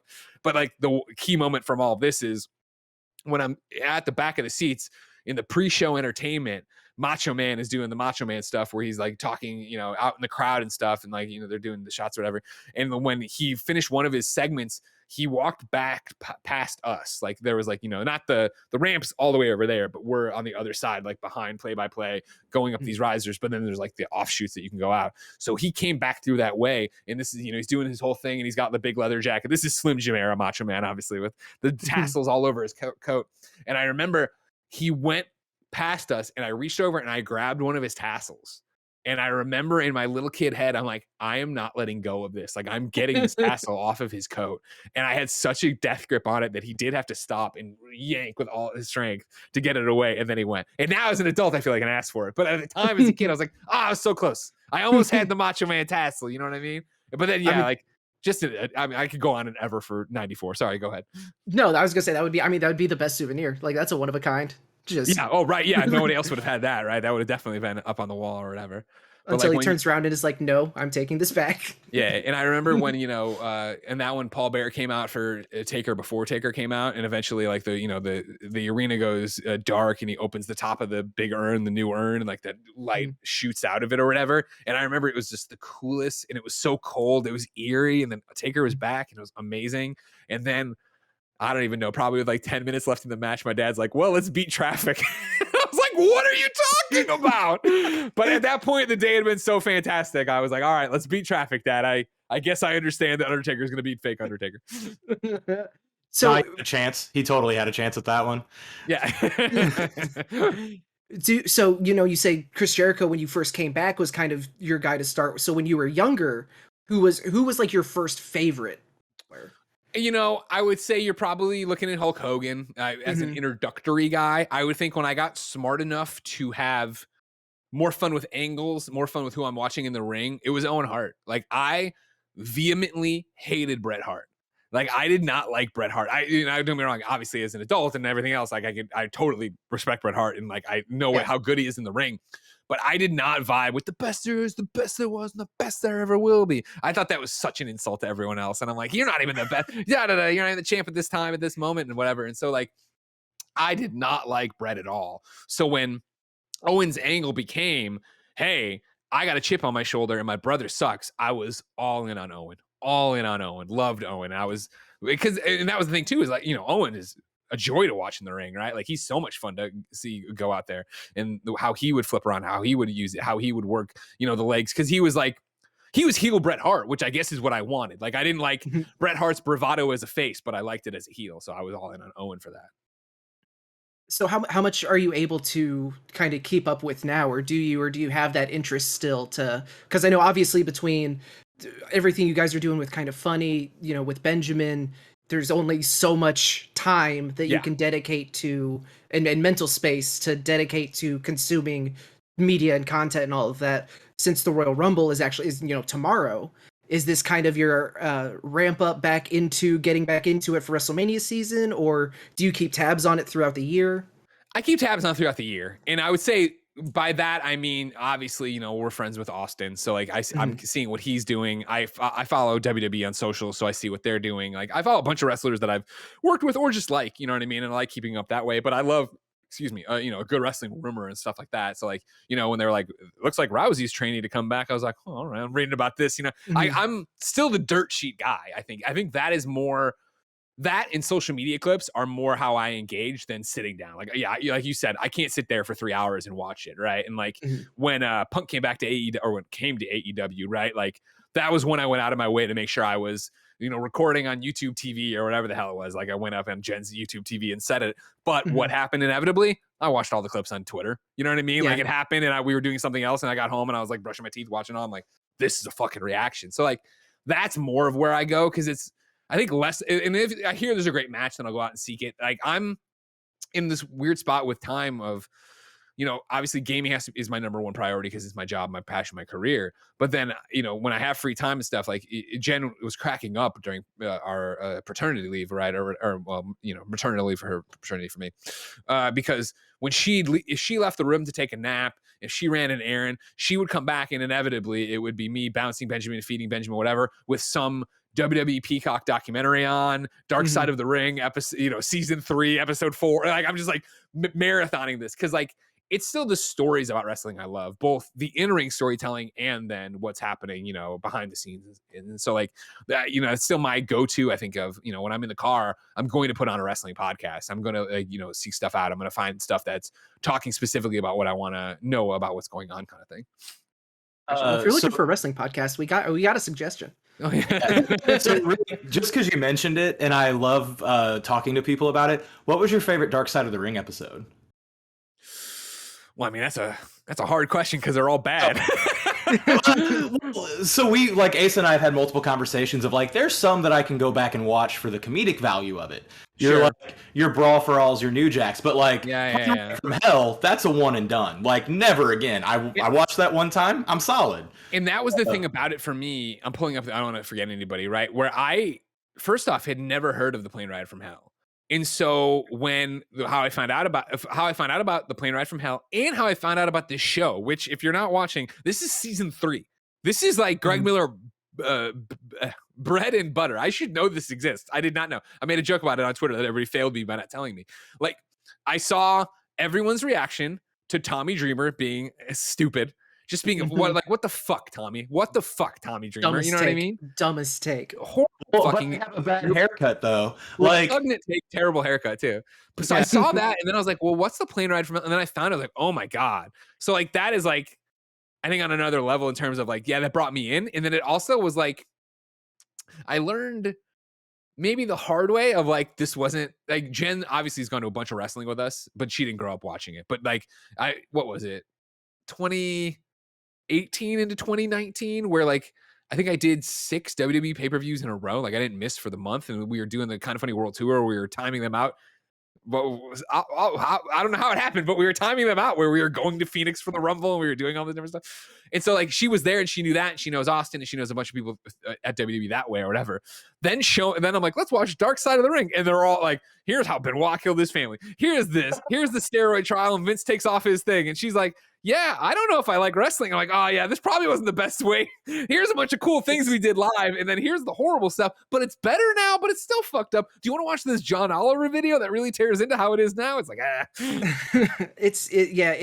it's rough because it is like, it's super important stuff, but at the same time, it kind of, one of the things that, and this is as good a time to transition to it as ever, but like, with everything going on with like Activision Blizzard, with Bobby Kotick being a piece of shit and all of that, and it's not just obviously that company. There's so many heartbreaking stories across the video game industry, and then you look at some of the things that WWE does as a company, like stuff that they bring up on Dark Side of the Ring or cutting people during a pandemic, stuff like that. How do you? And I know this, you guys have kind of touched on this before, but like, how do you personally kind of separate art from the artist and wow, this company sucks, like the leadership is doing really terrible things, but I know that there are so many good people doing what they love to do.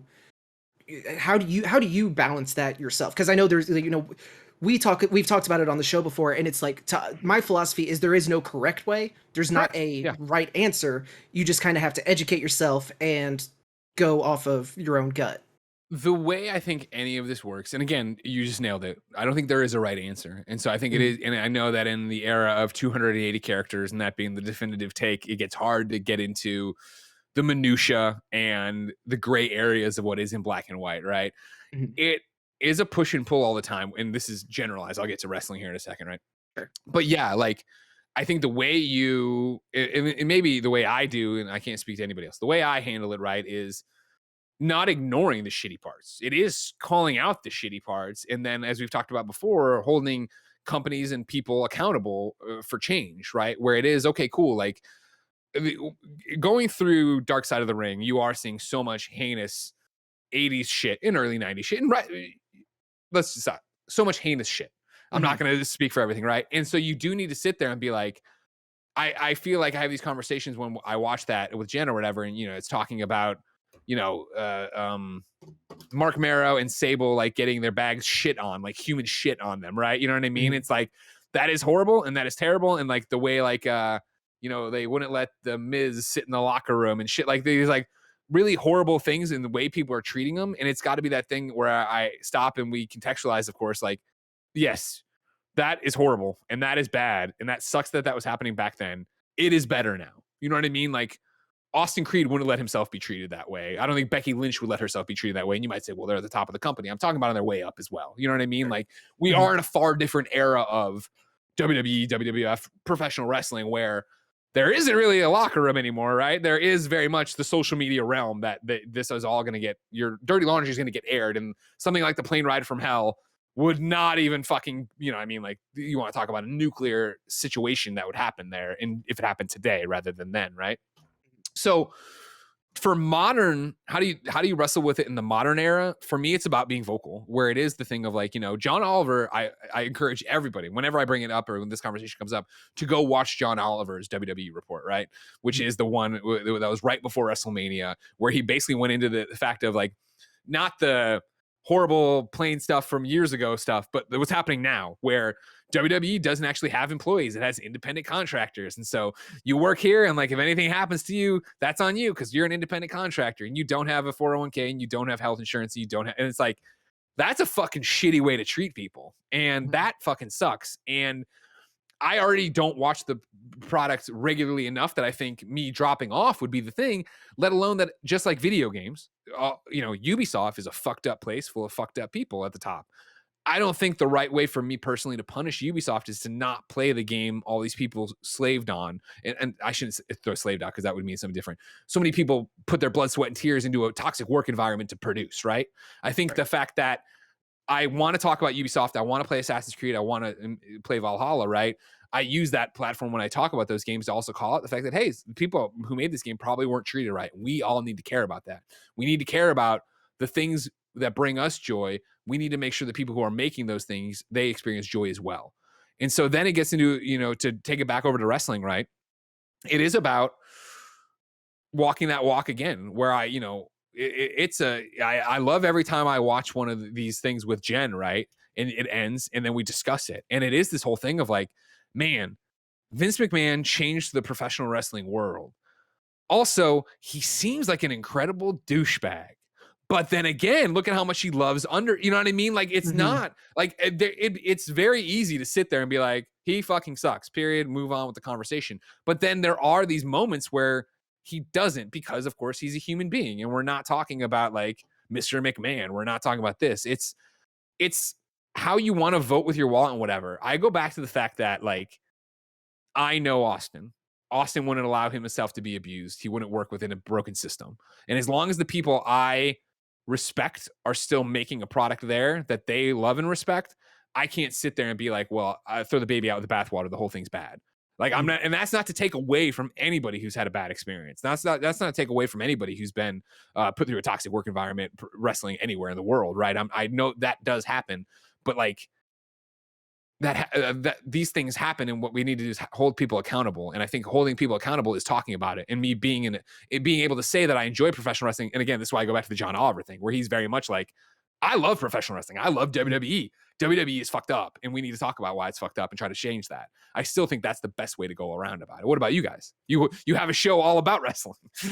Yeah, it's one of those like you said, and how we said at the beginning of, man, it's hard to really kind of like put into words. And wouldn't it be great if there was just a correct answer and just like one way to be able to know, it's you do this and that's what it is.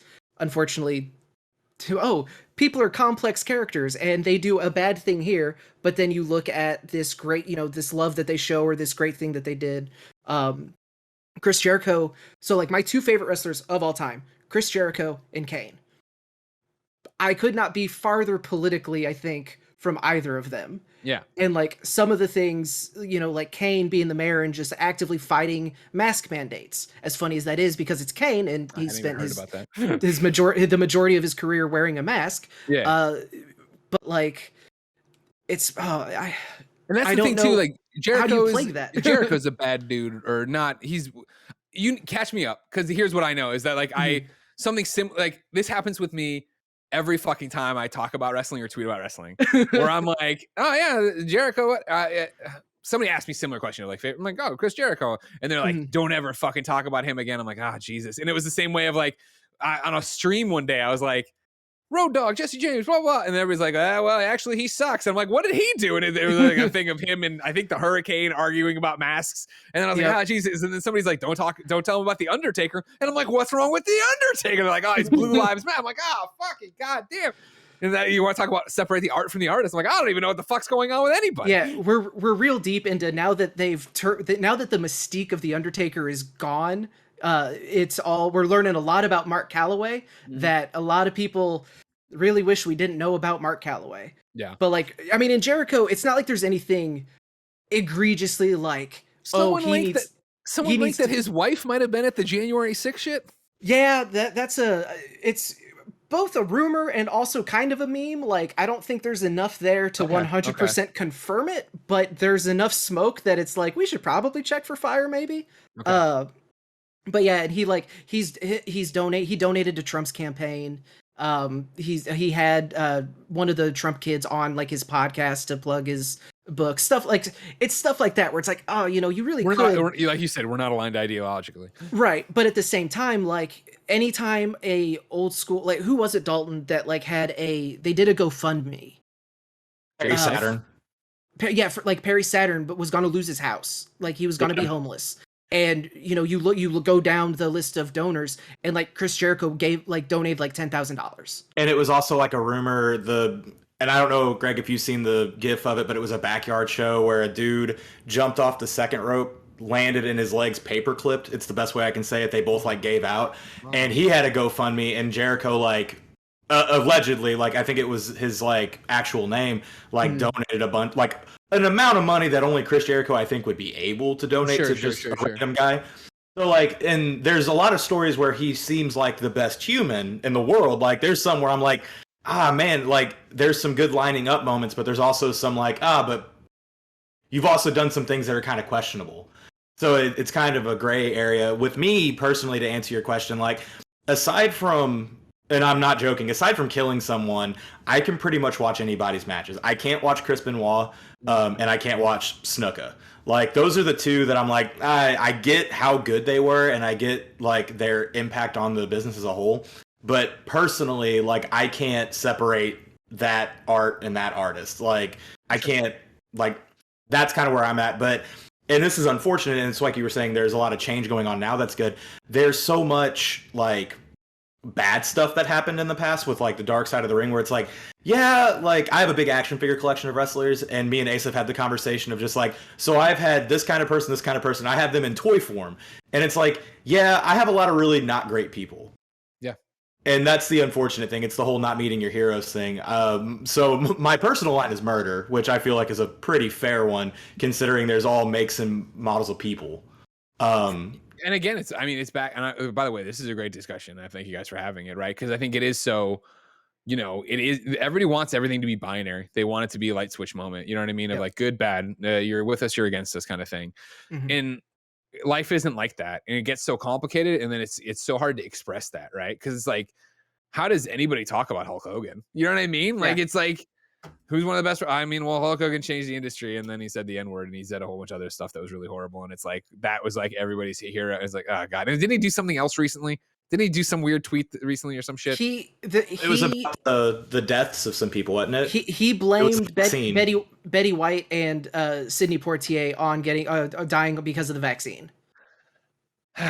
And it's, what I mean? It's just like, oh god. And this is the problem when you're playing a character that's you, or like what a live action. It's like, it's that Taker, it was Taker for so long, and then Mark Calloway's like, Oh, and it's and like I said, just that the whole demystification of the Undertaker I think is going to go down as just like one of the saddest things for me personally, of just like, man, because you don't know anything about him, and then he's doing documentaries, and he's interviewing he's introducing Pitbull on stage in Saudi Arabia, like before the Saudi Arabia shows. Like it's just a bummer because you look at these characters as characters, and especially as fans, like you've not known them, but you followed them and you've enjoyed them for years, decades, between Jericho, Taker, Kane, like all of them. And then whenever you find out that you're like so fundamentally opposed, and especially when it's like, oh man, it turns out that Chris Jericho is like a huge fan of mayo. I hate mayo on sandwiches. Like, that's a bummer. Like, who cares? That doesn't matter. But it's like, no, this is real important things, and it's hard to like. I find myself struggling to reconcile with stuff like that, all the time. Like now with this AEW line of toys, they put out a new Jericho every couple waves, and like every single time, I'm just like, do I want to?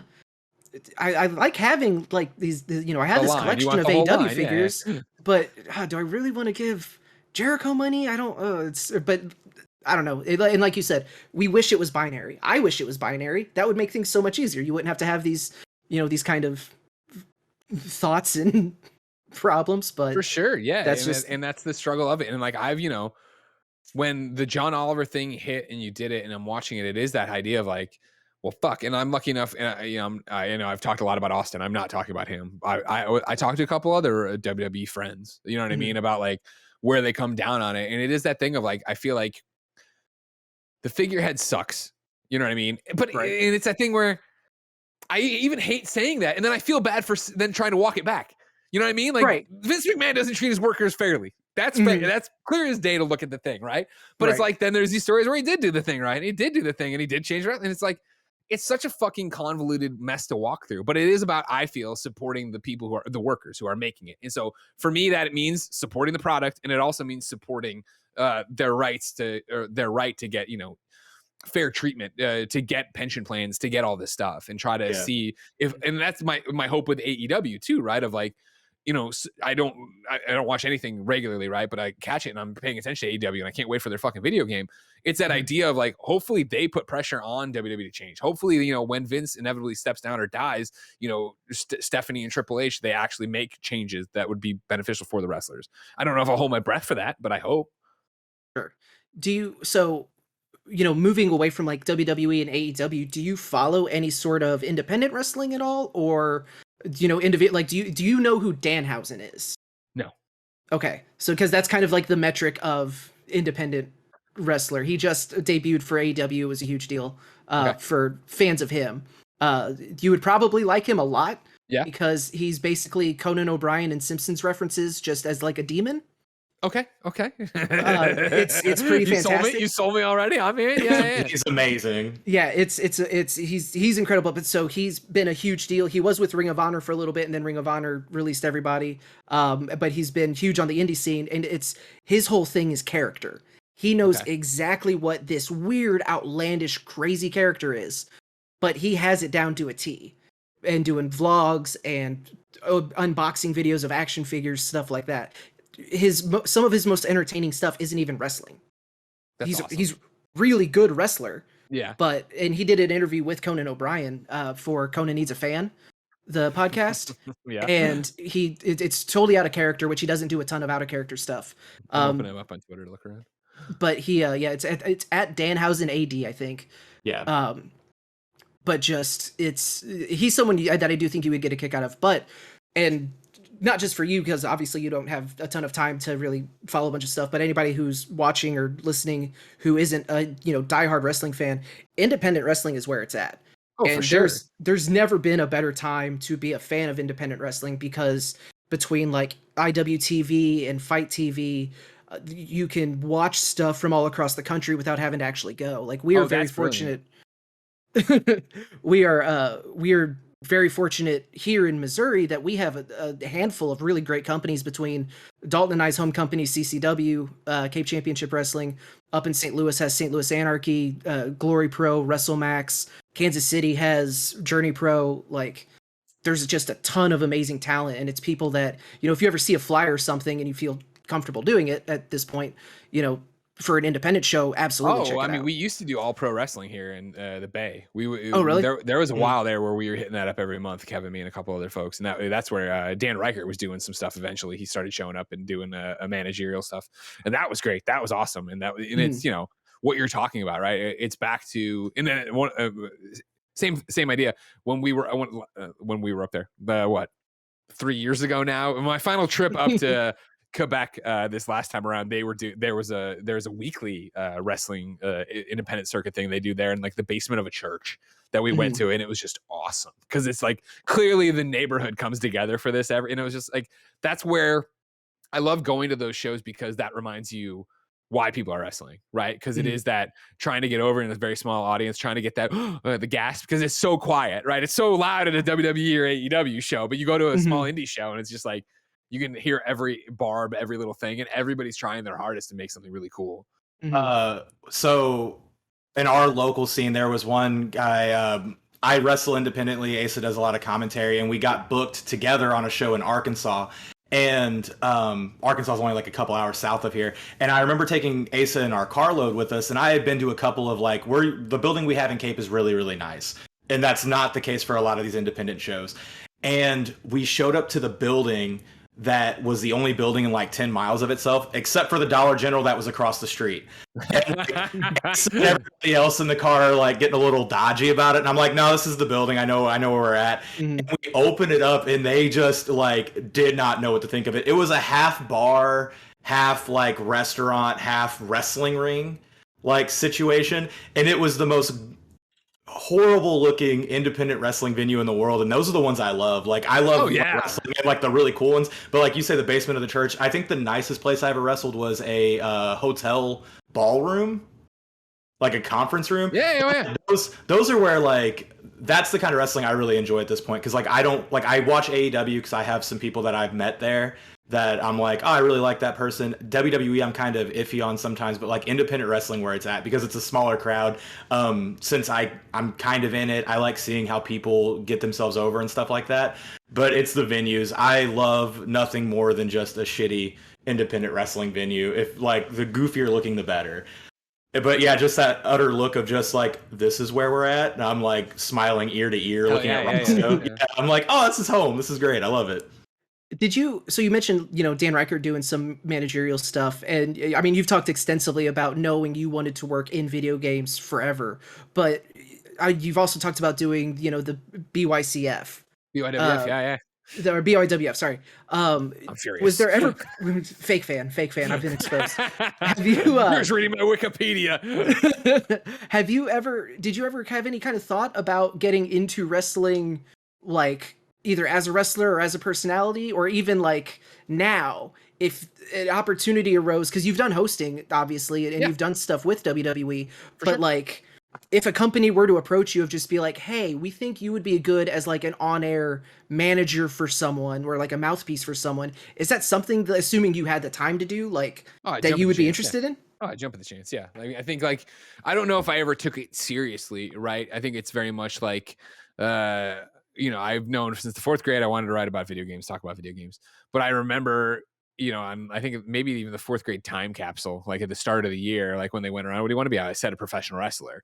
And I think that's what's so interesting about that attitude area and what made like backyard wrestling at the time so special, right? Is like, I said that knowing full well that I didn't like working out or playing basketball or doing anything athletic, right? And so you have that thing of like, well, clearly I would never be able to do this, because you're looking at the screen and it's Lex Luger and it's Hulk Hogan, it's whatever. And then when you come back to it in the attitude era, right? It is Mick Foley, it is ECW, Sandman chain smoking and drinking beer on his way to the ring, right? And like them not doing the most technical feats, but putting on a hell of a match and an entertaining show to go watch, right? Like ECW shows I adored going to. Those were like, so because it was similar.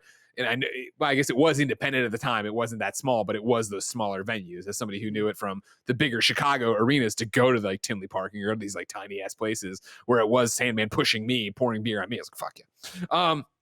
But yeah, like you entertain it there, and then you get to attitude area, and like we want to start doing backyard wrestling, and it was that idea, like this could actually happen. Foley's, doing his tapes, and Foley isn't in great shape there. Like, do you want to chase this? And like, I in BYWF got over with the other my friends, right? And like the one guy who watched our tapes and would write reviews of them, because I was good on the mic. And like that is very much like, you know, what leads to all this. This is all tied up in that because I saw getting a reaction out of that, right? So like the first promo goes so well that from there on out, I'm making promos. And it's funny, you know, we talked about this really briefly, I think, on a PS I Love You, but like the other guy who really ran BYWF with me, his name's Jason, and we hadn't talked in like 20 years. When I went away to college, we kind of just stopped being friends, and we stopped doing BYWF, obviously. And he hit me up, you know, our paths crossed back over because he does a whole bunch of stuff on the internet. He does a whole bunch of stuff with Ronda Rousey. And when I started doing more of the wrestling stuff, we started crossing over again. And like, he's making a documentary right now about the BYWF. And so like, he's got, if you go to twitter.com/thebywf, you can see like the first teaser trailer he put together and all these old shots of us and stuff like that. And, you know, he came over during paternity break and we filmed a bunch of stuff for it and commentaries on matches. And I'm watching stuff I haven't watched in 20 years. And you see all of this in that, of Gruesome Greggy, of me being on the microphone, of me, you know, wanting to get those reactions from my friends the same way I want to get my reactions from Nick now and all that stuff. Like, it's crazy to look back at that. And then also like, you know, in a more modern time, even before, you know, this conversation, like the stuff I've done with WWE, like, you know, the greatest compliment I've ever been paid as a performer was when one of the WWE execs that I was working with on a thing told me afterwards, he's like, I don't mean to insult you. He's like, you're so good at this. You fit in so well with this. You're so good at this. And I don't mean to insult you, so don't take it that way. But he's like, you're so good at being Bobby the Brain. And I was like, full stop. Do you think that's not the greatest compliment I've ever gotten? Because, you know what I mean? Like, yeah, that is the character of heel Greg. You know what I mean? When it's the IGN Esports Challenge or WWE IGN Esports Challenge, and I'm getting pied by AJ Styles and we're facing off, and like that was living the dream. I love that. And so, yeah, anytime if WWE was ever like, we want you for an angle or some shit like that, like, yeah, I'd come do it. You know what I mean? Like, and it's back to what I'm talking about is like, we can sit here, and I have such a different perspective on, I guess, because I'm lucky enough to actually work a few times behind the curtain, right? Like when I was at WrestleMania and they came to my seat, we're like, all right, you want to come backstage and be on the live show? I was like, yeah, okay. And like to get taken, like it never gets old. It never gets old being back there. Like when we had front row seats for Royal Rumble through Jeremy Dunn on my IGN boss now over at Rocket real quick, League. just a 10-minute warning. 10-minute warning. Okay. Thank you, Kevin. When we got to go backstage after Survivor Series, and it was the one where Brock Lesnar yelled at me and like we got a whole bunch of headlines of like he called us a fan a stupid fucking moron or whatever. That was me. When we're back there and like we're behind gorilla position and we're talking, and Triple H walked by to go do something, and then Ric Flair came by and he saw all of us gawking and came over to talk to us. It was like, this shit's insane. And then keep in mind, like I've gone on WWE Backstage, the show, and worked with Booker T and Christian and Renee, and like it's like, they graded your promo. Old. Exactly, right? And it's that thing of like, to go back to the question of like, how do you balance the good and the bad? Like, it's still that fact that every time I've worked with WWE, like I guess in a weird way, like I'm an independent contractor for them too before, right? The people I work with are so fucking cool. They are so in on it. They so want to make a great product that I can't sit there and be like, well, it sucks that there's a bunch of stupid decisions at the top that mean I'm not going to do part of this. Cause like everybody on WWE Backstage was fucking phenomenal, right? All these people I've done with, the watch alongs, the wrestlers I've met through that have come on up at noon, you know, all the different things that have gone on that way. Like there's so much tied into this very complicated thing, but I still think the people making the product are great and I want to support those people. And so, yeah, it's always that thing of like, I still do that daydream once in a while of like, well, what if, you know, Brock Lesnar, when he yelled at me, what if that had turned into a thing? Because like Paul Heyman kind of knows me in a weird way. I don't know if you remember this. Like again, somebody who, you know, grew up in high school, you know, loving ECW. Like one of the strangest things in my life was when we, you know, January 5th, 2015, we quit and we start KindaFunny, and it's amazing. And I think it was that day. It might've been the next day. Out of the blue, I don't think I've never talked to Paul Heyman. He tweets, "It's only 5 days into the new year, and I hear at Game Over Greggy and his friends have shocked the video." And I'm like, how? I still don't know how that happened. Years later, I met somebody who was like working with Paul Heyman on social media, on social, but he then I don't know. Like it's like the most bonkers thing that out of the blue he did that. We've DM'd a couple times, but it's like outrageous. I know for a while, like the Heyman Hustle brand was kind of like almost like a news aggregating website. Yeah. And he was, and so, you know, that it's entirely possible that, you know, IGN being, I'm sorry, Tam, but Tam already messed up, so it's fine. Bad for Tam. You know, IGN, the biggest gaming news site on the planet. like big names leave there, that's gonna register with them. Yeah. So that it would not surprise me at all that you guys were, that kind of news would have made it to his radar. Crazy. But that is super cool. Just out of nowhere, it'd be like Paul Heyman is tweeting about me. Yeah, you know what I mean? Like, what the hell is going on? So I know we've got a few minutes left, and obviously, kind of funny games. How do we not talk about wrestling video games at least for a little bit? Hell yeah. I know you've been on record as saying No Mercy is the greatest game of all time, or greatest wrestling game of all time. Yeah. Dalton is a bigger fan of like the Sim style, more recent 2K games. Yeah. I'm firmly in the No Mercy camp, the N64 style. But with you being such a PlayStation person, and even earlier today, it's not stalking if it's for research. Even earlier today, you tweeted about the first SmackDown game coming out, and you remember the weather. About what is your kind of history before you really started reviewing them? Because I know you've done a few of the reviews, but like the SmackDown series on PlayStation.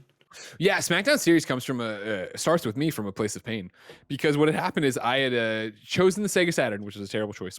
Right. And when I finally got off that train, I got on the N64, and so that's when I'm hanging out with the BOWF kids, and it's GoldenEye, it's Perfect Dark, it's Smash Brothers, it's WCW NWO Revenge, it's WrestleMania 2000, it's eventually No Mercy, and so No Mercy was kind of the swan song there for wrestling games on the N64, and I was going to hold on to the N64 for Conker's Bad Fur Day, which kept getting delayed. I was going to hold on to that and then trade it in for a PlayStation and go from there. And so what had happened is I did the thing I did throughout high school for many games, but for No Mercy in particular, where I got it early because somebody sold it early. I went to Poe's house and dropped off the school papers, and I was like, you have to pass these out tomorrow. I'm not going to school.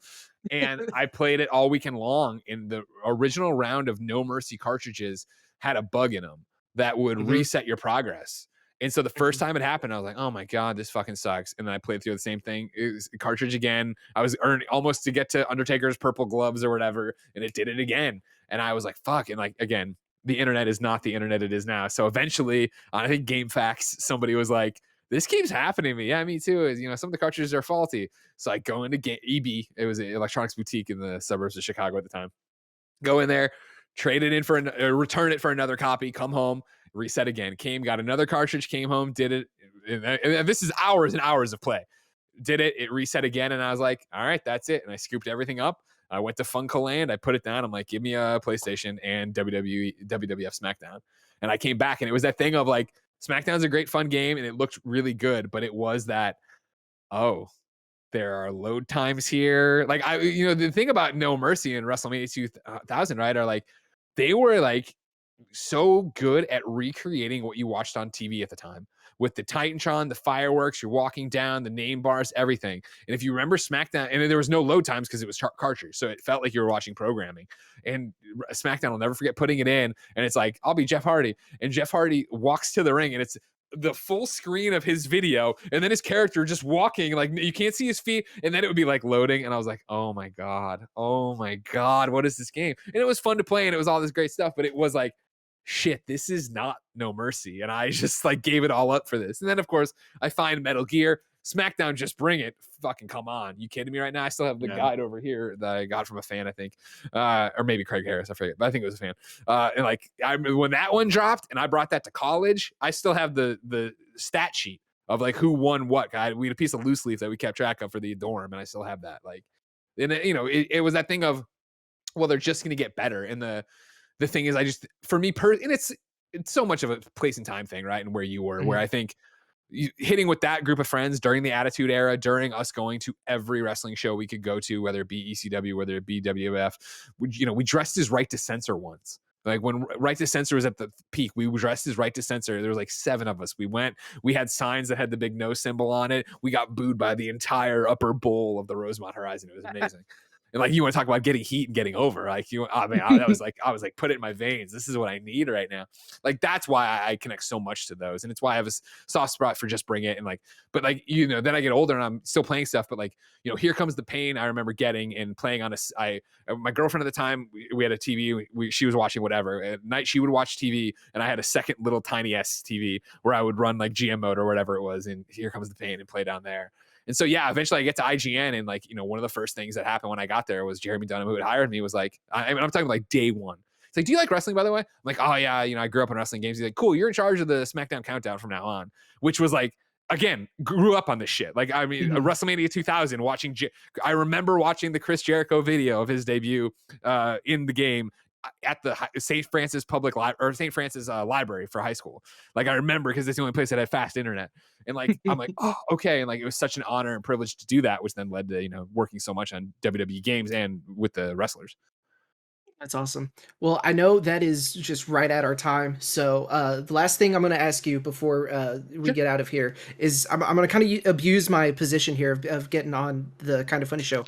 Can I pitch a question for the Kind of Funny podcast? You sure can. You just have to write it into Patreon. I'm kidding. Let's say using all past and present, part-time, full-time Kind of Funny members or Kind of Funny employees. You have to build a 4-person Undisputed Era style stable. Someone to go after heavyweight, mid-card, and tag titles. Who do you pick out of the Kind of Funny roster? Oh, fuck. Well, immediately for tag titles, I like to jump to the Geddes brothers. I like Cool Greg and I like Tim working together as a tag team, because especially they're going to eventually, Cool Greg's going to get sick of it. Yeah, over the assholes for sure. That's me and Nick, by the way, if you're new. Not just over the assholes. So I like that, because then, Tim can stay face. Eventually, Cool Greg's going to go heel, turn back on him. Gang, gang, gang. We have a little feud there that I like quite a bit. Man, for mid-card, I'm a big fan. I really, blessing break dances. And I really feel like that could translate to some good high-flying rope mechanics out there. You know what I mean? Of what he's going to be, a shooting star press maybe off there. I think Blessing would be entertaining to watch in the ring from a perspective that you're not going to get out of our heavyweights at all. And then, sorry, go ahead. Oh, no, that was just that made me laugh. That got me a little bit. Gotcha. And then, I mean, heavyweight, I feel like it's got to be me. But the one caveat I'll add in there is that Kevin Coelho is my manager. I need that right there. You know what I mean? That way, like, I can be Gruesome Greggy with my Hollywood shades on and a nice suit coat. Kevin can be the one having to deal with all the rigmarole, bringing me my chair to sit in, but then I also pass it over to me to smash people with. I like that. I like that a lot. But, well, thank you so much for having us on here. This has been amazing. I'm sad it's already over, because, like, this is great. This is a really fun one. They've all been fun. Don't read into it. I'm just saying this is a really great wrestling podcast. But like if one was the best, it would. You didn't shit the bed. How about that? You were worried about shitting the bed. I don't think you shit the bed. Take that. Yeah, that's a good answer. That's the best answer you can give me, man. You're like, good enough. I'll do it. I'll take it. I'm gonna be riding that high for that's gonna carry me through like 2023 probably. So amazing. But no, this has been amazing. Thank you for doing this community day. Big shout out to, like I said at the beginning, Nerd Today did great. If I Grow Up did great. The Untitled Movie Podcast. I know you've got one more left today, and then you're doing another round of them. Did you say it's gonna be next month? Yeah, it's gonna be March now.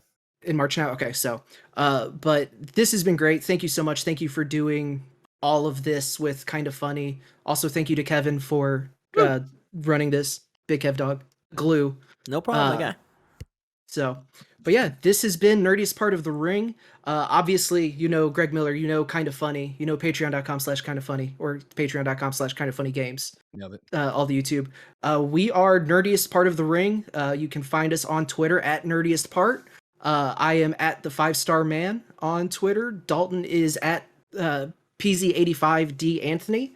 And then tomorrow night for the Royal Rumble, I am doing a watch along. Obviously, I cannot stream the Rumble itself, but I'll probably have like Shovel Knight or Nobody Saves the World or something pulled up just game-wise, so it's not just like me. But I'll be watching the Rumble. Come hang out, talk about who you think is going to be surprise entrant. Do you have any kind of inside scoops on? I wish. Who do you think going to? I don't know. I really like this pay-per-view because, as we talked about on last night's episode, this really feels like the first year, like in a long time, that it is really up in the air. It could be anybody, right? That's I've been paying attention. I've been watching the whole thing of somebody being like, "Oh, it's gonna be." Guys, we really got to wrap it up. All right, sorry. I'm excited. I'll see what it is. Okay, but thank you everybody for watching and listening, and we hope to talk to you soon. Thank you so much. Have a great weekend. What's going on, everybody? Welcome to Busy Sticks, the Geekiverse's all video game podcast. We're in a different home today. We are with our, oh my gosh, I don't even know how to talk about this. So I'm not going to just yet. We're on KindaFunny Games. John, Mr. Disruptoid, Mr. Baba Yaga, can you believe this is happening right now? So I woke up today, a little early because I'm like, you know what? It's a special day, very special day. I'm going to go to Starbucks and get a coffee. Not going to throw the coffee pot on, treat myself to some Starbucks, as if I don't do that 3 to 5 times a week anyways. I go there, get my coffee, come home. They made it perfect. It was perfect. I'm like, yes, this is great. All right, got some work to do. Got to get my job done. So I start working, and like maybe an hour and a half goes by. I'm like, man, should I go for a second coffee? That was awesome. Like, that was perfect. I'm like, no, I'm not going to spend the money, and I'm not going to make more coffee. I'll just drink water. I'm good to go. So hours go by. I'm cleaning the room up for this podcast. I grab my cup, and it's half full. That's how my day has been. That's how my brain has been today. I'm just buzzing on all cylinders. I'm doing half the tasks at work, switching to another one. I can't focus on anything. I'm so excited for this podcast, man.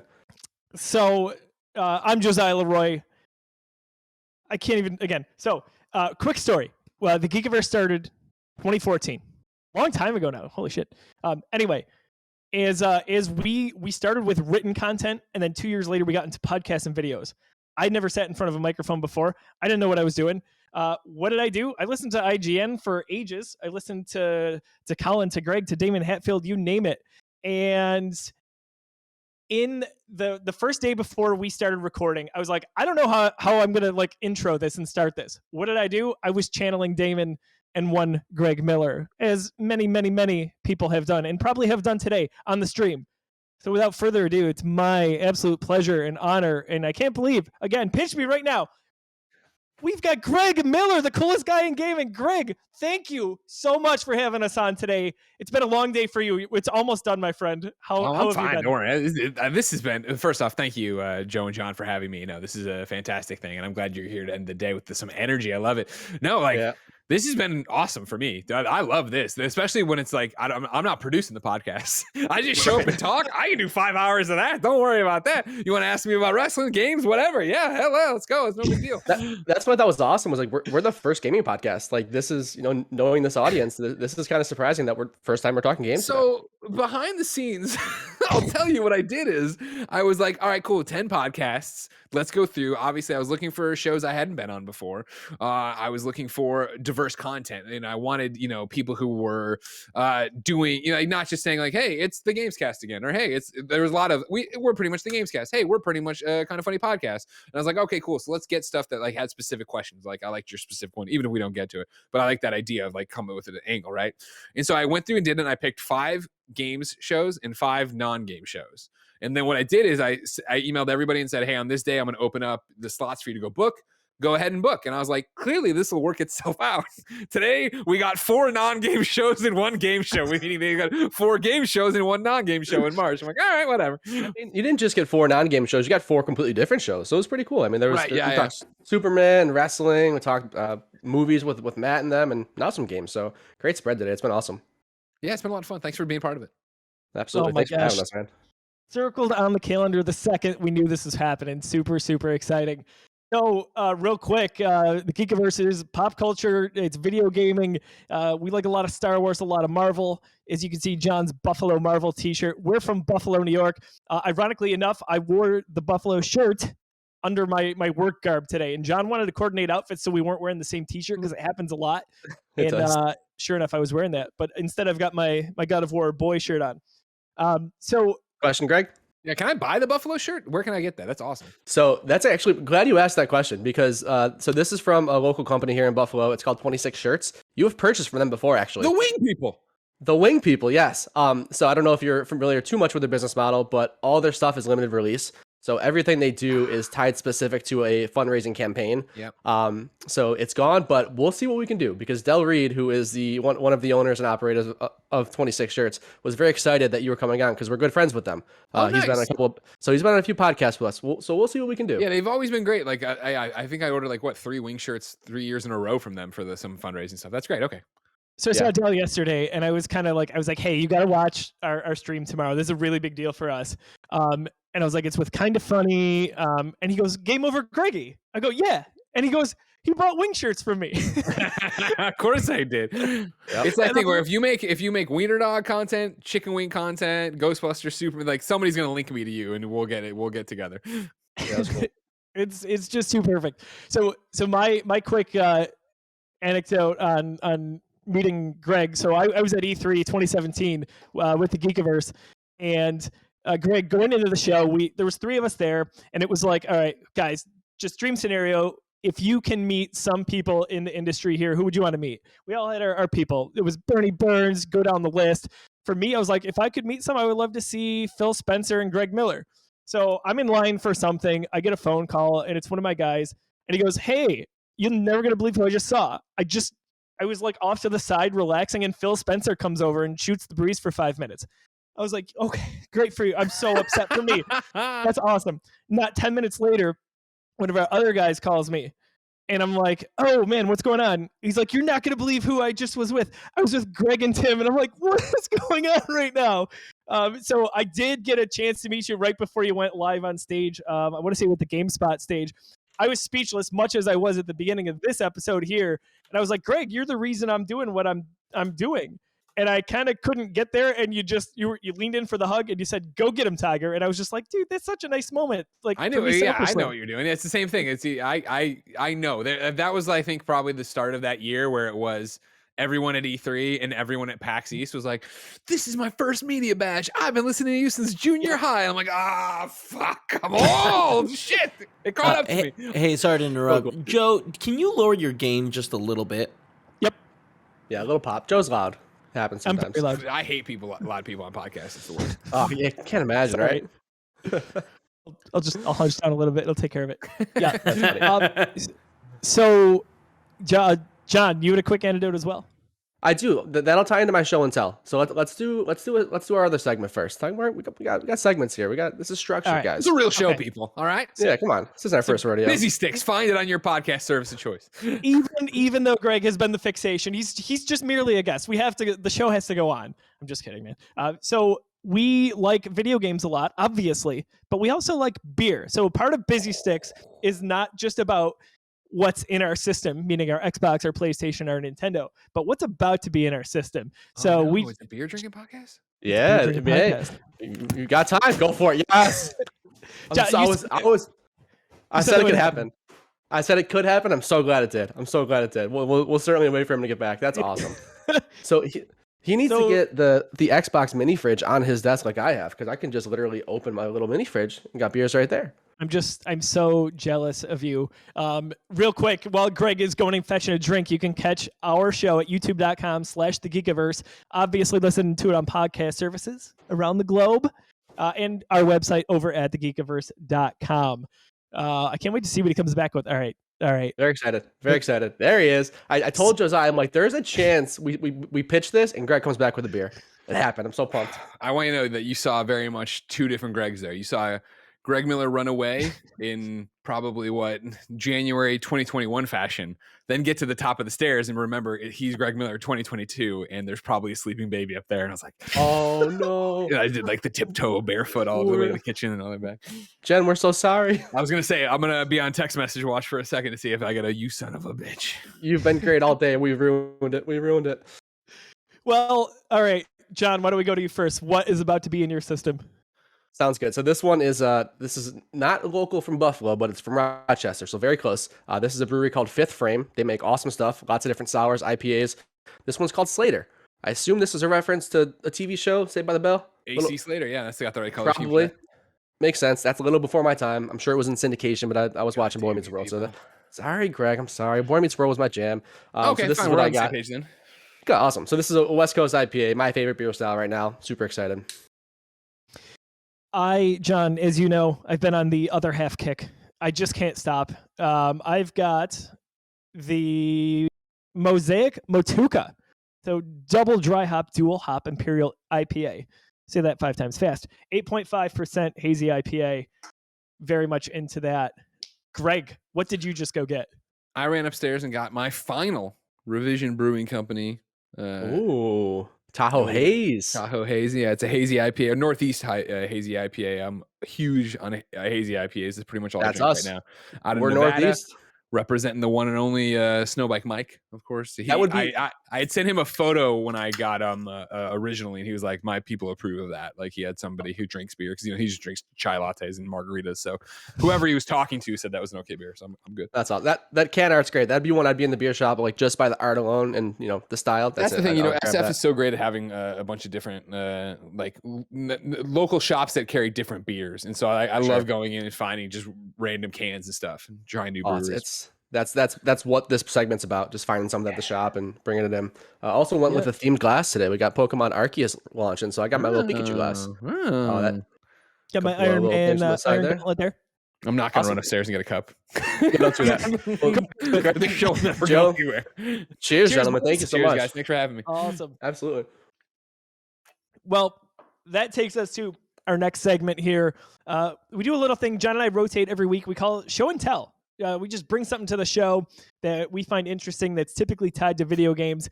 John's got a really nice one here for what is actually, it's a mini milestone for us. It's our 10th episode, right? A baker's dozen, if you will. There you go. There you go. So, John, what do you got to bring to the table today? Yeah, so Show and Tell is fun. It can be something that's like evergreen. We just want to talk about this to spark a cool conversation, or sometimes it's like a new accessory we got. Last week, Joe showed off his purple DualSense, stuff like that. Mine is something that I knew was going to make an appearance on this show at some point because it's very special to me. I just didn't know when the right time was, and it turns out there's no better time. So this is my Aqua Blue PlayStation Vita. And the talking point that I'm going with here, we're not going to go down the road that we should talk about the Vita. This thing was great. It was before its time.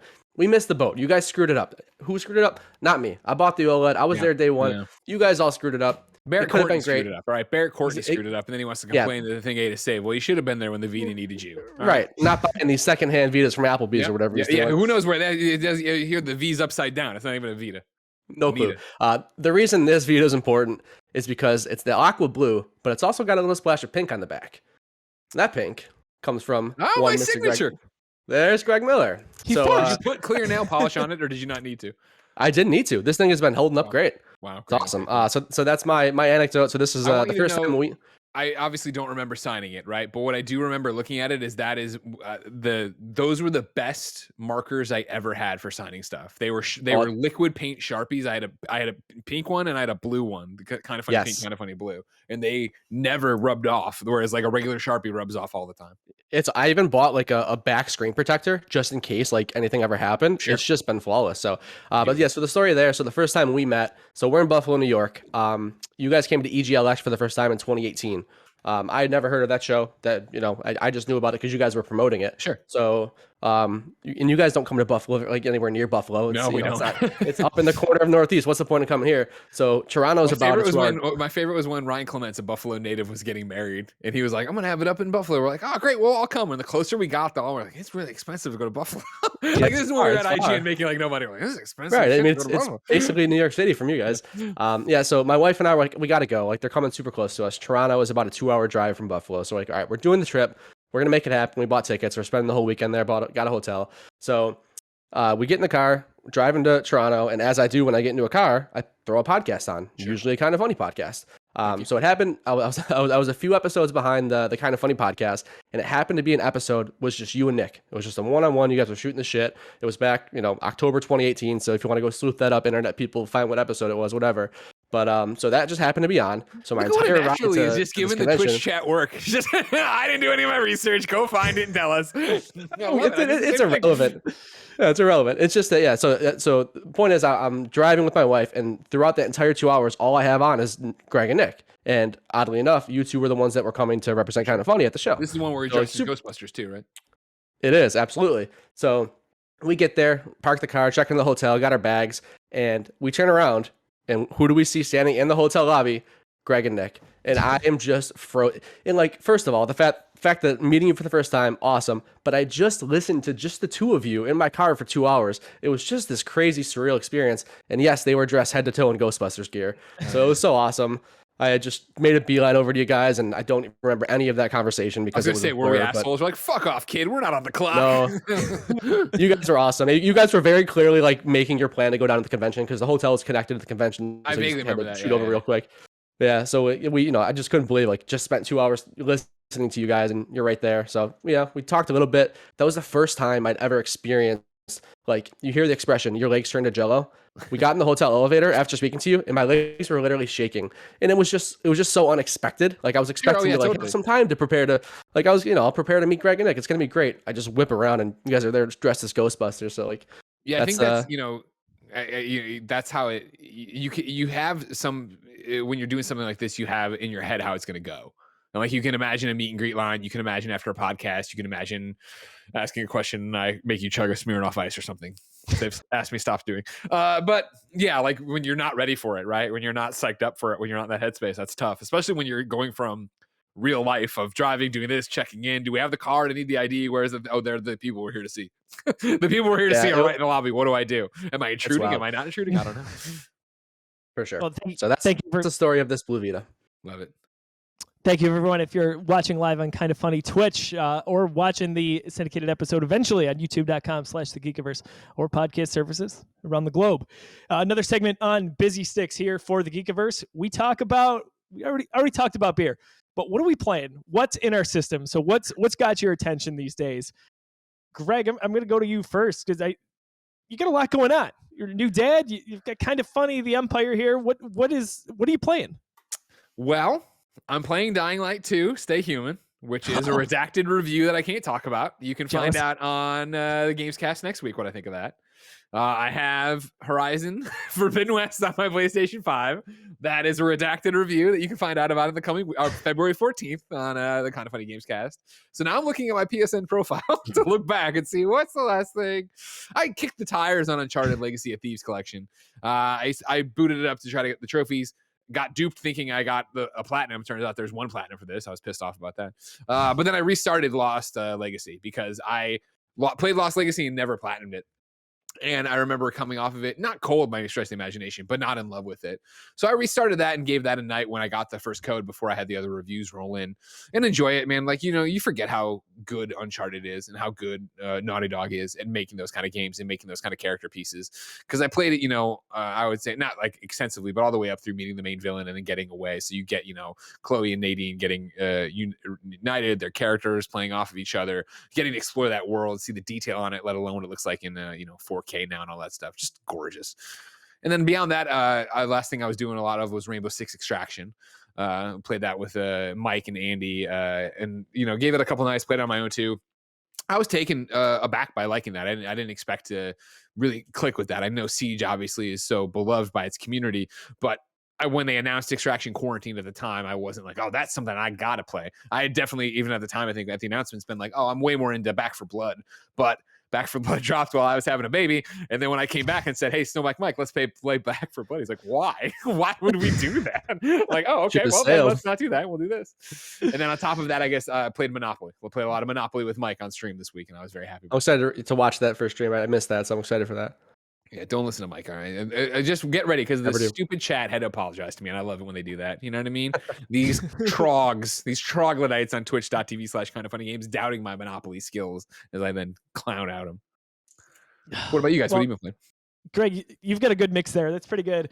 Uncharted is what I'm booting up tonight when we're done here. I can't wait to get back into that. I love both games. Like Uncharted, we were talking about it in our group chat today.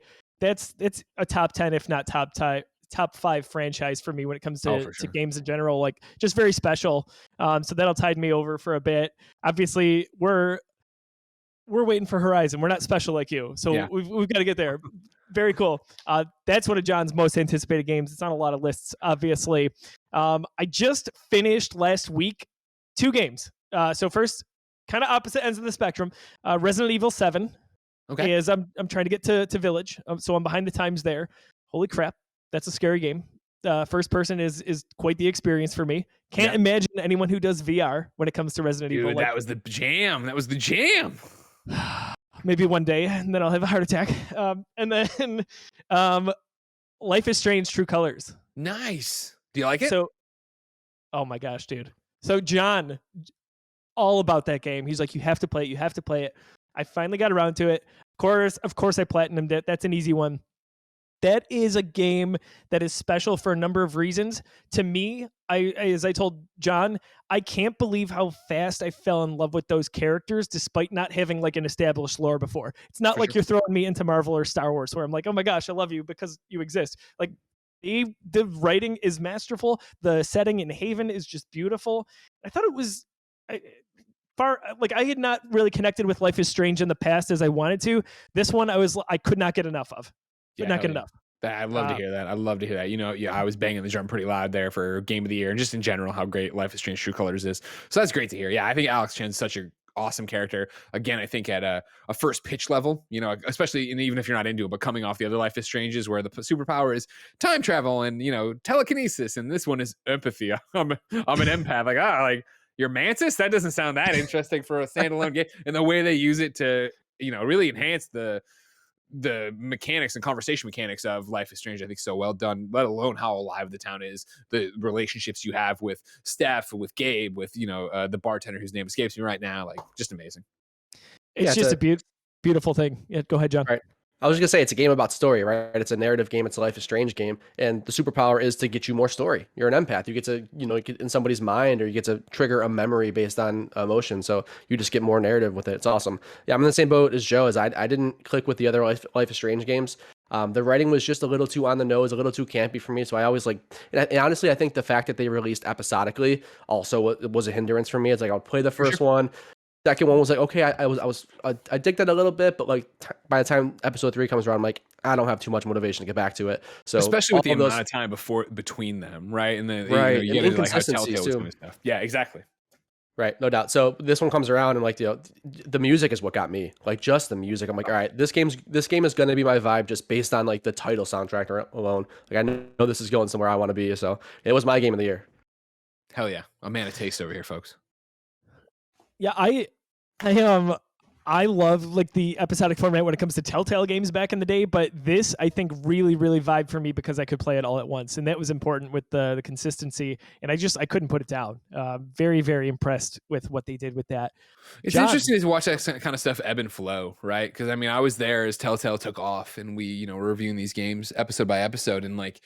At the time, it made so much sense because it kept them in the conversation for so long, right? Where it was you were on top of IGN's front page for so long because it'd be 2 months later, a new episode, then another 2 months, 3 months, 4 months start slipping. But there was like a hype to it, and I think that it was just a hallmark of I know it sounds ridiculous because it wasn't that long ago, but a different time in games where there just wasn't that much stuff coming out.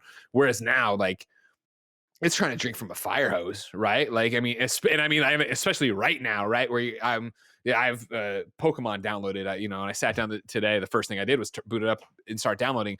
I'm not going to get to touch Pokemon for quite some time, but that's, you know, woe is me kind of problem. But that's everybody right now. There's so much to play right now that, yeah, if you're going to put out episodes, like, how can you keep track of what was what? And Tell Me Why, right? The one before this from them, or from.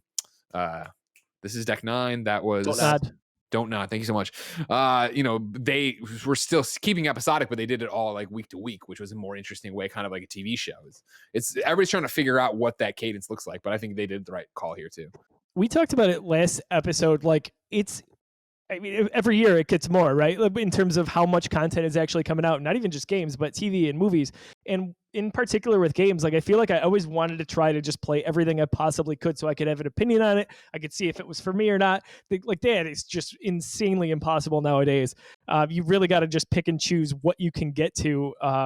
Even like my Xbox library between games with gold over the years and Game Pass and then stuff I actually like own, it's like 647 games. It's freaking bonkers right now. Like good luck. But hey, quality over quantity, and there's actually a fair amount of quality out there. So it's a good time to be a gamer. John, what are you playing? Yeah, so if you're a listener of us, I've had the same story for the last like 3 weeks. I have just not wanted to dive into something new just because the stuff that I want is just right over the horizon. Isn't that the worst? Isn't that the worst? You're on the precipice and you're like, I want to play Horizon, so I don't want any of this because of that. Like that's always the worst. Like I bought this game, I have it on the dashboard. I just don't want it. So what I've been doing is I've just been playing some old, not even old, just I've been going through the 3D Mario games. I'm like, you know what? I haven't really given these a lot of attention. I played Odyssey and loved it. I've got this Mario collection. Never played 3D World. Like, I just want something to do. I just want to jump around and like hit some stuff. I ended up falling in love with Mario 3D World. So nice. Great game. 100% of that. So that was a lot of fun. And now I'm into Bowser's Fury. So that's what I'm going through right now. It's just my like, I don't want to commit to something meaty, and this is in my hand. I can play on the couch and stuff like that. So that's just about it. A little bit of Fortnite. They brought back Tilted Towers, so I've been diving into Fortnite, and there's a new Green Goblin skin. I might go and pick that up because I'm a sucker for the Marvel and DC skins and stuff like that. Kevin, so. you buying that Green Goblin skin? The glider, man. You got it. Already locked it down. Are you joking? Yeah. Come on, man. Fortnite. All right.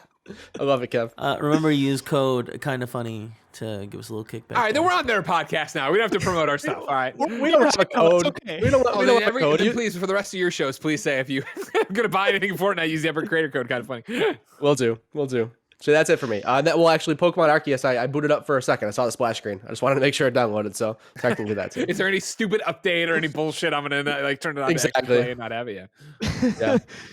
Normally we dive into some news, but we're not going to do that today because we have Greg Miller. So we want to talk a little bit with questions geared towards him. So the first topic kind of I have on my mind here, Greg, at the Geekiverse, we have a sporadic show. We call it Dadcast. So I've got a 3-year-old. I've got a baby coming in T-minus 2 weeks. Oh really my God, excited. Congratulations. Thank you very much. And congratulations to you on being a new dad as well. I wanted to ask you, like, obviously a huge change and greatest blessing in the entire universe, by the way. But like, I mean, I was a trendy gamer, so it's like maybe second. Well, you know, away that stuff, you know. Yeah. So for me, biggest blessing. But like, what does life look like for you in a nutshell when it comes to balancing going back to work, playing video games? Like, it's a different dynamic. 100%. And I was talking to, I think, Blessing about it the other day, maybe somebody else though, but I think it's a welcome dynamic, honestly, because I think it's given me a regimen that I didn't have before. And I think there's obviously freedom to that, but there's also then the fact of things can get out of whack, out of balance. You know what I mean? Where I think, I was talking about this in one of the earlier podcasts this afternoon today, but I'm tired. I wanted that podcast earlier this afternoon today. When was it, Greg? No. But wake up in the morning like we did today at 4:45. Take care of Benjamin, get him fed. Then I'll usually take over. I take the morning shift of, tending to his needs, putting him back down for a nap eventually, so on and so forth. And then at 8, usually the nanny takes over. Today, Jen's mom did. And then I'm down to work. And then we try to end it at 5 on the dot or 5:15 at the latest. And then I'm back up there to take over from where Jen left off, because Jen works alongside me 8 to noon. Then she goes upstairs. She moms from noon to 5. Then I take back over. And then we start splitting stuff after dinner a bit more.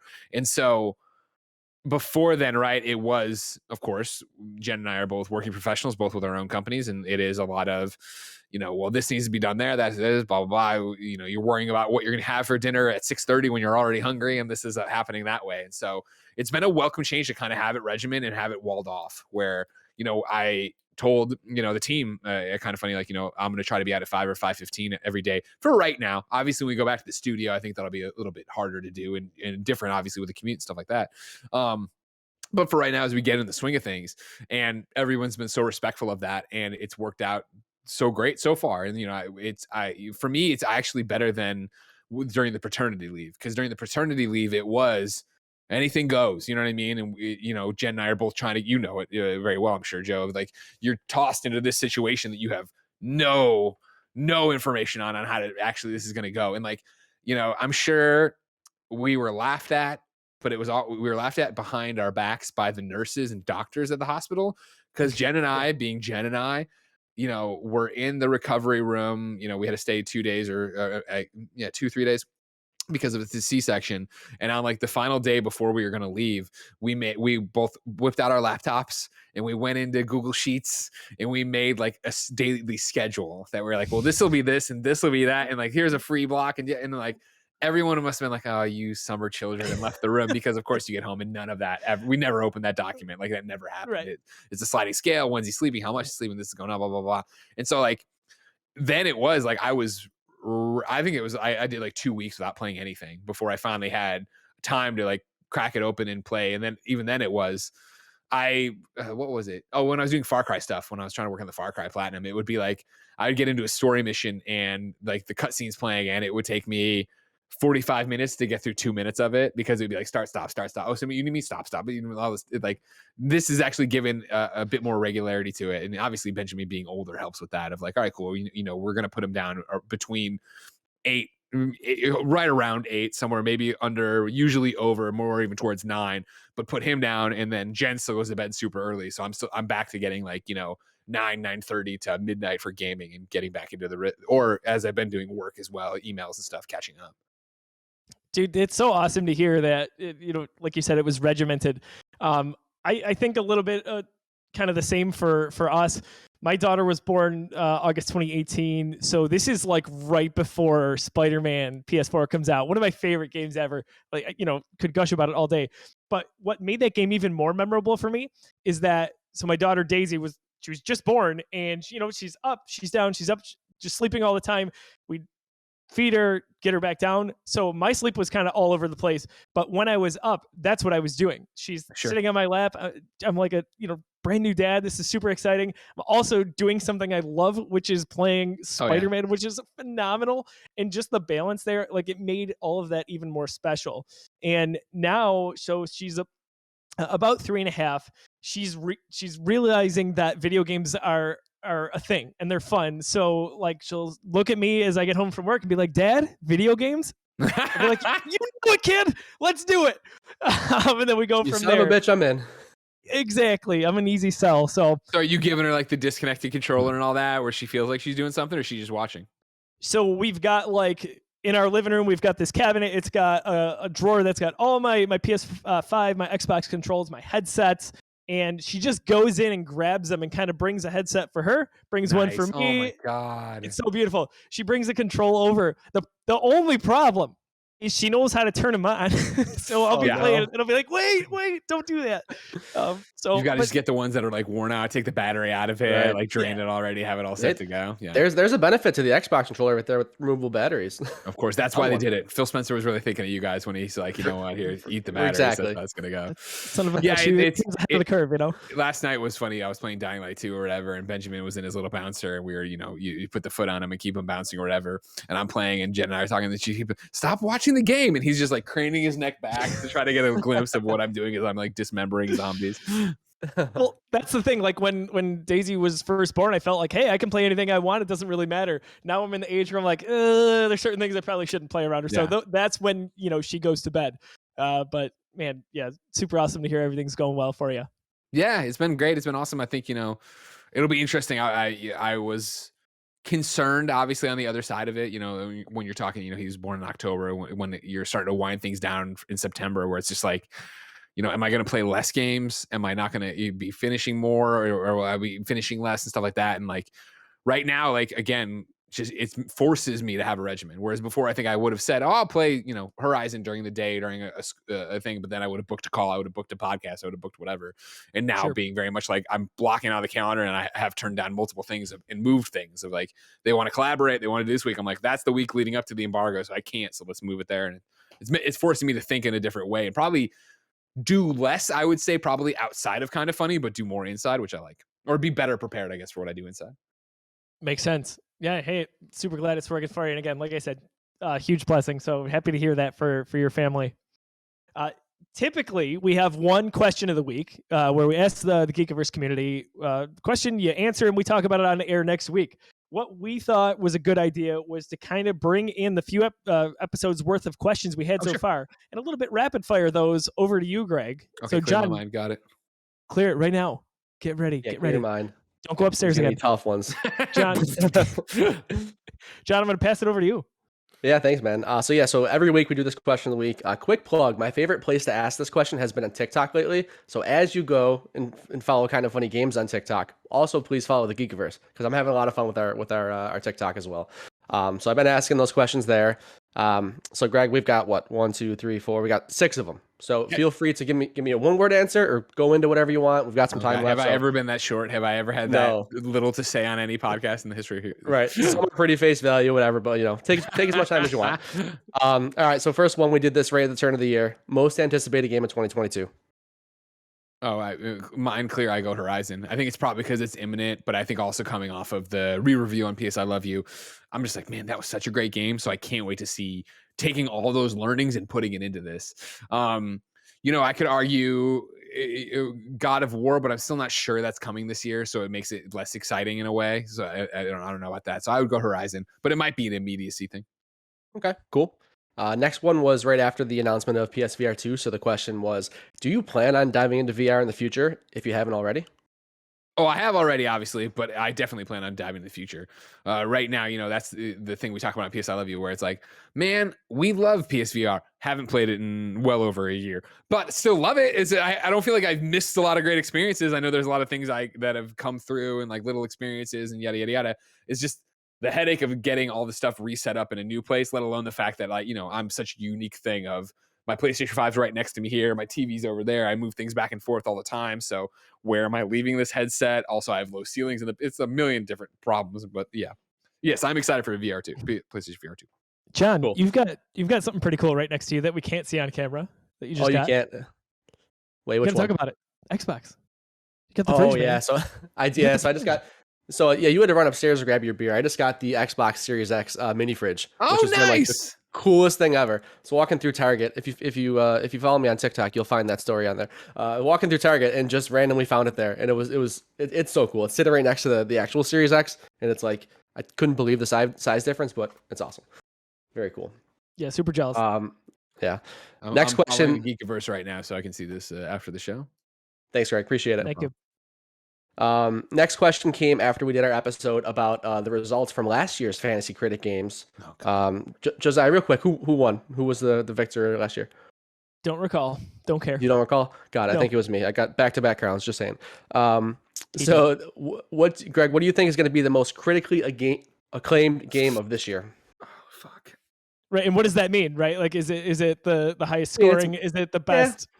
Take it for what you think. I mean, I think I jumped to what's gonna be game of the year, like for most people, right? Best Metacritic, whatever. However you want to filter that. Well, that's the question. Does God of War come out? Does Zelda come out? There's a lot of heavy hitters that are potential. Don't get the fuck out of here. Don't even waste your breath. You know what I mean? Of the wild. That's fine with me. I hope I'm wrong, but come on now. Same. So yeah, I think it's like you're talking about God of War if it happens, Horizon. I just had Elden Ring. Starfield also not coming out, so don't worry about that.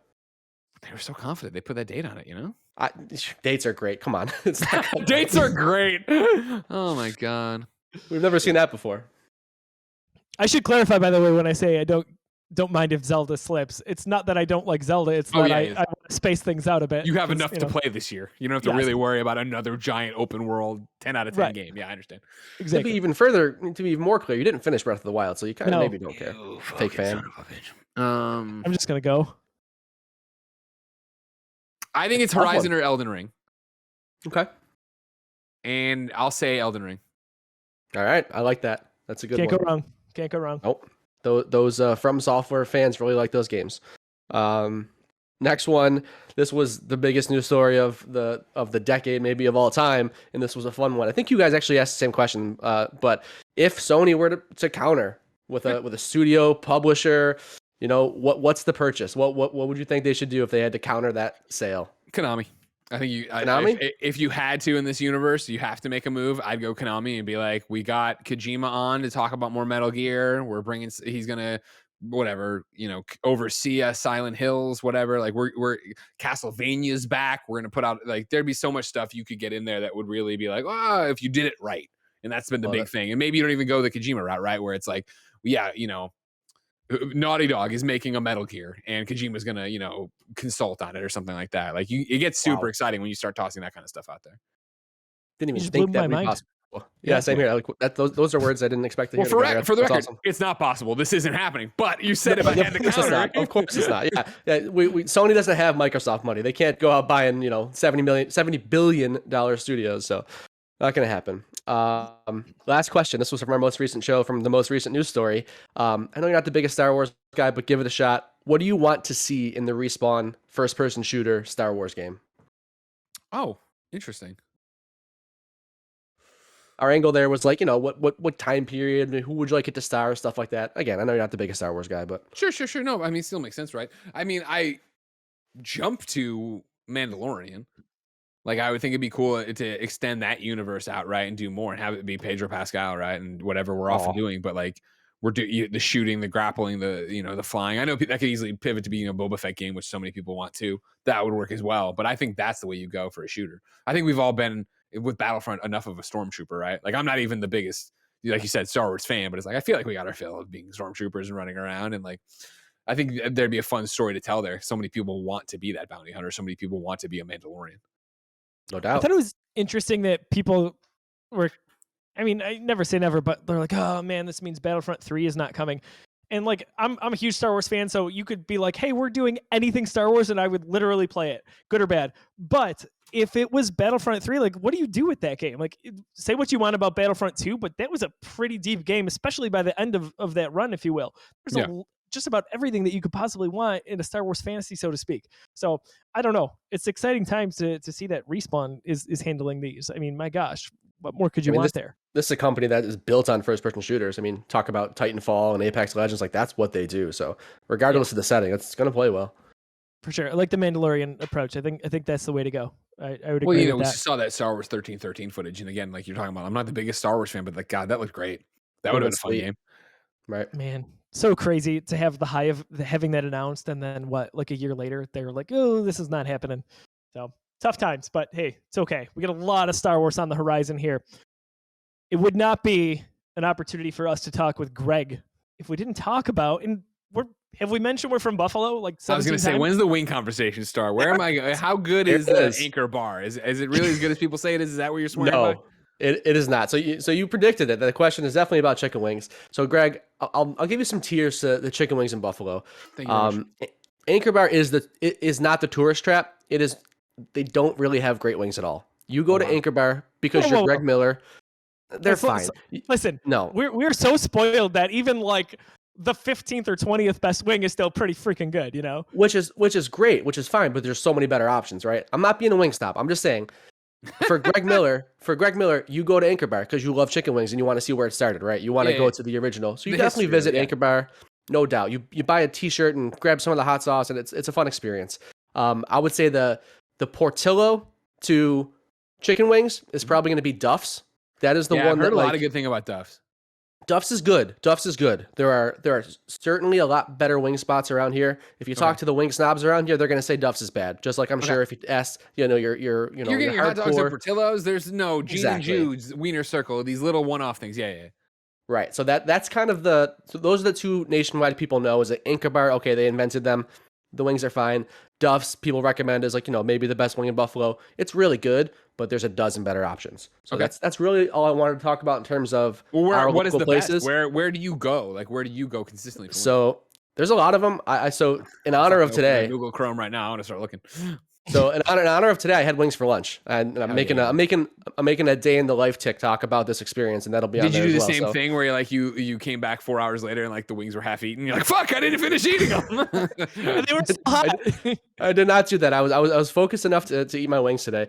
So my favorite spot right now is a place called Elmo's. Very small bar here in Tim Western Towles New York. agrees with you in the chat. He already said that before you even. Did he say Elmo's? Yeah, Elmo's. So if you're coming here and you're just looking for the traditional hot buffalo wing, Elmo's is not the place to go. There's better options for that, but Elmo's has the best sauces and they do flavors the best. So they've got a whole selection of sauces and they do something called double dip. So you pick two sauces, combine them. Their Cajun honey mustard is just absolutely killer. That's my jam. Okay. Joe, what's your favorite? Where do you go? Man, so I like Anchor Bar and Duff's more than John does. I'm not going to turn my back on our Buffalo heritage like that. I also like. I've not had Elmo's. It's embarrassing. I'm 31 years old. Been here my whole life. What are you doing? I'm gonna go. We're doing Elmo's. We're doing Elmo's soon. Okay, that's how we're gonna celebrate all of this. Bar Bill, I like. They They're Man, got a you know it. You know it's gonna be good when Elmo's typeface is this bad. There's an American flag across the top of the banner, and then it's like the most simple menu of all time, where they're just like fish fry, Fridays only, whatever. Flip it over, wings, single, double, triple. Oh, beer wings. Yes. Oh yeah. So, oh my God, beer wing special. A double order of wings and pitcher of Labatt Blue or Bud Light. Fuck yeah, I want to party at Elmo's. God that's the damn, most do I want to thing party I've at ever heard in Elmo's. my life. I'm Bill's sending this to the Mafia. owner of Elmo's. Yeah. So Bar Bill, I like this is not traditionally where I go, but they have like this Cajun dry rub that ironically I had with Tim Tales in the chat. So we went there and really good stuff. You can't go wrong. Yeah. You really can't. So Bar Bill would be my answer for if you want the traditional buffalo style wing, like a hot wing, go to Bar Bill. That's Okay. the one. They are the most consistent. They're super crispy. They hand sauce all of their wings. They've been at this for years. Like Bar Bill is I think top of the top when it comes to the buffalo wing. I don't know about you. I'm getting really hungry right now. God, I'm starving. Yeah. I can't I'm starting to do this to you at this time for you. Hey, no, I'm literally leaving, and Jen was like, "Do you want to go to this place for dinner?" I'm like, "Yes," and I think they have wings, so don't worry, we're all set. Awesome. Gotta love it. Well, I mean, honestly, hey, we're about to wrap things up here. Wings that's a good final discussion. That's really the third pillar here. You got beer, you got video game, you got chicken wings. Come on, Nailed it. This is Nailed a it. delicious show. Just exactly. So again, thank you for tuning in here on KindaFunny's Twitch channel. We are Busy Sticks, Josiah and John from the Geekiverse. We have fun doing exactly what we did here tonight. But tonight was definitely a little more fun because we had Greg Miller on our show on his channel. Just freaking awesome, man. So we're very grateful to have had the opportunity. Thank you to KindaFunny. Thank you to the KindaFunny patrons for making this happen. By the way, this awesome community day. Hopefully you found some amazing new podcasts across just all the different topics that were discussed. Very exciting. And KindaFunny is going to be doing more of that shortly as well. Geekiverse, you can find at youtube.com/thegeekiverse on podcast services, wherever you listen to podcasts, as well as our website at thegeekiverse.com.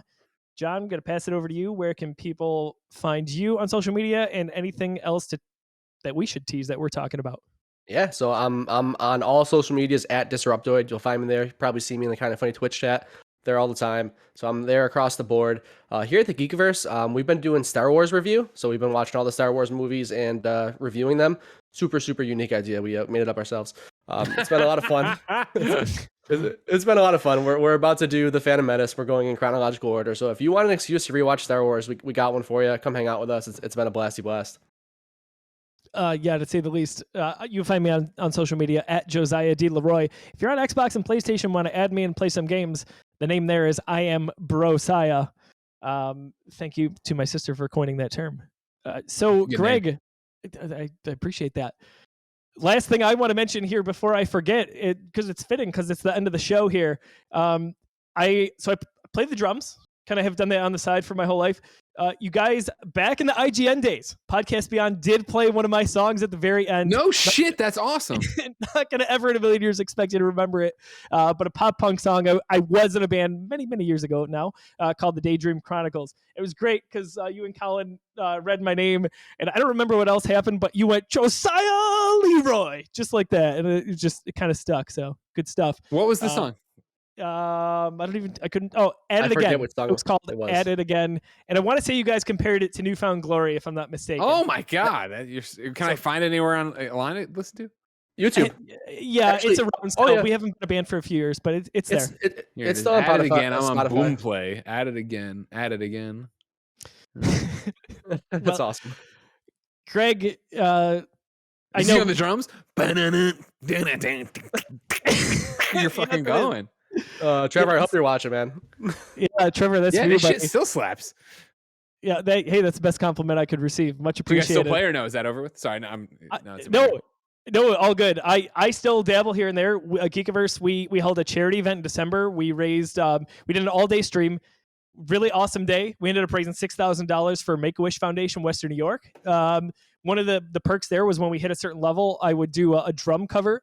And I did a drum video to Black Panther's Pray For Me, Kendrick Lamar. So okay. I'd appreciate if you guys check that out. Again, youtube.com/thegeekiverse. That's all I do for drumming nowadays. Mostly this is what I do. So Oh, you yeah. fucking buried the lead. Everybody, it's on Spotify. I'm on it right now. The Daydream Chronicles. They got a say little that. wolf. They got a little wolf added again here. There it is. I'm favoriting the song. Look at that. Look at that. That's awesome. It lives. Apple Music it too. lives. Yeah, what's funny, Greg, is so I had submitted the song to you guys. I think it was like 2014, and I didn't know that it had hit because I hadn't heard that week's episode yet. Yeah. And all of a sudden, I got a YouTube notification of 2 or 3 people who just said "Beyond" right in the comments. I'm like, I did it. So good stuff, Greg. Thank you to you, the community, the company. Can't tell you. We're not just saying this to blow smoke. Really, really, really means a lot to us. For someone we look up to, for someone that this is kind of like a once in a lifetime opportunity to have this conversation, and it meant, I'm sure, just as much to everyone else who podcasted today. So thanks for allowing this to happen. Thanks for being you, and just for all you do, man. We really appreciate you. Well, thank you guys for being such a dedicated, kind of funny best friends, and congratulations on all these episodes of the podcast. 10 episodes, come on now. Yeah. And I'll be listening to the Daydream Chronicles. You set my weekend to music. I'll be out there grinding trophies and dying light. Listen to this. That's you right there. You know it. Awesome. Oh, man. Well, you made our day. Salve, everybody. For Greg Miller, for John Fick, I'm Josiah Leroy. We will catch you soon. Have a wonderful, wonderful weekend.